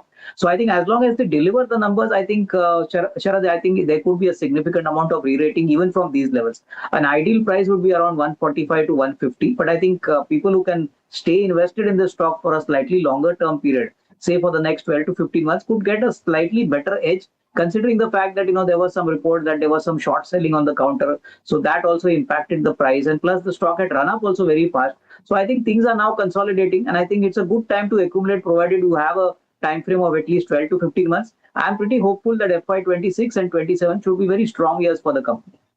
And Avinash, this is despite of the valuations that it is sitting on, considering the run-up that you talked about. Valuations, still became more expensive post the run-up. Do you still think that somebody who wants to make an entry right now can make an entry into Grow? I think normally when you talk about growth, I think, clearly, I think this is a business which actually generates a lot of cash. It does not burn cash. We have got companies like Zomato and, Swiggy, which are burning cash, but still, valuations are record high. So I think my sense is that, if the investor starts looking at valuations and defers his buying, he might miss a big opportunity over the next, say, 12 to 18 months. So my sense is that there are very few companies who could now become another Grow. And to that extent, they have a significant edge in incremental customer addition. I think that's what the market is looking at. Going forward in the next 1 or 2 quarters, if the incremental customer additions are aggressive, that itself is going to give a signal that Groww is going to outperform all its competitors. So, maybe you could do a small SIP now at the current level, maybe a small dip at a later stage, you could acquire more. But it's very difficult to actually pinpoint a company purely on the valuation part. As long as growth numbers, I believe, would be significantly high in the next, say, 12, 18 months. Okay, so that's what you're expecting for Groww. But Novelis, that's also in focus. Let's just pull up the Nifty Metal Index first. That has seen a good selling happening. Let's just show the contributors also. You see, most of the metal stocks are cracking in trade after 2 days of gain. So very volatile counter coming in, and Hindalco, that's also in the red. Focusing on Novelis, it's a US arm. Around 60% of EBITDA contribution comes from there. They have reported another fire coming in. This is for the Oswego facility. Overall, the company is a key supplier of aluminium sheets for Ford Motor, and yesterday itself, that stock itself went 4% down as well. Interestingly, the Q3 numbers, it might take a significant hit on the EBITDA. It's expected that this would be roughly around 100 to 150 million of impacts coming in on the FY26 numbers. And looking at the cash flow impact, that's also roughly at 550 to 600 odd million dollars as well. But of course, we will be looking at the overall impact analysis and the progress of the timelines. When will these plants opening up? The New York is expected to open up in December 2025. Technically, what are you expecting, Ruchit, when it comes to the stocks itself in Nalco? Is this looking like a buy on dip opportunity, or we are seeing something more kind of a selling stress coming in this counter? I believe that from a short-term perspective, metal space will go through some consolidation phase. Nifty Metal Index made a high of around 10,800 towards the end of October. And since then, we have seen some consolidation or a time-wise correction which is there. Even Hindalco overall trend is not negative, but from a near-term perspective, last few trading sessions on the pullback moves, we have not seen any kind of rising volume activity happening. So the metal index itself has shown some kind of signs of consolidation. So relatively post this up move that we have seen in the month of August, September, October, I think this could be some time-wise correction within a broader uptrend. With regards to where charts are concerned for Nalco, down 2% as we speak. Now, moving on and shifting focus to M&M and group companies, because they are in sharp focus today after upbeat guidance at 2025 Investor Day. Brokerages remain largely bullish, with Morgan Stanley and Jefferies hiking the target price for Tech Mahindra. However, gets a cautious view with regards to where growth is seen recovering only gradually. Let's get Puneet to get us more details. Puneet? Well, thank you for that. It's definitely the most optimist brokerage view is coming in on something like a Mahindra and Mahindra, while it starts to wane on the other group companies. But M&M Financial as well as Tech Mahindra are the other ones that we're putting our focus on. Morgan Stanley maintaining an overweight rating on Mahindra and Mahindra, the auto giant, with a target price of roughly about 4,407 rupees per share. They mentioned that the investor day maintained its focus on accelerating growth. Ambitious organic growth targets between 15 and 40% over FY26 to 30 is what they maintained. SUV growth, 8x revenue growth from roughly FY20 to FY30 is what the company has continued to maintain. We've already seen some signs of that over the last few years, while it also implies a sharp revenue growth which will be driven by a profit growth of almost 30 times between this particular time frame. When you look at Jefferies as well, they've actually gone ahead, hiked the target price for Mahindra and Mahindra to 4,500 rupees per share from 4,300 earlier, making two key points. They've raised the tractor guidance from 7 to 9%. That's a key positive, and also optimistic on the turnaround of the light commercial vehicle segment, and that's a new one because they acquired SML Isuzu as well as their own pickups under the Bolero brand. There are multiple positive triggers according to them. Finally, on M&M Financials, also a couple of brokerage notes that come out. Morgan Stanley has maintained an equal weight, a target price of 300 rupees per share. They mentioned that the medium-term loan growth target as well as credit card targets have remained largely stable of what they earlier indicated. But the FY26 to 28 numbers estimates are significantly below what they had actually aspired. So there is some kind of negative connotation coming in on something like an M&M Financial. Jefferies has also mentioned that while they're hiking the target price to 325, the targets, they see a better sequential trend in H2, and hence the target price upgraded on Tech Mahindra. Actually, someone like Jefferies maintained the underperform target price of 1270 and mentioned that the focus area over the next 18 months is to drive growth and margins, but the guidance at 15%, which was reiterated for FY27, according to them, is likely to be gradual, and hence the revenue target seems to be a tad bit optimistic, according to Jefferies. So these are a clutch of brokerage notes with views across the group companies, but the most optimistic, as I mentioned, on the parent's auto company. Okay, Puneet, thank you so much for getting us those details. Avinash, I'll quickly come to you on M&M first, because Ruchit seems to be bullish with regards to where charts are concerned, but do you think fundamentals are supporting that as well? And would this be your pick in the auto space? Yeah, I think Mahindra & Mahindra definitely deserves a kind of accumulate rating, because we have been also positive on Mahindra for a long time. I think the best part is that despite challenging headwinds, the company has done remarkably well, both on the automotive side, the tractor side, even their electric portfolio of passenger cars has been doing pretty well. And most of the group companies have also contributed meaningfully. So, on a consolidated basis, we believe that the earnings traction for 26 and 27 should at least be 18 to 20% on the net level. And most importantly, Mahindra is a group where I think they've always judiciously employed capital. Their capital allocation policy has also been very good. So I think net, even on these levels, if one were to take a slightly medium-term view over the next, say, 12, 18 months, I think the company seems to be well positioned, in terms of the product launches, in terms of the market opportunity. And with the GST cuts announced, I think you could see a very strong October to December quarter, and hopefully a much better kind of financial year for the forthcoming financial year also. Right. Kotak Mahindra Bank is one counter that we really need to focus on, because in this rally that we have seen when it comes to the Nifty Bank Index, that stock has not contributed much. So it has underperformed the Nifty Bank Index, and today is an important board meet where the board is going to consider stocks, but obviously it's just a corporate action and it's not going to change anything financially. But given the strong underperformance compared to the Nifty Bank Index, how are you looking at this counter? Avinash? So I think, Swamit, Kotak Mahindra Finance has been a long underperformer. I think it's very clear that the markets were not happy with its numbers. But if you ask me, frankly, the split is going to create a little bit of excitement in the short term. My sense is that, looking at the kind of busy season, October to March, hopefully credit growth is going to increase. The GST cuts are going to drive consumption. And to that extent, I think, markets are expecting a much better number for Kotak in the second half. The second quarter number was more or less an average kind of performance. But if you look at the kind of re-rating potential, it may take a little bit of time, but I think the stock is currently in consolidation stage. My sense is any re-rating trigger will require a bigger boost in the profitability. So we have been telling our clients to actually hold on to Kotak. There's no need to hurry to buy it. I mean, let the split happen. At that point of time, we may think of considering of reviewing the stock, but definitely no short-term trigger. Longer-term prospects continue to be quite good. Right. And Ruchit, how is Kotak Mahindra Bank looking on charts?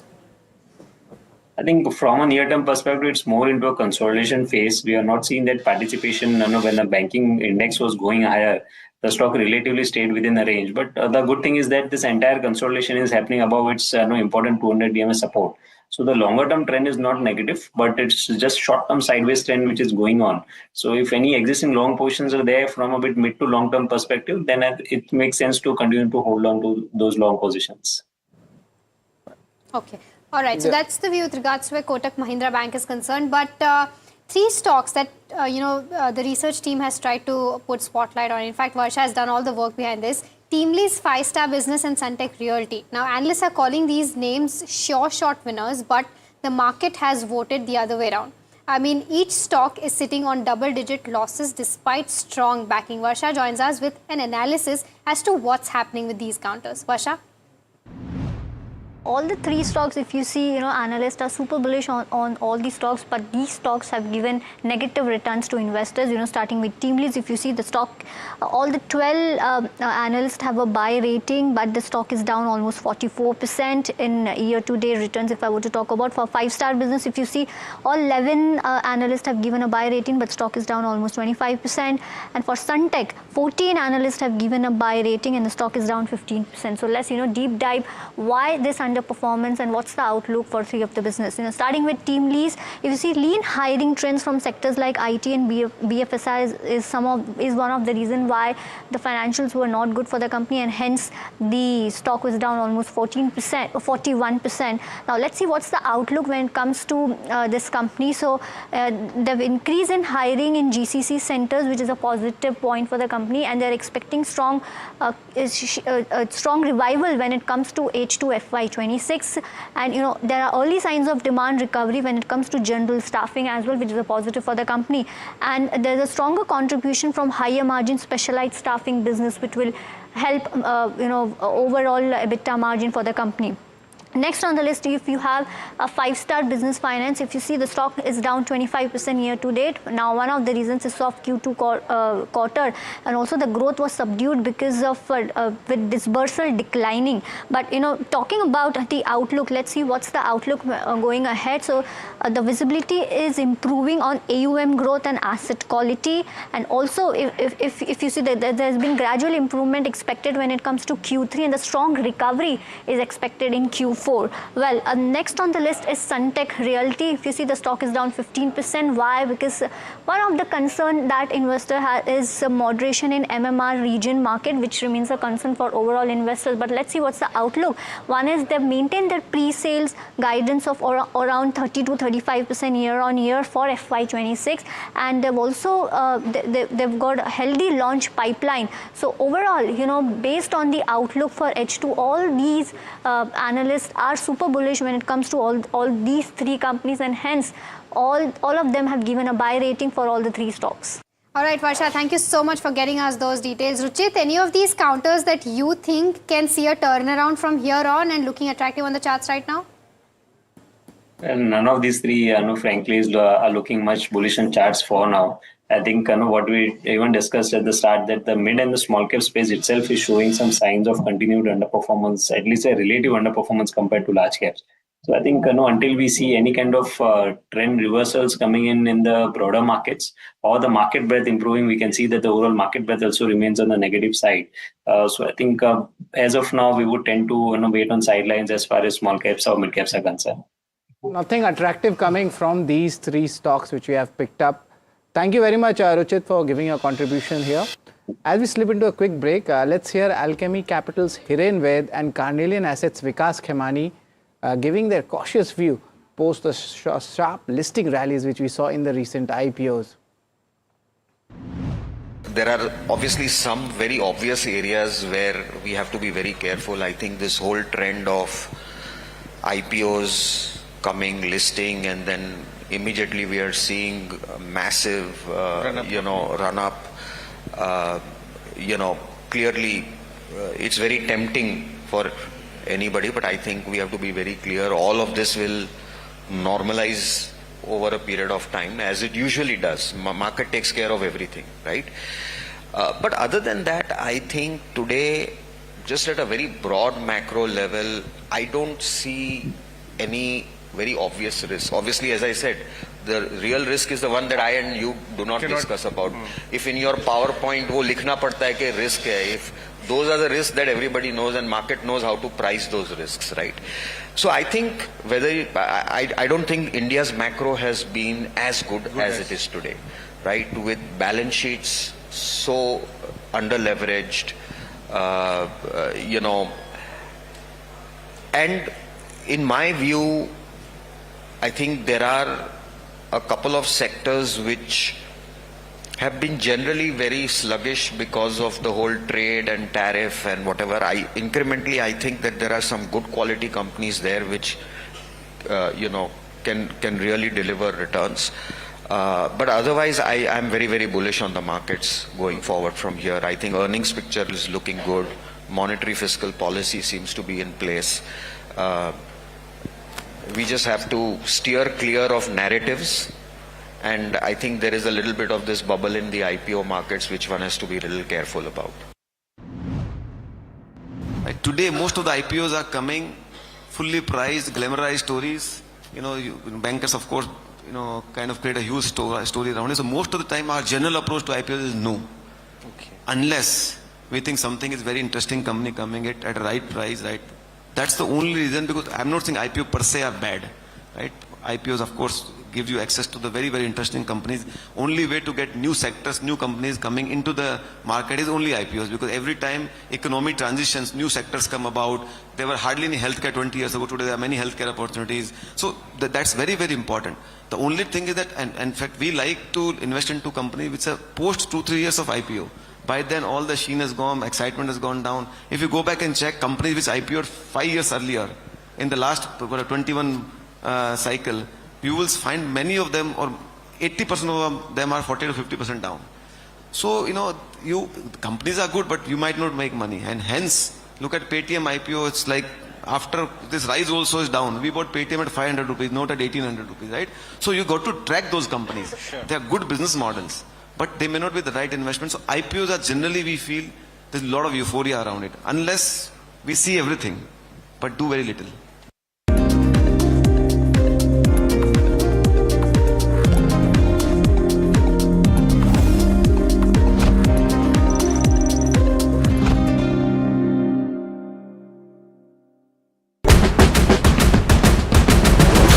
NDTV Profit is in beautiful Israel. Currently we're in Tel Aviv. The Commerce Minister Piyush Goyal is also in town.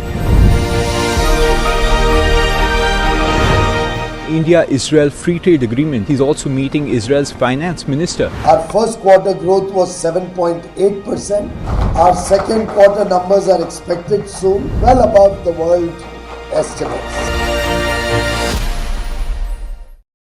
I believed that if I made a sourdough, all of Bombay will love it. पाव छोड़कर Mumbai sourdough खाएगा.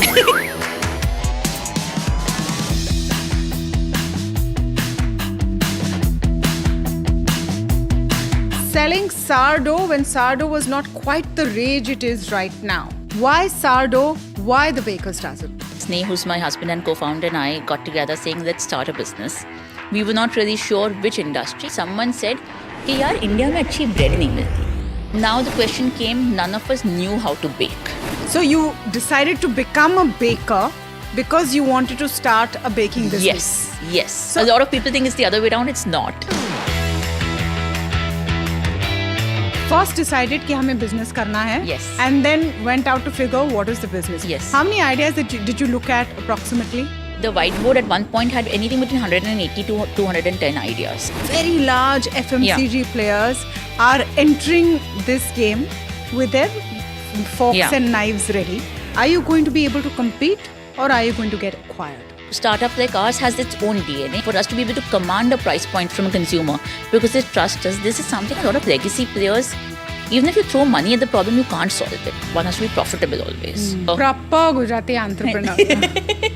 Profit किधर है?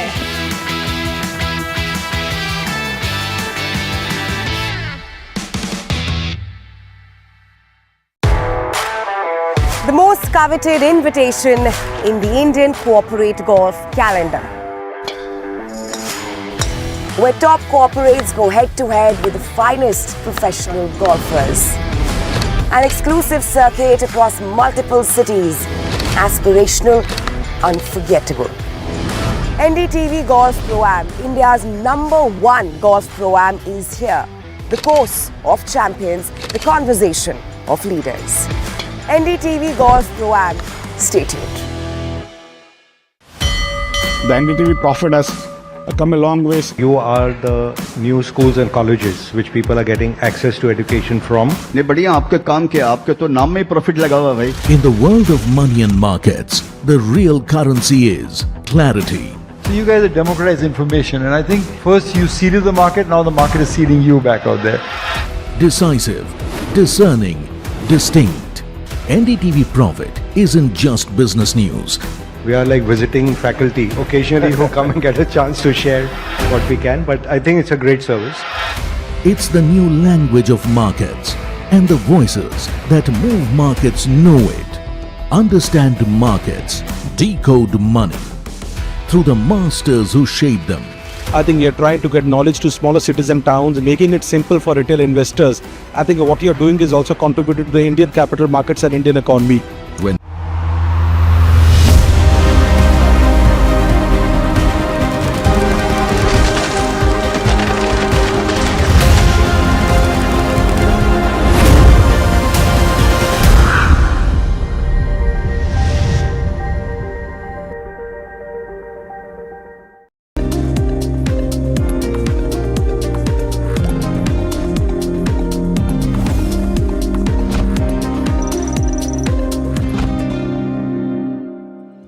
Welcome back. You're watching India Market Close on NDTV Profit. Well, a clutch of stocks would remain in focus on the back of the MSCI flows that are expected to happen on Monday in the last half an hour of trade. Now, the names of stocks that will get added or removed from the MSCI Standard Index were already out at least a month back. But what is important for November 24th, that is Monday, is the flows that will be coming in. And also India's weightage on the emerging market standard index will increase to around 15.6% post this adjustment. So 4 stocks are getting included into the MSCI Standard Index. First, it's Fortis Healthcare. Second, Paytm, GE Vernova, TND, and Siemens Energy. Fortis is expected to see the highest amount of inflow, anywhere between 436 to 470 million US dollars, which is nearly 19 times its 20-day average. For Paytm, the inflows are expected to be anywhere between 420 to 460 million US dollars. For GE Vernova, 350 to 380 million US dollars is something what is expected. And for Siemens Energy, the inflows could be anywhere between 250 to 270 million US dollars. And these stocks could see high volume action given the fact that the amount of inflows is nearly 10 to 19 times their 20-day average. On the exclusion side, it's Tata Elxsi and Container Corp. Both these counters move out of the MSCI index. Tata Elxsi could see an outflow of anywhere between 160 to 175 million US dollars and Container Corp anywhere between 140 to 160, and this is nearly 12 to 23 times its 20-day average volumes. So high volume action is something that is expected in all these counters on Monday, and this MSCI inflow and outflow will happen most likely in the last half an hour of trade. Kunal, coming to you, these 6 names, Fortis Healthcare, Paytm, GE Vernova, Siemens Energy, Tata Elxsi, Container Corp, anything that is looking interesting on the charts? IT is something which is looking interesting at the current levels. I'll be watching out for Tata Elxsi. We have still not got a confirmation on the technical charts, but I think 5,500 is what I'm watching out at. If that is taken out, then one can expect a good rally towards the mark of 5,800. So above 5,500, Tata Elxsi would be a buy. Right. And what would be your view when it comes to the Nifty and the Nifty Bank Index? Nifty Index today has been quite range bound, around 26,050 to 26,180 is the range between which it has changed directions a lot of time. So what is your view here now? So I think while looking at, we are just 30 points shy from the all-time high. I just remember that Ultratech ad, "Bhaiya ye diwar tootti kyun nahi?" So that is the case out. I think the big boys will come in. Overall, the trend is still positive for the markets. You have the intraday volatility which is kicking in because of the global data. But I think the trend is positive till the time Nifty is sustaining about 25,900. I don't see any problem for the Nifty indices. In fact, today is the weekly close for Nifty index. So what we'll be looking at, the weekly close is also quite positive. So probably next week is where we'll be making the all-time high. Our positional targets for the Nifty index is 26,400, 500 is where we are expecting the indices to go. So again, dips to be utilized as a buying opportunity. 25,900, I'm not expecting that to breach on the downside. Similarly, for the Bank Nifty as well, I think here we have seen some consolidation. My sense is that Bank Nifty will eventually go toward that 60,000 mark. But Bank Nifty, which was the leader, will now take a backseat and Nifty will come ahead and again carry this rally on the upside. So constructively bullish aggressively on the Nifty indices. Bank Nifty probably could go toward that 60,000 mark. It remains as a buy on dips. So dips is a buying opportunity for Bank Nifty. And HDFC Bank, which on the technical charts looks very attractive, looks to surpass its all-time high level. And that is what it will help the Bank Nifty index to go towards the 60,000 mark. Right. Other than HDFC Bank, what would be your top picks? Here first, my pick would be from the travel space, and that is Indigo. The fall in crude oil prices is what we are seeing is the direct beneficiary of it is Indigo. The setup looks very attractive. We have seen volume-based buying in the last 2 trading sessions, and Indigo looks to break out on the upside. So here it's a buy for me with a stop loss of 5750, looking for targets of 6,000 to 6,100 on the upside. Second, where I'm looking at again, the IT space as well as the financial space is looking good. From there, my top pick over here will be Shriram Finance. Again, a strong weekly close is what we are getting for the stock. Already the trend is on the upside. So this is a buy for me with a stop loss of 810, looking for targets of 850 to 860 on the upside. Okay, all right. So Interglobe Aviation and Shriram Finance are on Kunal's list today. But it's time to look at some movers and shakers of the day. Let's bring in Jasmeet to tell us what are the positive buzzers on his list. Jasmeet? All right, thank you for that. Starting off with the movers first, the positive buzzers on my list. First one is Karnataka Bank. While the stock is up in trade today, the stock still sees pressure roughly of 12% over Y20 basis. Now, if you look at the buzzing volume, it is spiked at 10 times on 20-day average. While next on my list is Sharda Cropchem. Now, for this particular company, we see the buying interest coming in as the volumes are spiked up to 7 times on a 20-day average. Now, for this particular stock, we also see the FII interest coming up, given that FIIs have increased their stakes over last year from 2.5% to 5.2%.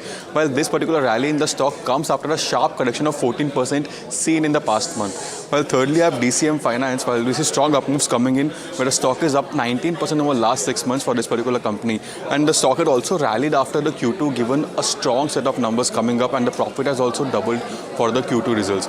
Now, the fourth I have Anupam Rayase. Well, for this particular company, we see that the Y2D rally of the stock stands at 72%. The currently trading volume at 16 times the 20-day average. Now, if you look at the DIIs, they have reduced the stake in this particular stock. They have roughly halved it from 2.4 to 1.37 in the month of September. Lastly, it's Alembic Pharmaceuticals company. It's a pharma company. For this particular company, the volumes are at 40 times the 20-day average trading at. If you look at the overall performance, the company recently received the US FDA approval for one of their drugs for hydrochloride tablets. Now, if you look at the stock performance on Y20 basis, is roughly down at 9%. So these are the positive buzzers on the back of volumes in trade today. Okay, Jasmeet, what are the stocks that are not having a good day and what are the reasons behind them? Right, starting off with the shakers and the stocks which are stanked in the trade today. Starting off with Time Technoplast, the stock is down 21% Y20 basis. Given technology stock and overall Nifty IT is also suffering, we see the stock is down by 21%. Even the volumes are 13% lower the 20-day average. If you look at the FIDI interest, it has spiked for this particular company, as the both have increased their stakes by 30 and by 26% in this particular month. So we positive up move coming in from DIs and FIs, but the stock is still down. Next I have Gujarat Ambuja Exports. While we say stock is tanked on the back of the volumes are 15% lower the 20-day average. Now while the downtick comes after a rally of 9% in last 5 days, that's why we are seeing a downtick in the stock today. It's a cool off rally basically. While the FIs have halved their stake in this particular company and it's down to 2% as of November. While thirdly, it's Banco products. While currently we see selling pressure on the stock, as the stock is doing really well on Y20 basis, nearly a 42%. But today in trade, it's down. If you look at the volume, they're 27% below the 20-day average. If you look at the fourth stock on my radar, is GE Vernova T&D India. While for this particular stock, selling pressure is coming again on the back of volume itself. FIs have majorly up-moved the holdings in this particular company from 2.4% in the back in month of June. They have increased to 16% in the month of September. So we positive up moves and pumping up the money coming in from the FIS. It can also be seen the stock performance on Y20 basis as the stock is trading up. While lastly, the stock is roughly up at 58% on 6-month basis. If you look at the last stock on my radar, it's TD Power Systems. Now the selling pressure is coming as the volumes are trading at 67% below the 20-day average for this particular stock. And the stock is up by 62% on Y20 basis. If you look at the overall phenomenon of the stock recently got court approval for pushed away of the union-led disruptions. Okay, thank you so much for that, Jasmeet. Kunal, I'll quickly come to you on two of these names. Anupam Rasayan, which is year to date, gone up by 72%, and the other one, which is Alembic Pharmaceuticals, that's trading 40 times its 30-day average today. Any of these counters looking attractive to you, or from the list that Jasmeet had, any of these looking attractive on the charts right now? See, nothing looking attractive right now, because already the stock, specifically Anupam Rasayan, has in the last 3 to 4 days, 1100 stock has almost become 1250 on the upside. So clearly not a buy at the current levels. We need to see whether this rally gets sustained at the higher levels. The resistance of 1170, 1180 has been taken out. We might get a pullback towards those levels, and probably then one can look to go on the long side. So not at the current levels.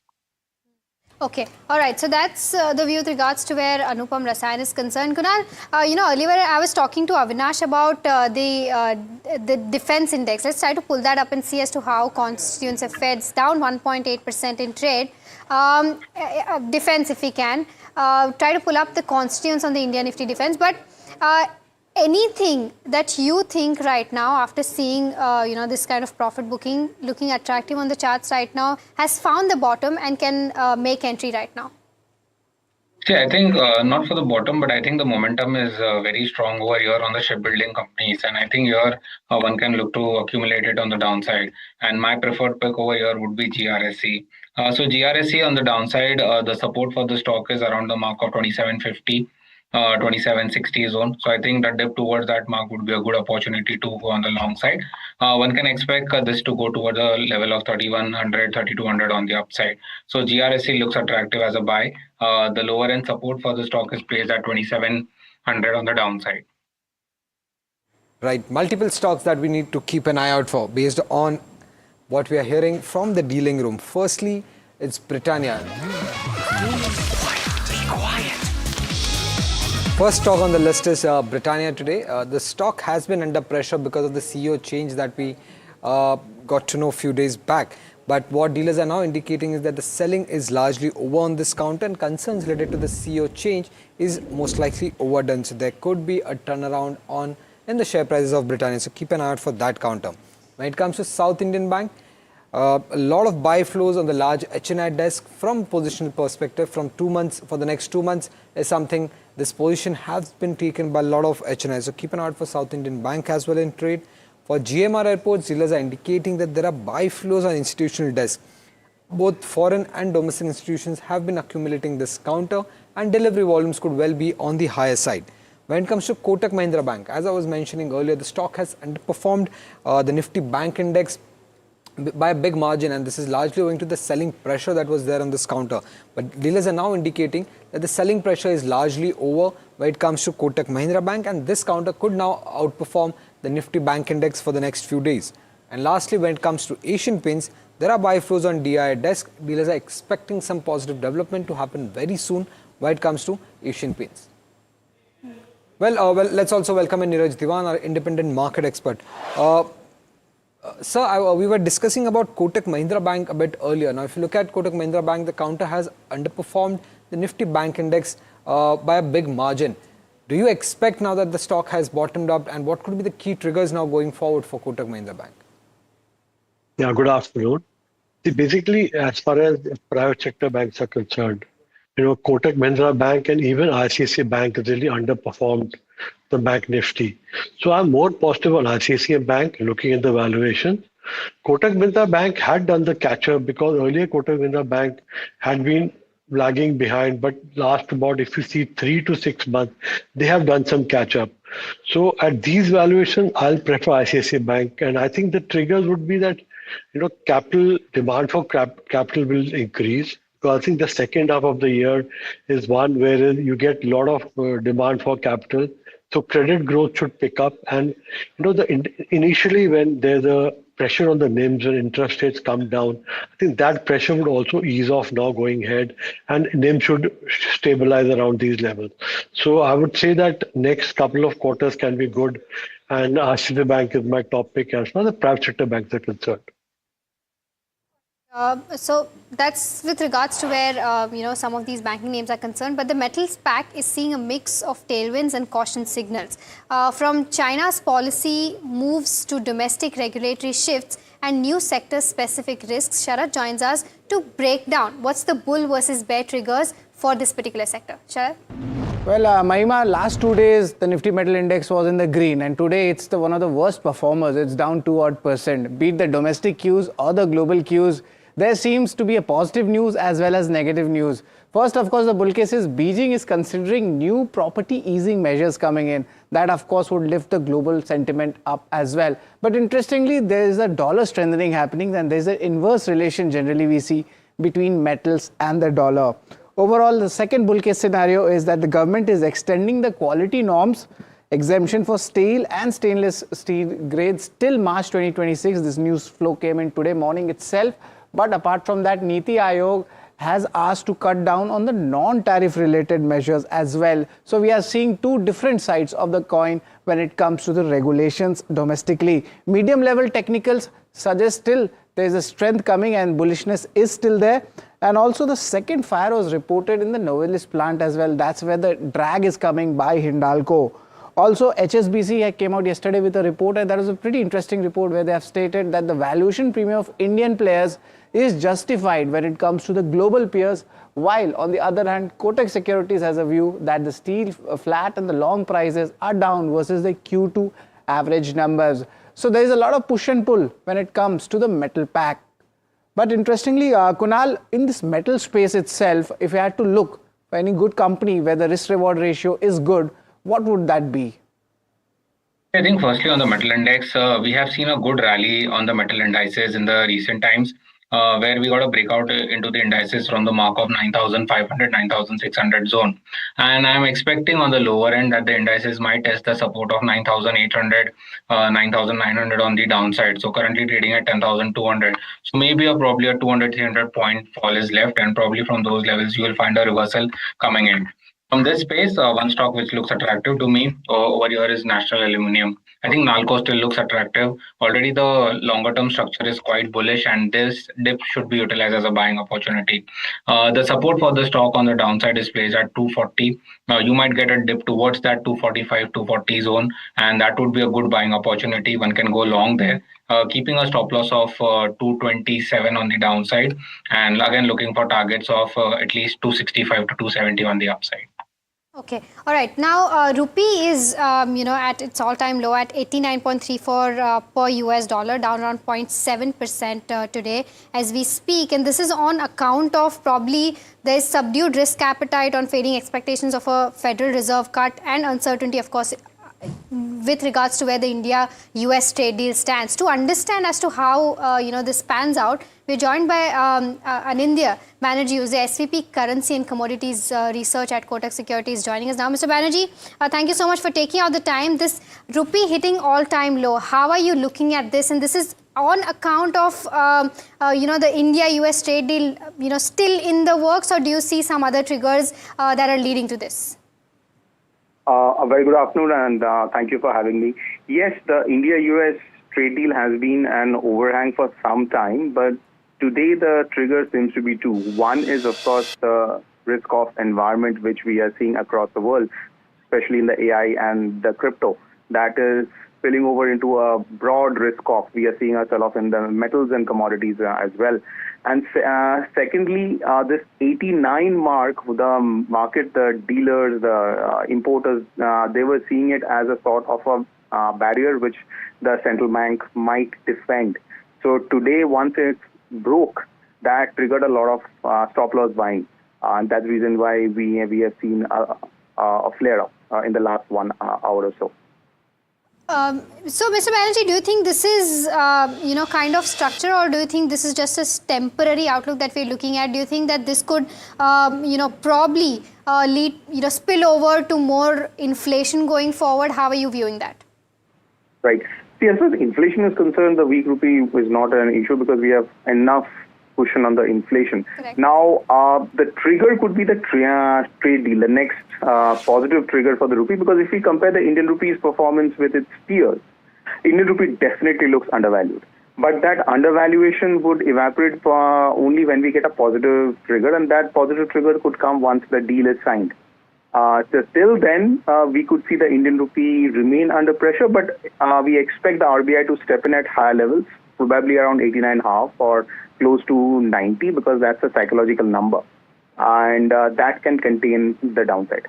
And Anindya, Sharad here, what kind of arrest which RBI would kind of announce here? Will we see some repurchases happening in the bond market, or will we see some more kind of a quantitative easing measures coming in?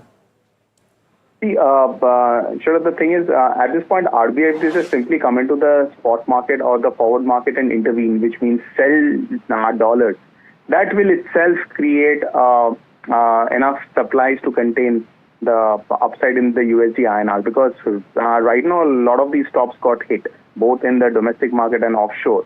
So once these orders are filled, we would see that the market coming down, the USD INR, possibly around that 89 mark. But for it to fall below 89, it needs the push from the RBI.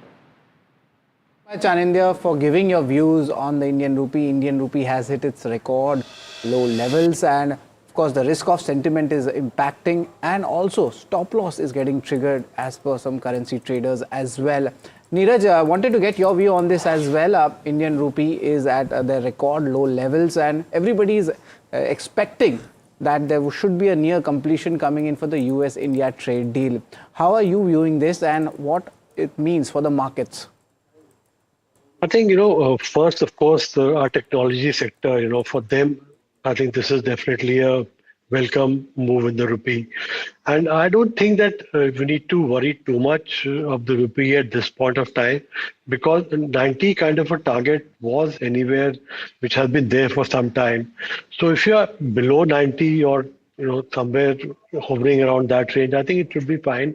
And if the trade deal is announced, I think that should be something which should really matter. So what really matters is the next 1 week to 10 days, you should have this trade deal, because now it's been, every week we've been waiting for it, and now I think it's getting delayed. So that should happen soon.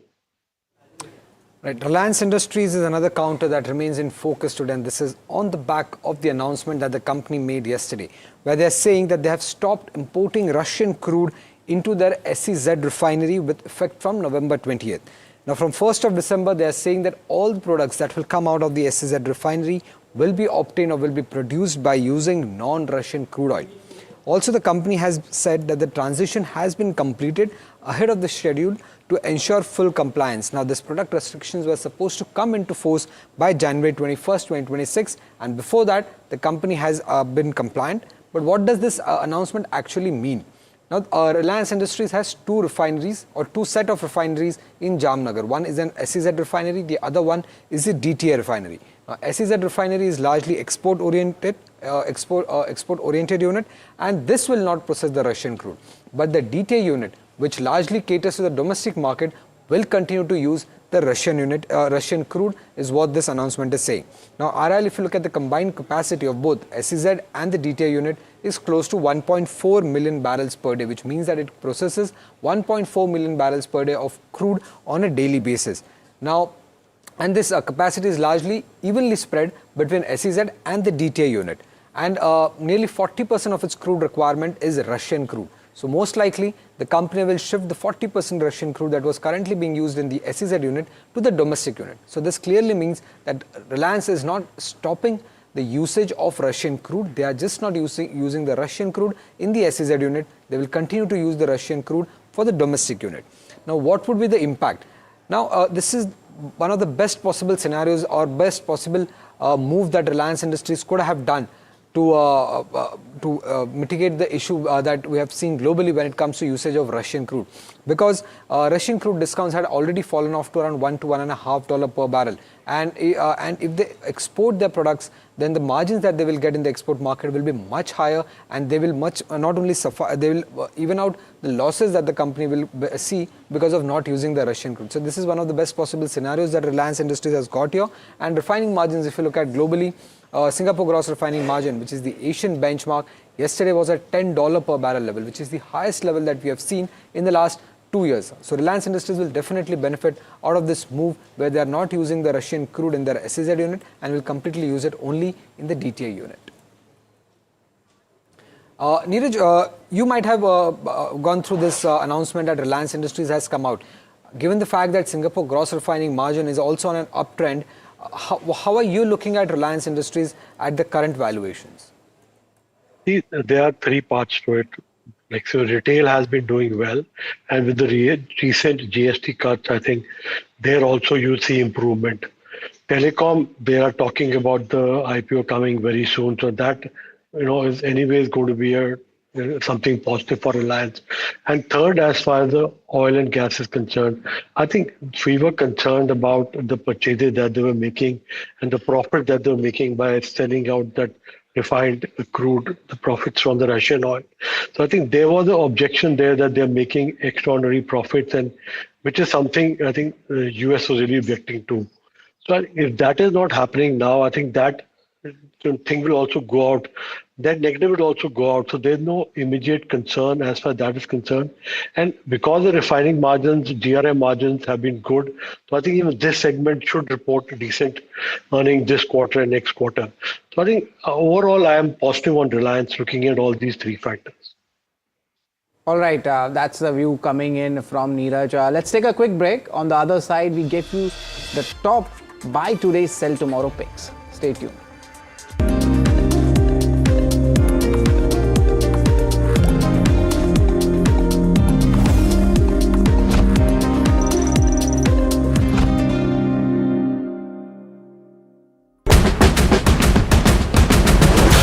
NDTV Profit is in beautiful Israel. Currently we're in Tel Aviv. The Commerce Minister Piyush Goyal is also in town.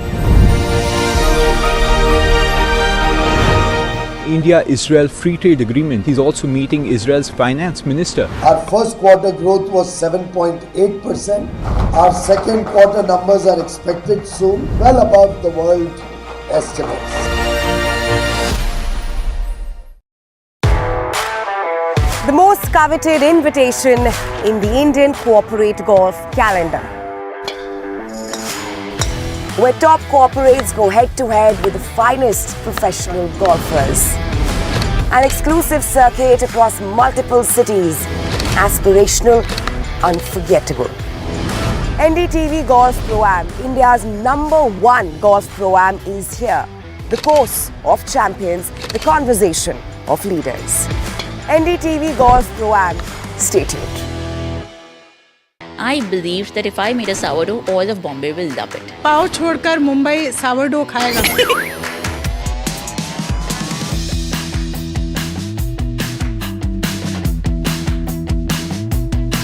Selling sourdough when sourdough was not quite the rage it is right now. Why sourdough? Why the baker's dozen? Sneh, who's my husband and co-founder, and I got together saying, let's start a business. We were not really sure which industry. Someone said, hey, yaar, India mein achhi bread nahi milti. Now the question came, none of us knew how to bake. So you decided to become a baker because you wanted to start a baking business. Yes. So a lot of people think it's the other way around. It's not. First decided कि हमें business करना है. Yes. And then went out to figure what is the business. Yes. How many ideas did you look at approximately? The whiteboard at one point had anything between 180 to 210 ideas. Very large FMCG players are entering this game with their forks and knives ready. Are you going to be able to compete or are you going to get acquired? Startup like ours has its own DNA. For us to be able to command a price point from a consumer because they trust us, this is something a lot of legacy players, even if you throw money at the problem, you can't solve it. One has to be profitable always. Proper Gujarati entrepreneur. And profit किधर है?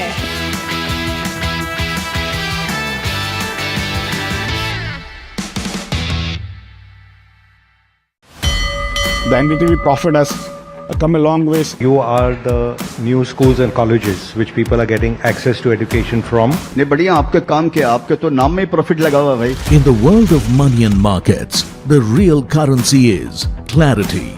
So you guys have democratized information, and I think first you seeded the market, now the market is seeding you back out there.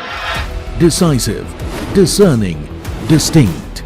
NDTV Profit isn't just business news. We are like visiting faculty occasionally who come and get a chance to share what we can, but I think it's a great service. It's the new language of markets, and the voices that move markets know it. Understand markets, decode money through the masters who shape them.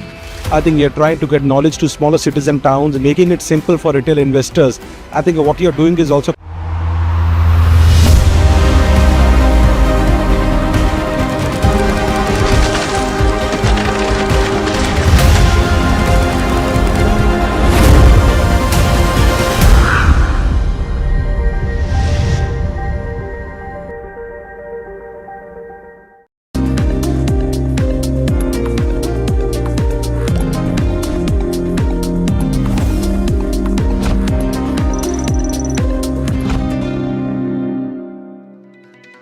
Welcome back. You're watching India Market Close here at NDTV Profit. Well, the Nifty 50 down by about almost 0.5% as we speak, down by about 100 odd points and nearing at its day's low point. And as you know, Somit was suggesting, it's 6 times today, right, Somit? Yes. This should be the 7th time. The push should be the 7th time where the Nifty has moved. We have 26 minutes to make it the 8th time also. Hopefully, and in the upward direction. Yes. But that's with regards to where the market stand. Even the Bank Nifty probably trading at its day's low point. Let's try to pull that up because down by about 0.8 odd %. Yes, almost at its day's low point, down by about 450 odd points. But Arvind Sharma, the head of India Autos and Transportation, believes that there will be an uptick in demand for the auto industry. Let's listen into what he had to say in our exclusive chat with Citi today. Did you sense from the quarterly numbers, from the commentary that came in, that things are gonna look hunky-dory for Indian autos, two-wheelers, four-wheelers, tractors, etc., because of this GST cut? And will Q3 be a remarkably good quarter? I'm trying to understand. And will it set the stage for further quarters? Sure. So if you go back before the GST cuts, also the change in the tax slabs, generally better rate environment, and then the GST came in on 15th of August. So naturally, things were setting right. All stars were aligning for a good growth. Between 15th August and 21st September, we weren't buying because we things are getting cheaper. On 22nd September onwards, things really came up, and if you look at those 42-day period, we're up almost mid 20% across all sectors, across all subsectors: passenger vehicles, two-wheelers, tractors, etc. Since we're talking about the quarterly numbers, companies were still a bit cautious. That's why you see most of them talked about second half growth of mid to high single digit. None of them was extremely exuberant saying we're going to go up 10-12%. No. But what we've seen now that we are towards the end of almost end of November, things are holding on. The retail data does show a fairly steady number in both entry-level bikes, entry-level cars, as well as even some of the premium bikes and cars as well. So it seems to be across the spectrum that we are seeing good growth. Now, what remains to be seen is November the month when everything subsides, or do we go on further? Our sense is some of these changes are more structural. Thanks to GST, prices have been cut. When you look at the price cuts, actually companies have gone over and beyond what GST mandated. Beyond that 8.5-10%, we've seen companies cutting prices by 18-20% on specific models, right? So if that goes on for some time, and thankfully rural India is doing good, we see that in numbers, in tractor numbers, which is very visible. So we believe that there should be an uptick in broader demand across segments. Naturally, small cars or entry-level bikes, which have been weak for so long.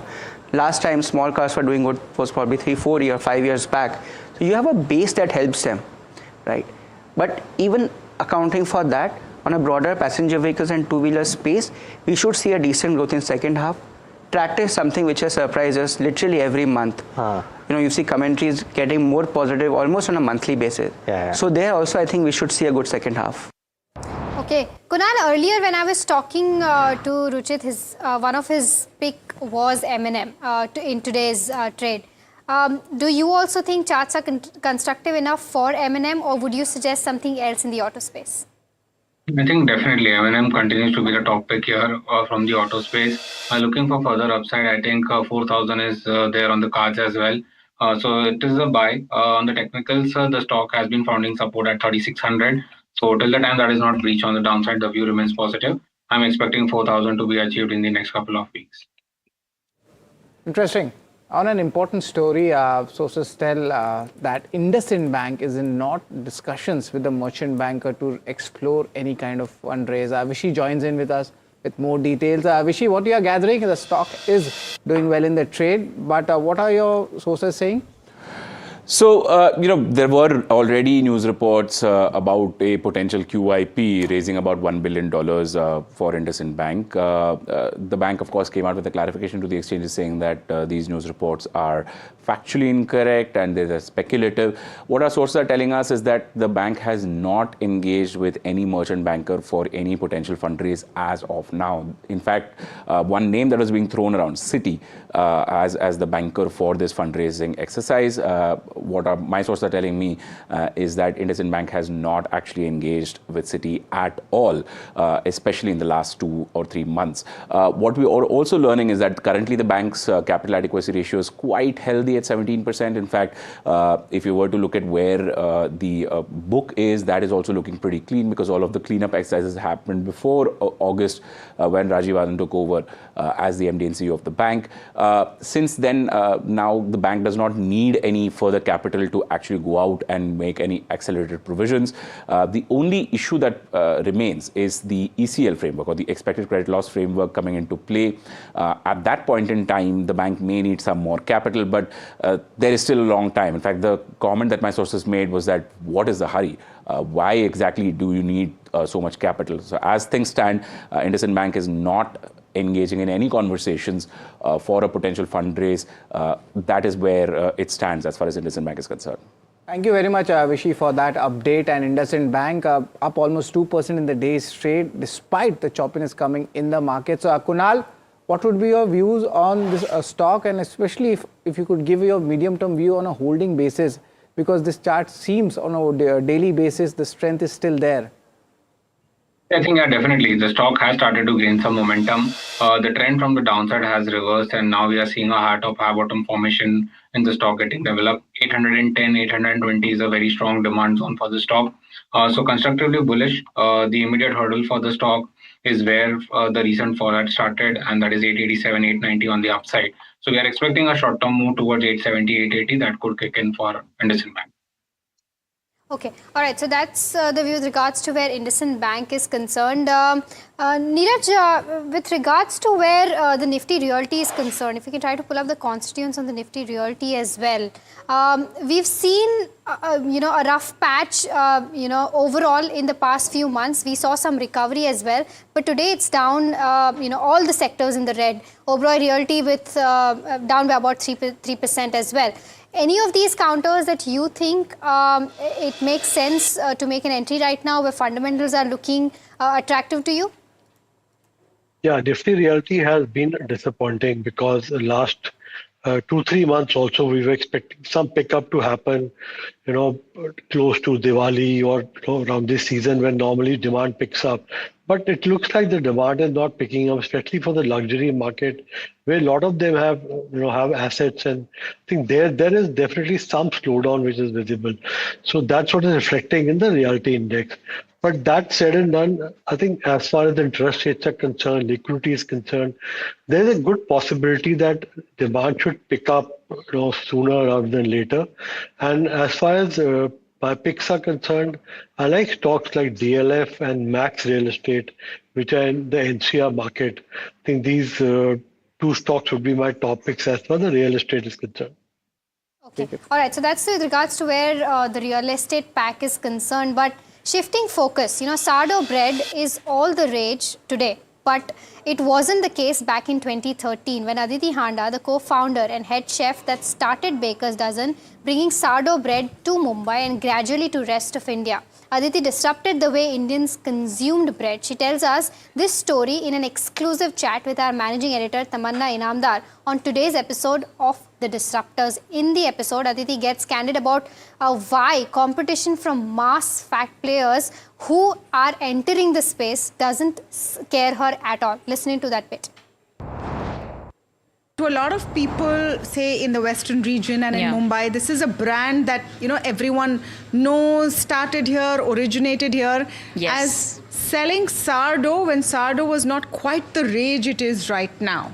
Very but true. you are now available pan-India in major cities? Yes, we're present in about 33 to 38 cities pan-India. Okay, so let's start with how this all began. Why sourdough? Why the Baker's Dozen? I'm talking about the year 2012, where Sneh, who's my husband and co-founder, and I got together saying, let's start a business.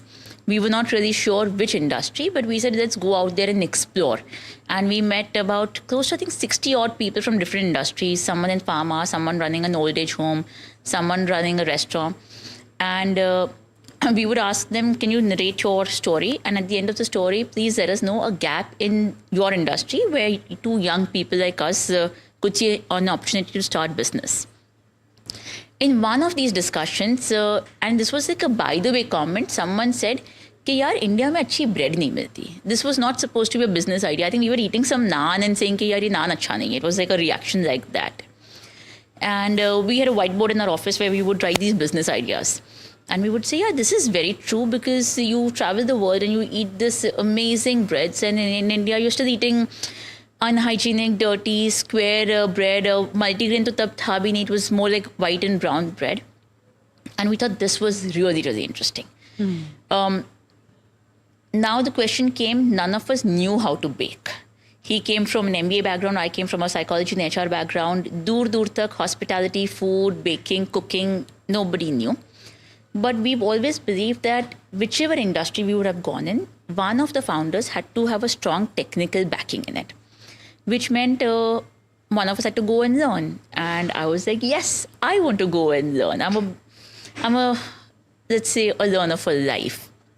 So you decided to become a baker because you wanted to start a baking business. Yes. So a lot of people think it's the other way around. It's not. So that's a bit of a risk because cooking is sometimes it's not a skill everyone can pick up. Not everyone is good at it. A lot of people can go to culinary school. Not everyone's good at it. वो हाथ में जादू होना चाहिए. It is only once I went to New York to the culinary school, and I think it was on my third or fourth day when I was baking a loaf of a French sourdough, where अंदर दिल से एक आवाज़ निकली कि your purpose in life is to bake bread. When you're young, you're also a little bit foolish when you start a business. And that foolishness and naiveness is so important. Like, you must retain that. Because I fell in love with sourdough, and I believed that if I made a sourdough, all of Bombay will love it. There was no math out there telling me that that is true. But I just believed, and I used to tell Sneh कि यार Sneh मैं बनाऊंगी ना, पूरा बॉम्बे खाएगा, तू चिंता मत कर. पाव छोड़कर मुंबई sourdough खाएगा. But that happened. And when we, it didn't happen easily, but it happened because when we opened our first store in March 2013 in Prabha Devi, we were the only ones in Bombay making sourdough. Now, here's the tricky bit. When, because you've been around now for some time, about 11, 12 years, and you've had a head start in being health conscious, premium, XYZ.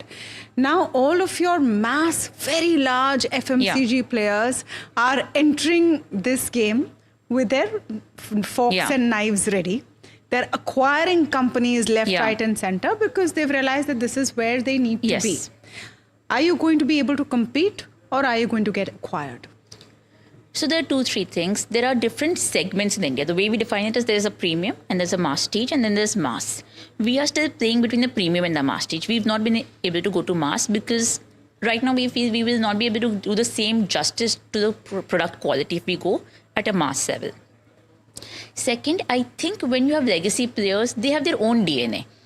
And a startup like ours has its own DNA, and you can't always buy the other person's DNA. For us to say we are product first, we want high quality, for us to be able to command a price point from a consumer because they trust us, this is something a lot of legacy players, even if you throw money at the problem, you can't solve it. So everybody has their own DNA, which is why this does not, it does not scare us or intimidate us. Right, interesting conversation. Of course, for the full conversation, tune in at 6 and 9 p.m. only on NDTV Profit. But shifting focus now, race for IDBI Bank is set to intensify. Now, this happens as sources tells our channel that Kotak Mahindra Bank is likely to be the front runner. And let's get in my colleague Nisha to tell us more. Nisha, tell us, what are you gathering from your sources?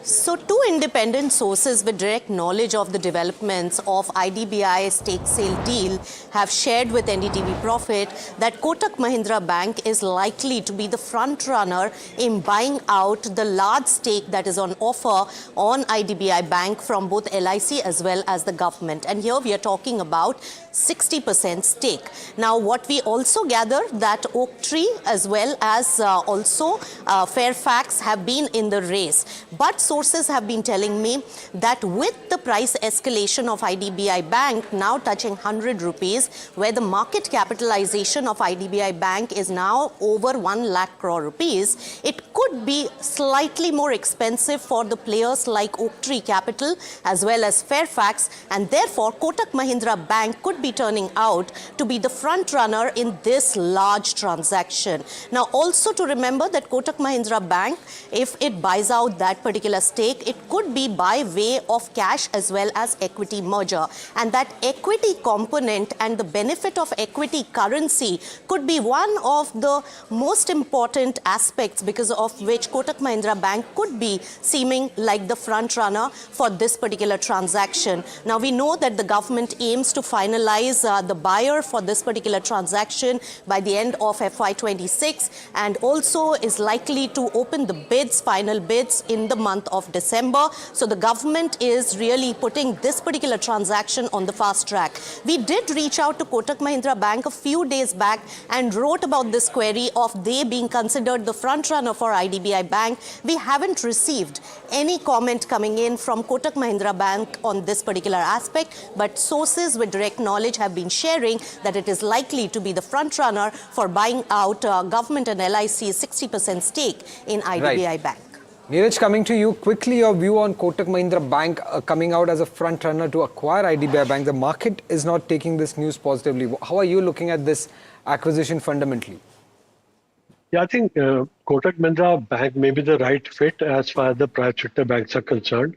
I think, but initially challenges will be there. That's why I think Kotak Mahindra Bank has been under pressure, and that's why I also said that I prefer ICICI Bank to Kotak Mahindra Bank as far as private sector banks are concerned. I think let's let the news get confirmed first. But then there are definitely initial challenges which happen when you have this kind of a stake buy and integration with IDBI Bank. So I think that is what is playing in everyone's mind right now as far as Kotak Mahindra Bank is concerned. Well, interesting about that, Neeraj. But one more interesting thing is there, and that is the Black Friday sale, which is there. And Anushi is joining us in our special profit intelligence segment. Anushi, when we talk about the Black Friday sale, is it like some stocks which are there at a discount? What are you gathering from this? What are the stocks you have picked up for us? Well, that consumption trends are anyway in the frenzy, that's in the flavor. We have tried to decode in terms of what the analysts are also most bullish on, and hence what the investors could pick in terms of where these stocks are concerned. So this is considering that anywhere between 35 to 50% of upside is what the analysts are seeing for all of these counters. Right at the top, we have something like a edgy infra, which is in focus, wherein they're seeing about a 52% of an upside here. Even RAC Limited, if we see, that is also about a 50% of an uptick that we're looking at. For Orient, Suntech Realty and Restaurants Brand Asia, they're seeing returns of over 37 to 40% each as well. Coming to the other packs as well, that's Aptus and Moltech. This is in the small cap that we're seeing. 36% is the kind of upside that they're seeing for this particular counters. While if we also focus to some of these other sectors which are not doing well, but the analysts are bullish on, is something like a Dhanuka Agritech, 36% of an upside, along with something like a Z Enterprises, the 35% of an upside. But let's quickly see what the analysts are bullish on and what's the outlook ahead for these companies. Firstly, starting off with Edgy Infra, despite the revenue cut in terms of where the guidance was concerned and muted order book as well, FY26 guidance of 10,000 to 11,000 crore of orders has been maintained. Along with that, even the balance sheet, if we see, that is on the strongest side now, with a lot of these monetization proceeds from these 5 HAM assets coming into picture. REC, if you look at that, the earnings have mainly remained in line, and even the asset quality is on the stable side is what we are looking. Along with that, the other growth driver for this is also its loan growth guidance, which is at the range of 11 to 12%. Moving on to something like what we are seeing is also a Brigade Enterprises from the real estate sector, which has not done so far. If you take the year-to-date picture in context, they have a strong pipeline. Along with that, they also have a sizable land bank. So acceleration in pre-sales is what is expected going ahead. Coming to the other pieces, also something like what we are seeing ahead is Orient Electric. Now here they reported a stronger than expected H1. This is despite the headwinds which are there in terms of how the environment is concerned. And along with that, even the wiring business is expected to support margin tailwinds going forward. Now coming back to real estate, Suntech Realty is the stock in focus. Now this has seen one of those most beaten down stocks in the pack, seeing correction of over 35 to 40%, but they've continued to maintain that 35% of guidance. Even execution is on cards, which will lead to margin accretion as well with those high margin projects in picture. Coming to restaurants brands Asia now, what analysts are mostly bullish on is gross margin expansion. This would be driven by operational efficiencies. Along with that, SSSG growth is a key growth driver. They reported about a 2.8%, and this was better than what was expected. Now, Aptus value, what they're seeing is a 25% plus of AUM growth, which seems quite on a positive side.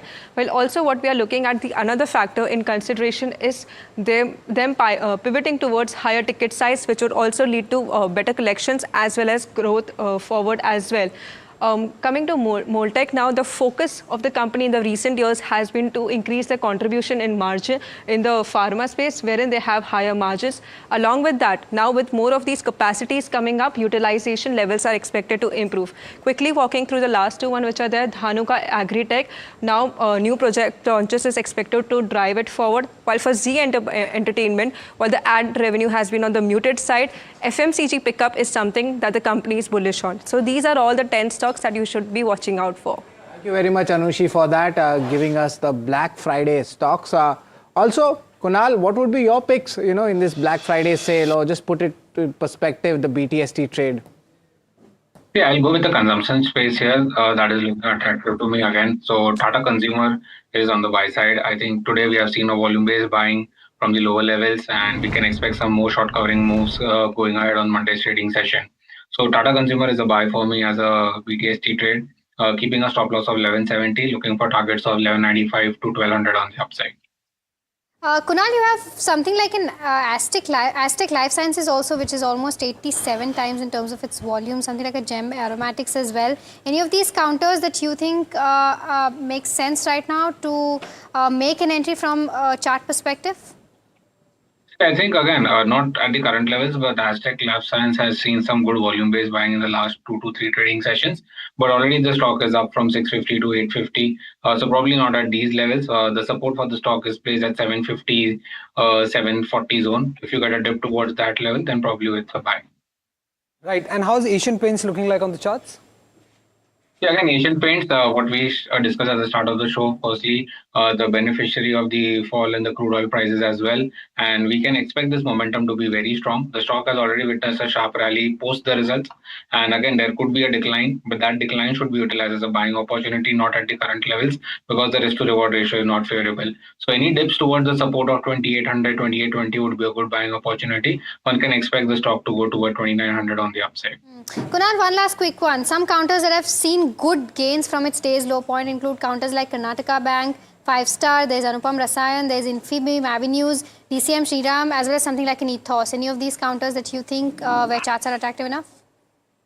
So I think one counter which one can look at is DCM Shriram. I think good volume-based buying, taking a support at a 200-day moving average, and we can expect this momentum to continue on the higher end. So I'm expecting levels of 1350 on the upside in the very short term. So that looks as a good buy. So dips again to be utilized as a buying opportunity for DCM Shriram. Thank you, Kunal and Neeraj, for taking out your time and giving both your fundamental and technical views coming in. But today's market was very choppy, and for Somit pointed out that range was there. That's where the entire index was moving, 26,065. Still, you could say that overall medium-term chart setup still looks good. Nifty Bank also, the bigger fall coming in, going below the 58,900 mark. Let's pull up the Nifty constituents, how they have actually played out in the day's trade, and largely we see now the reds are becoming more. Earlier it was the greens. Maruti, Interglobe Aviation, Max Healthcare seeing a good uptick coming in. M&M holding its gain in the day's trade, but on the negative, Reliance turned into the red, and also ICICI Bank, SBI, and even the metal counter that has taken a beating in the day's trade, including Bajaj Twins.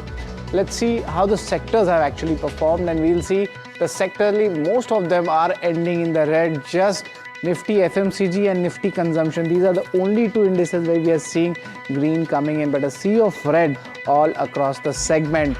Let's also pull out the advanced decline ratio, how things are actually panning out, and you see the divergence is more, and now the ratio is almost, you can say, 4:1 in the favors of bears. Nifty mid cap, Nifty small cap 250 index, let's pull them out, and we see largely they are ending at the day's low. Even last trading session there wasn't much support coming in, especially for the small cap index, and see that itself is also trading at the day's low. The support is not coming in the broader indices. Also, apart from this, the BSE contributors, let's pull them up. much news flow coming in is nothing based on any announcement or a sectoral move.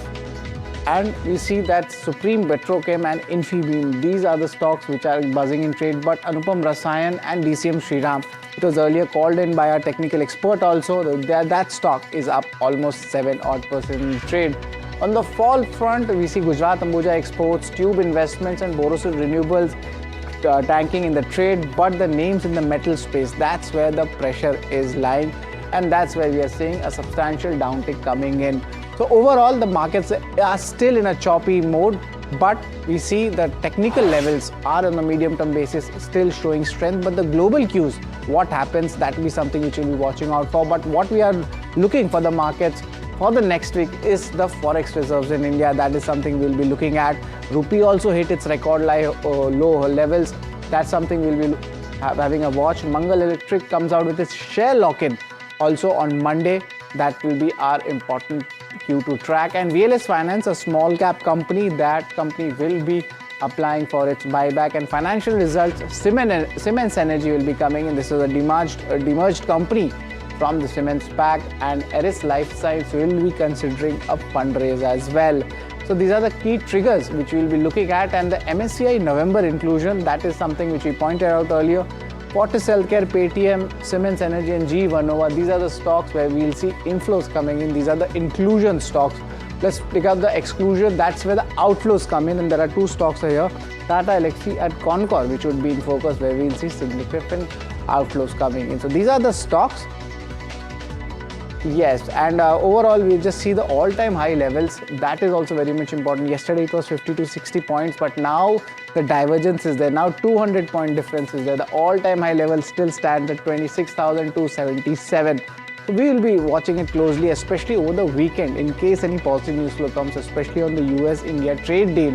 Then we might see gap up opening, but global cues are still having uncertainty, and that's how we are going into the weekend. But overall, that's it for the India market close. Stay tuned to NDTV Profit. Up next is Market Buzzers.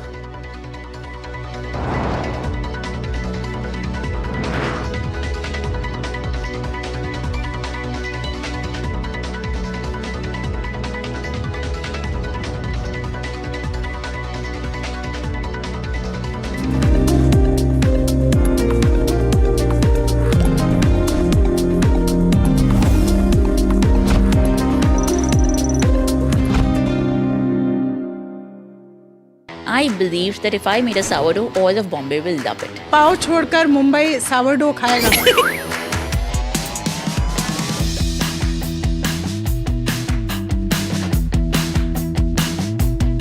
Selling sourdough when sourdough was not quite the rage it is right now. Why sourdough? Why the baker's dozen? Sneh, who's my husband and co-founder, and I got together saying, let's start a business. We were not really sure which industry. Someone said, hey, yaar, India mein achhi bread nahi milti. Now the question came, none of us knew how to bake. So you decided to become a baker because you wanted to start a baking business. Yes. So a lot of people think it's the other way around. It's not. First decided कि हमें business करना है. Yes. And then went out to figure what is the business. Yes. How many ideas did you look at approximately? The whiteboard at one point had anything between 180 to 210 ideas. Very large FMCG players are entering this game with their forks and knives ready. Are you going to be able to compete, or are you going to get acquired? Startup like ours has its own DNA. For us to be able to command a price point from a consumer because they trust us, this is something a lot of legacy players, even if you throw money at the problem, you can't solve it. One has to be profitable always. Proper Gujarati entrepreneur. And profit किधर है?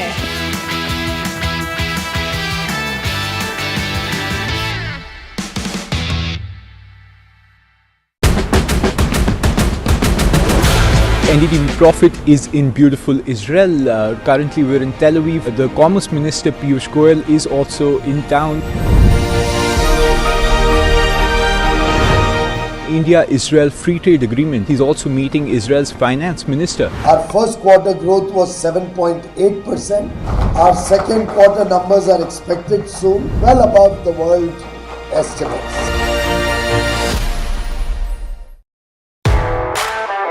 The most coveted invitation in the Indian corporate golf calendar, where top corporates go head-to-head with the finest professional golfers. An exclusive circuit across multiple cities, aspirational, unforgettable. NDTV Golf Pro-Am, India's #1 golf Pro-Am is here. The course of champions, the conversation of leaders. NDTV Golf Pro-Am, stay tuned. The NDTV Profit has come a long ways. You are the new schools and colleges which people are getting access to education from. नहीं बढ़िया आपका काम किया आपके तो नाम में ही profit लगा हुआ भाई. In the world of money and markets, the real currency is clarity. So you guys have democratized information, and I think first you seeded the market, now the market is seeding you back out there. Decisive, discerning, distinct. NDTV Profit isn't just business news. We are like visiting faculty occasionally who come and get a chance to share what we can, but I think it's a great service. It's the new language of markets, and the voices that move markets know it. Understand markets, decode money through the masters who shape them. I think you're trying to get knowledge to smaller cities and towns, making it simple for retail investors. I think what you're doing is also contributing to the Indian capital markets and Indian economy. When leaders speak of markets, they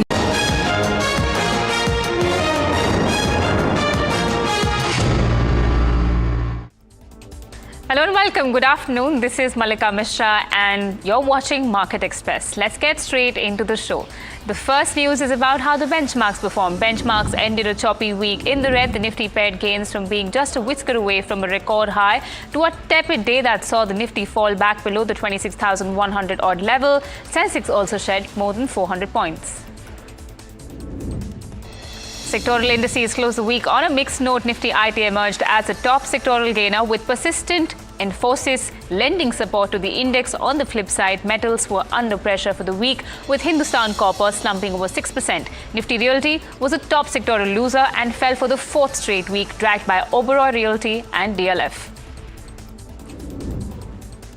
The rupee slipped to a record low as global risk-off sentiment and heavy speculative positioning pressured the currency past the psychological 89 mark.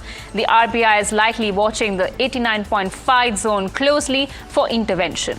A potential India-US trade deal could provide the next major trigger for stabilizing the currency. And a potential policy shift in Beijing is providing a key sentiment boost for global and Indian metal producers. Authorities are reportedly considering a new aggressive round of property easing measures aimed at stabilizing the country's slumping real estate sector. While these steps signal rising worries over the extent of the property slump, the market views them as a significant positive. The measures are expected to pair demand-side stimulus with efforts to address supply, including reducing non-performing debt and stabilizing balance sheets. For the commodities market, this translates to a positive outlook for the steel industry, specifically given its reliance on construction. The digital investment platform Grow just delivered a blockbuster Q2, proving it has mastered the shift from pure user acquisition to serious profitability. The bottom line accelerated dramatically faster than the top. Net profit surged 24.6% to 471 crore rupees, while revenue climbed 12.7% to cross 1,019 crore rupees. This efficiency pushed their critical EBITDA margin up nearly 6 points to a commanding 59.3%. On the operational front, the user base grew to 1.9 crore transacting clients. Crucially, those clients are trading big. Usage of the margin trading facility spiked to 1,668 crore rupees, confirming Grow is capturing higher value trading activity. Now, this is a clear signal of of strong engagement and platform stickiness. TCS is making a massive strategic bet on AI-ready infrastructure, announcing plans to pump up to 18,000 crore rupees into new data hubs. The IT services giant has signed a pact with TPG Terabyte Bitco to invest this capital into a new entity called Hypervault. The goal is to establish a network of AI-ready data centers with a cumulative capacity of over 1 gigawatt. Under the terms of the deal, Hypervault will secure 8,820 crore rupees from TPG, forming a crucial financial backbone for the venture. The investment will see a split proportion of 51:49 between TCS and TPG. Brokerages stay positive on TCS as the company secures a major investment from TPG for its hypervault AI data centers. Morgan Stanley, for instance, maintains overweight with a target price of 3,430 rupees. The brokerage firm says the $1 billion commitment reinforces long-term business prospects and expects more growth-linked announcements. MK also maintains AD with a target of 3,250 rupees for the stock. A major shift has been observed at Reliance Industries. The company has officially stopped importing Russian oil into its special economic zone refinery. The company announced that the transition to obtaining all exports from non-Russian oil sources has been completed ahead of the schedule. This move ensures the SEZ refinery achieves full compliance with incoming product import restrictions. This strategic change comes ahead of the deadline as the product import curbs are scheduled to officially come into force on January 21st, 2026. Novelis has been struck by a serious second fire incident at its crucial Oswego facility. The company confirmed that employees were safely evacuated, but the repeat incident is setting off alarm bells across the automotive sector. The Oswego plant is a key supplier of aluminium sheets to major clients like Ford Motor Company, whose shares fell by as much as 4% yesterday on supply chain concerns related to the initial incident. The financial damage is now becoming clearer. Novelis projects a significant impact, announcing that the sequential plant disruptions are expected to hit its full-year FY26 EBITDA by $100 to $150 million, underscoring the severity of these operational setbacks. Morgan Stanley is maintaining its equal weight rating on Mahindra and Mahindra Financial.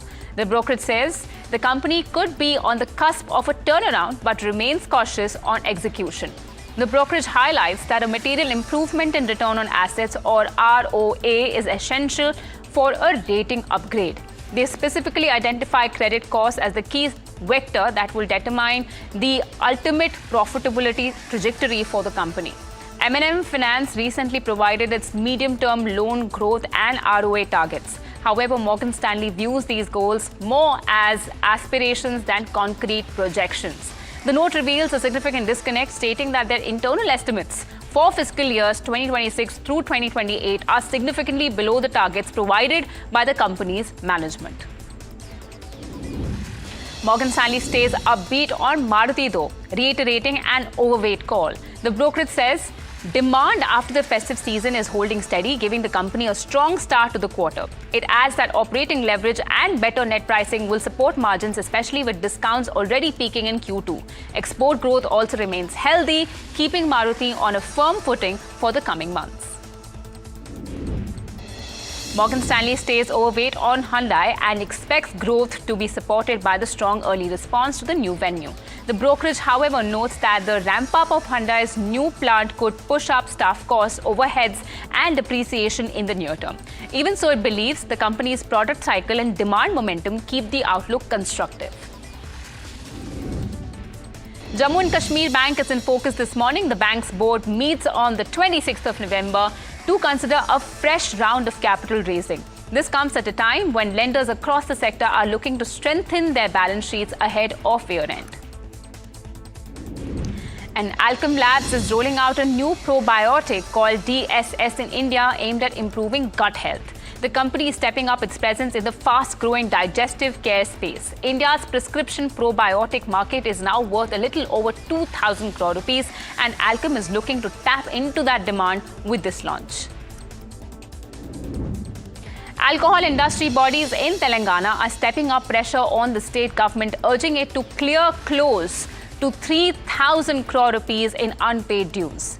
These are payments pending for several months, and companies say the delay is now straining their cash flows. They warn that if the government does not release funds soon, the supply of liquor across the state could face serious disruption, and this comes just as the festive and wedding season is gathering pace. The industry is also asking the state to shorten the payment cycle and ease advanced excise norms to keep operations running smoothly. Capillary Technologies makes a muted stock market debut, listing about 3% below its IPO price. The SaaS company opens at 560 rupees on the BSE and 572 rupees on the NSE, even though its IPO is heavily subscribed. So far, investor sentiment remains cautious despite the business turning profitable recently. IndusInd Bank said news reports iterating a fundraising exercise by the lender are speculative and factually inaccurate. In a clarification to the exchanges, the lender said that it will categorically deny having any such discussions as reported in aforesaid media reports. Sources have also confirmed that the bank is well capitalized for any needs and has not engaged in any merchant banker to explore fundraising. Neither are there any ongoing conversations for any capital raise.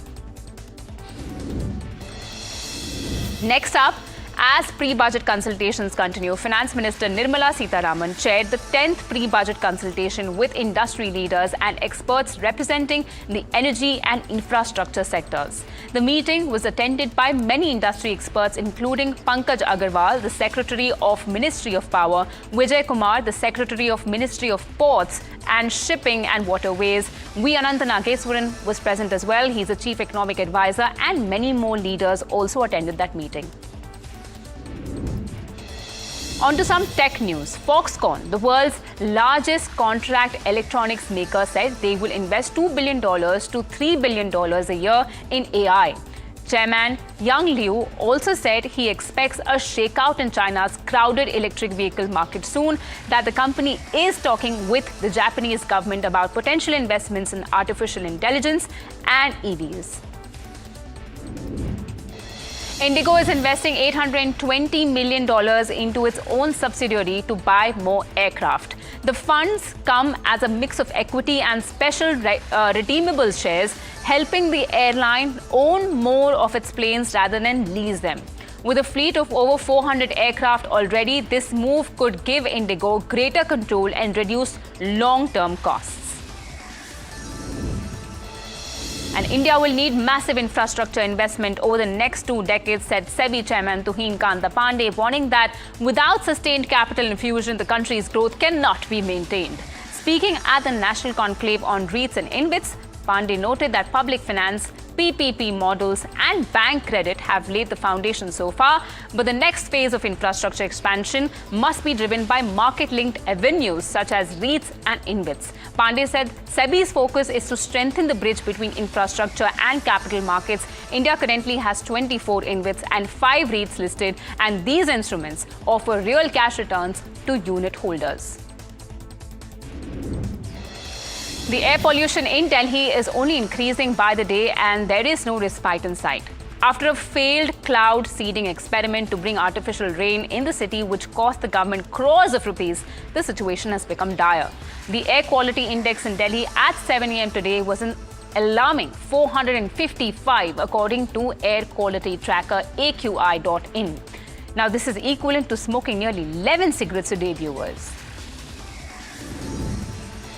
And PM Modi leaves for Johannesburg this morning to attend the G20 summit in South Africa. PM to speak at all 3 sessions of the summit. India's perspective on global agenda is to be shared. Reports suggest the Enforcement Directorate conducted searches in a coordinated money laundering case action against the coal mafia in Jharkhand and West Bengal. More than 40 premises in the 2 states are being covered as part of the action under the provisions of the Prevention of Money Laundering Act. In Jharkhand, the agency is covering about 18 locations as part of the investigation related to coal theft and smuggling.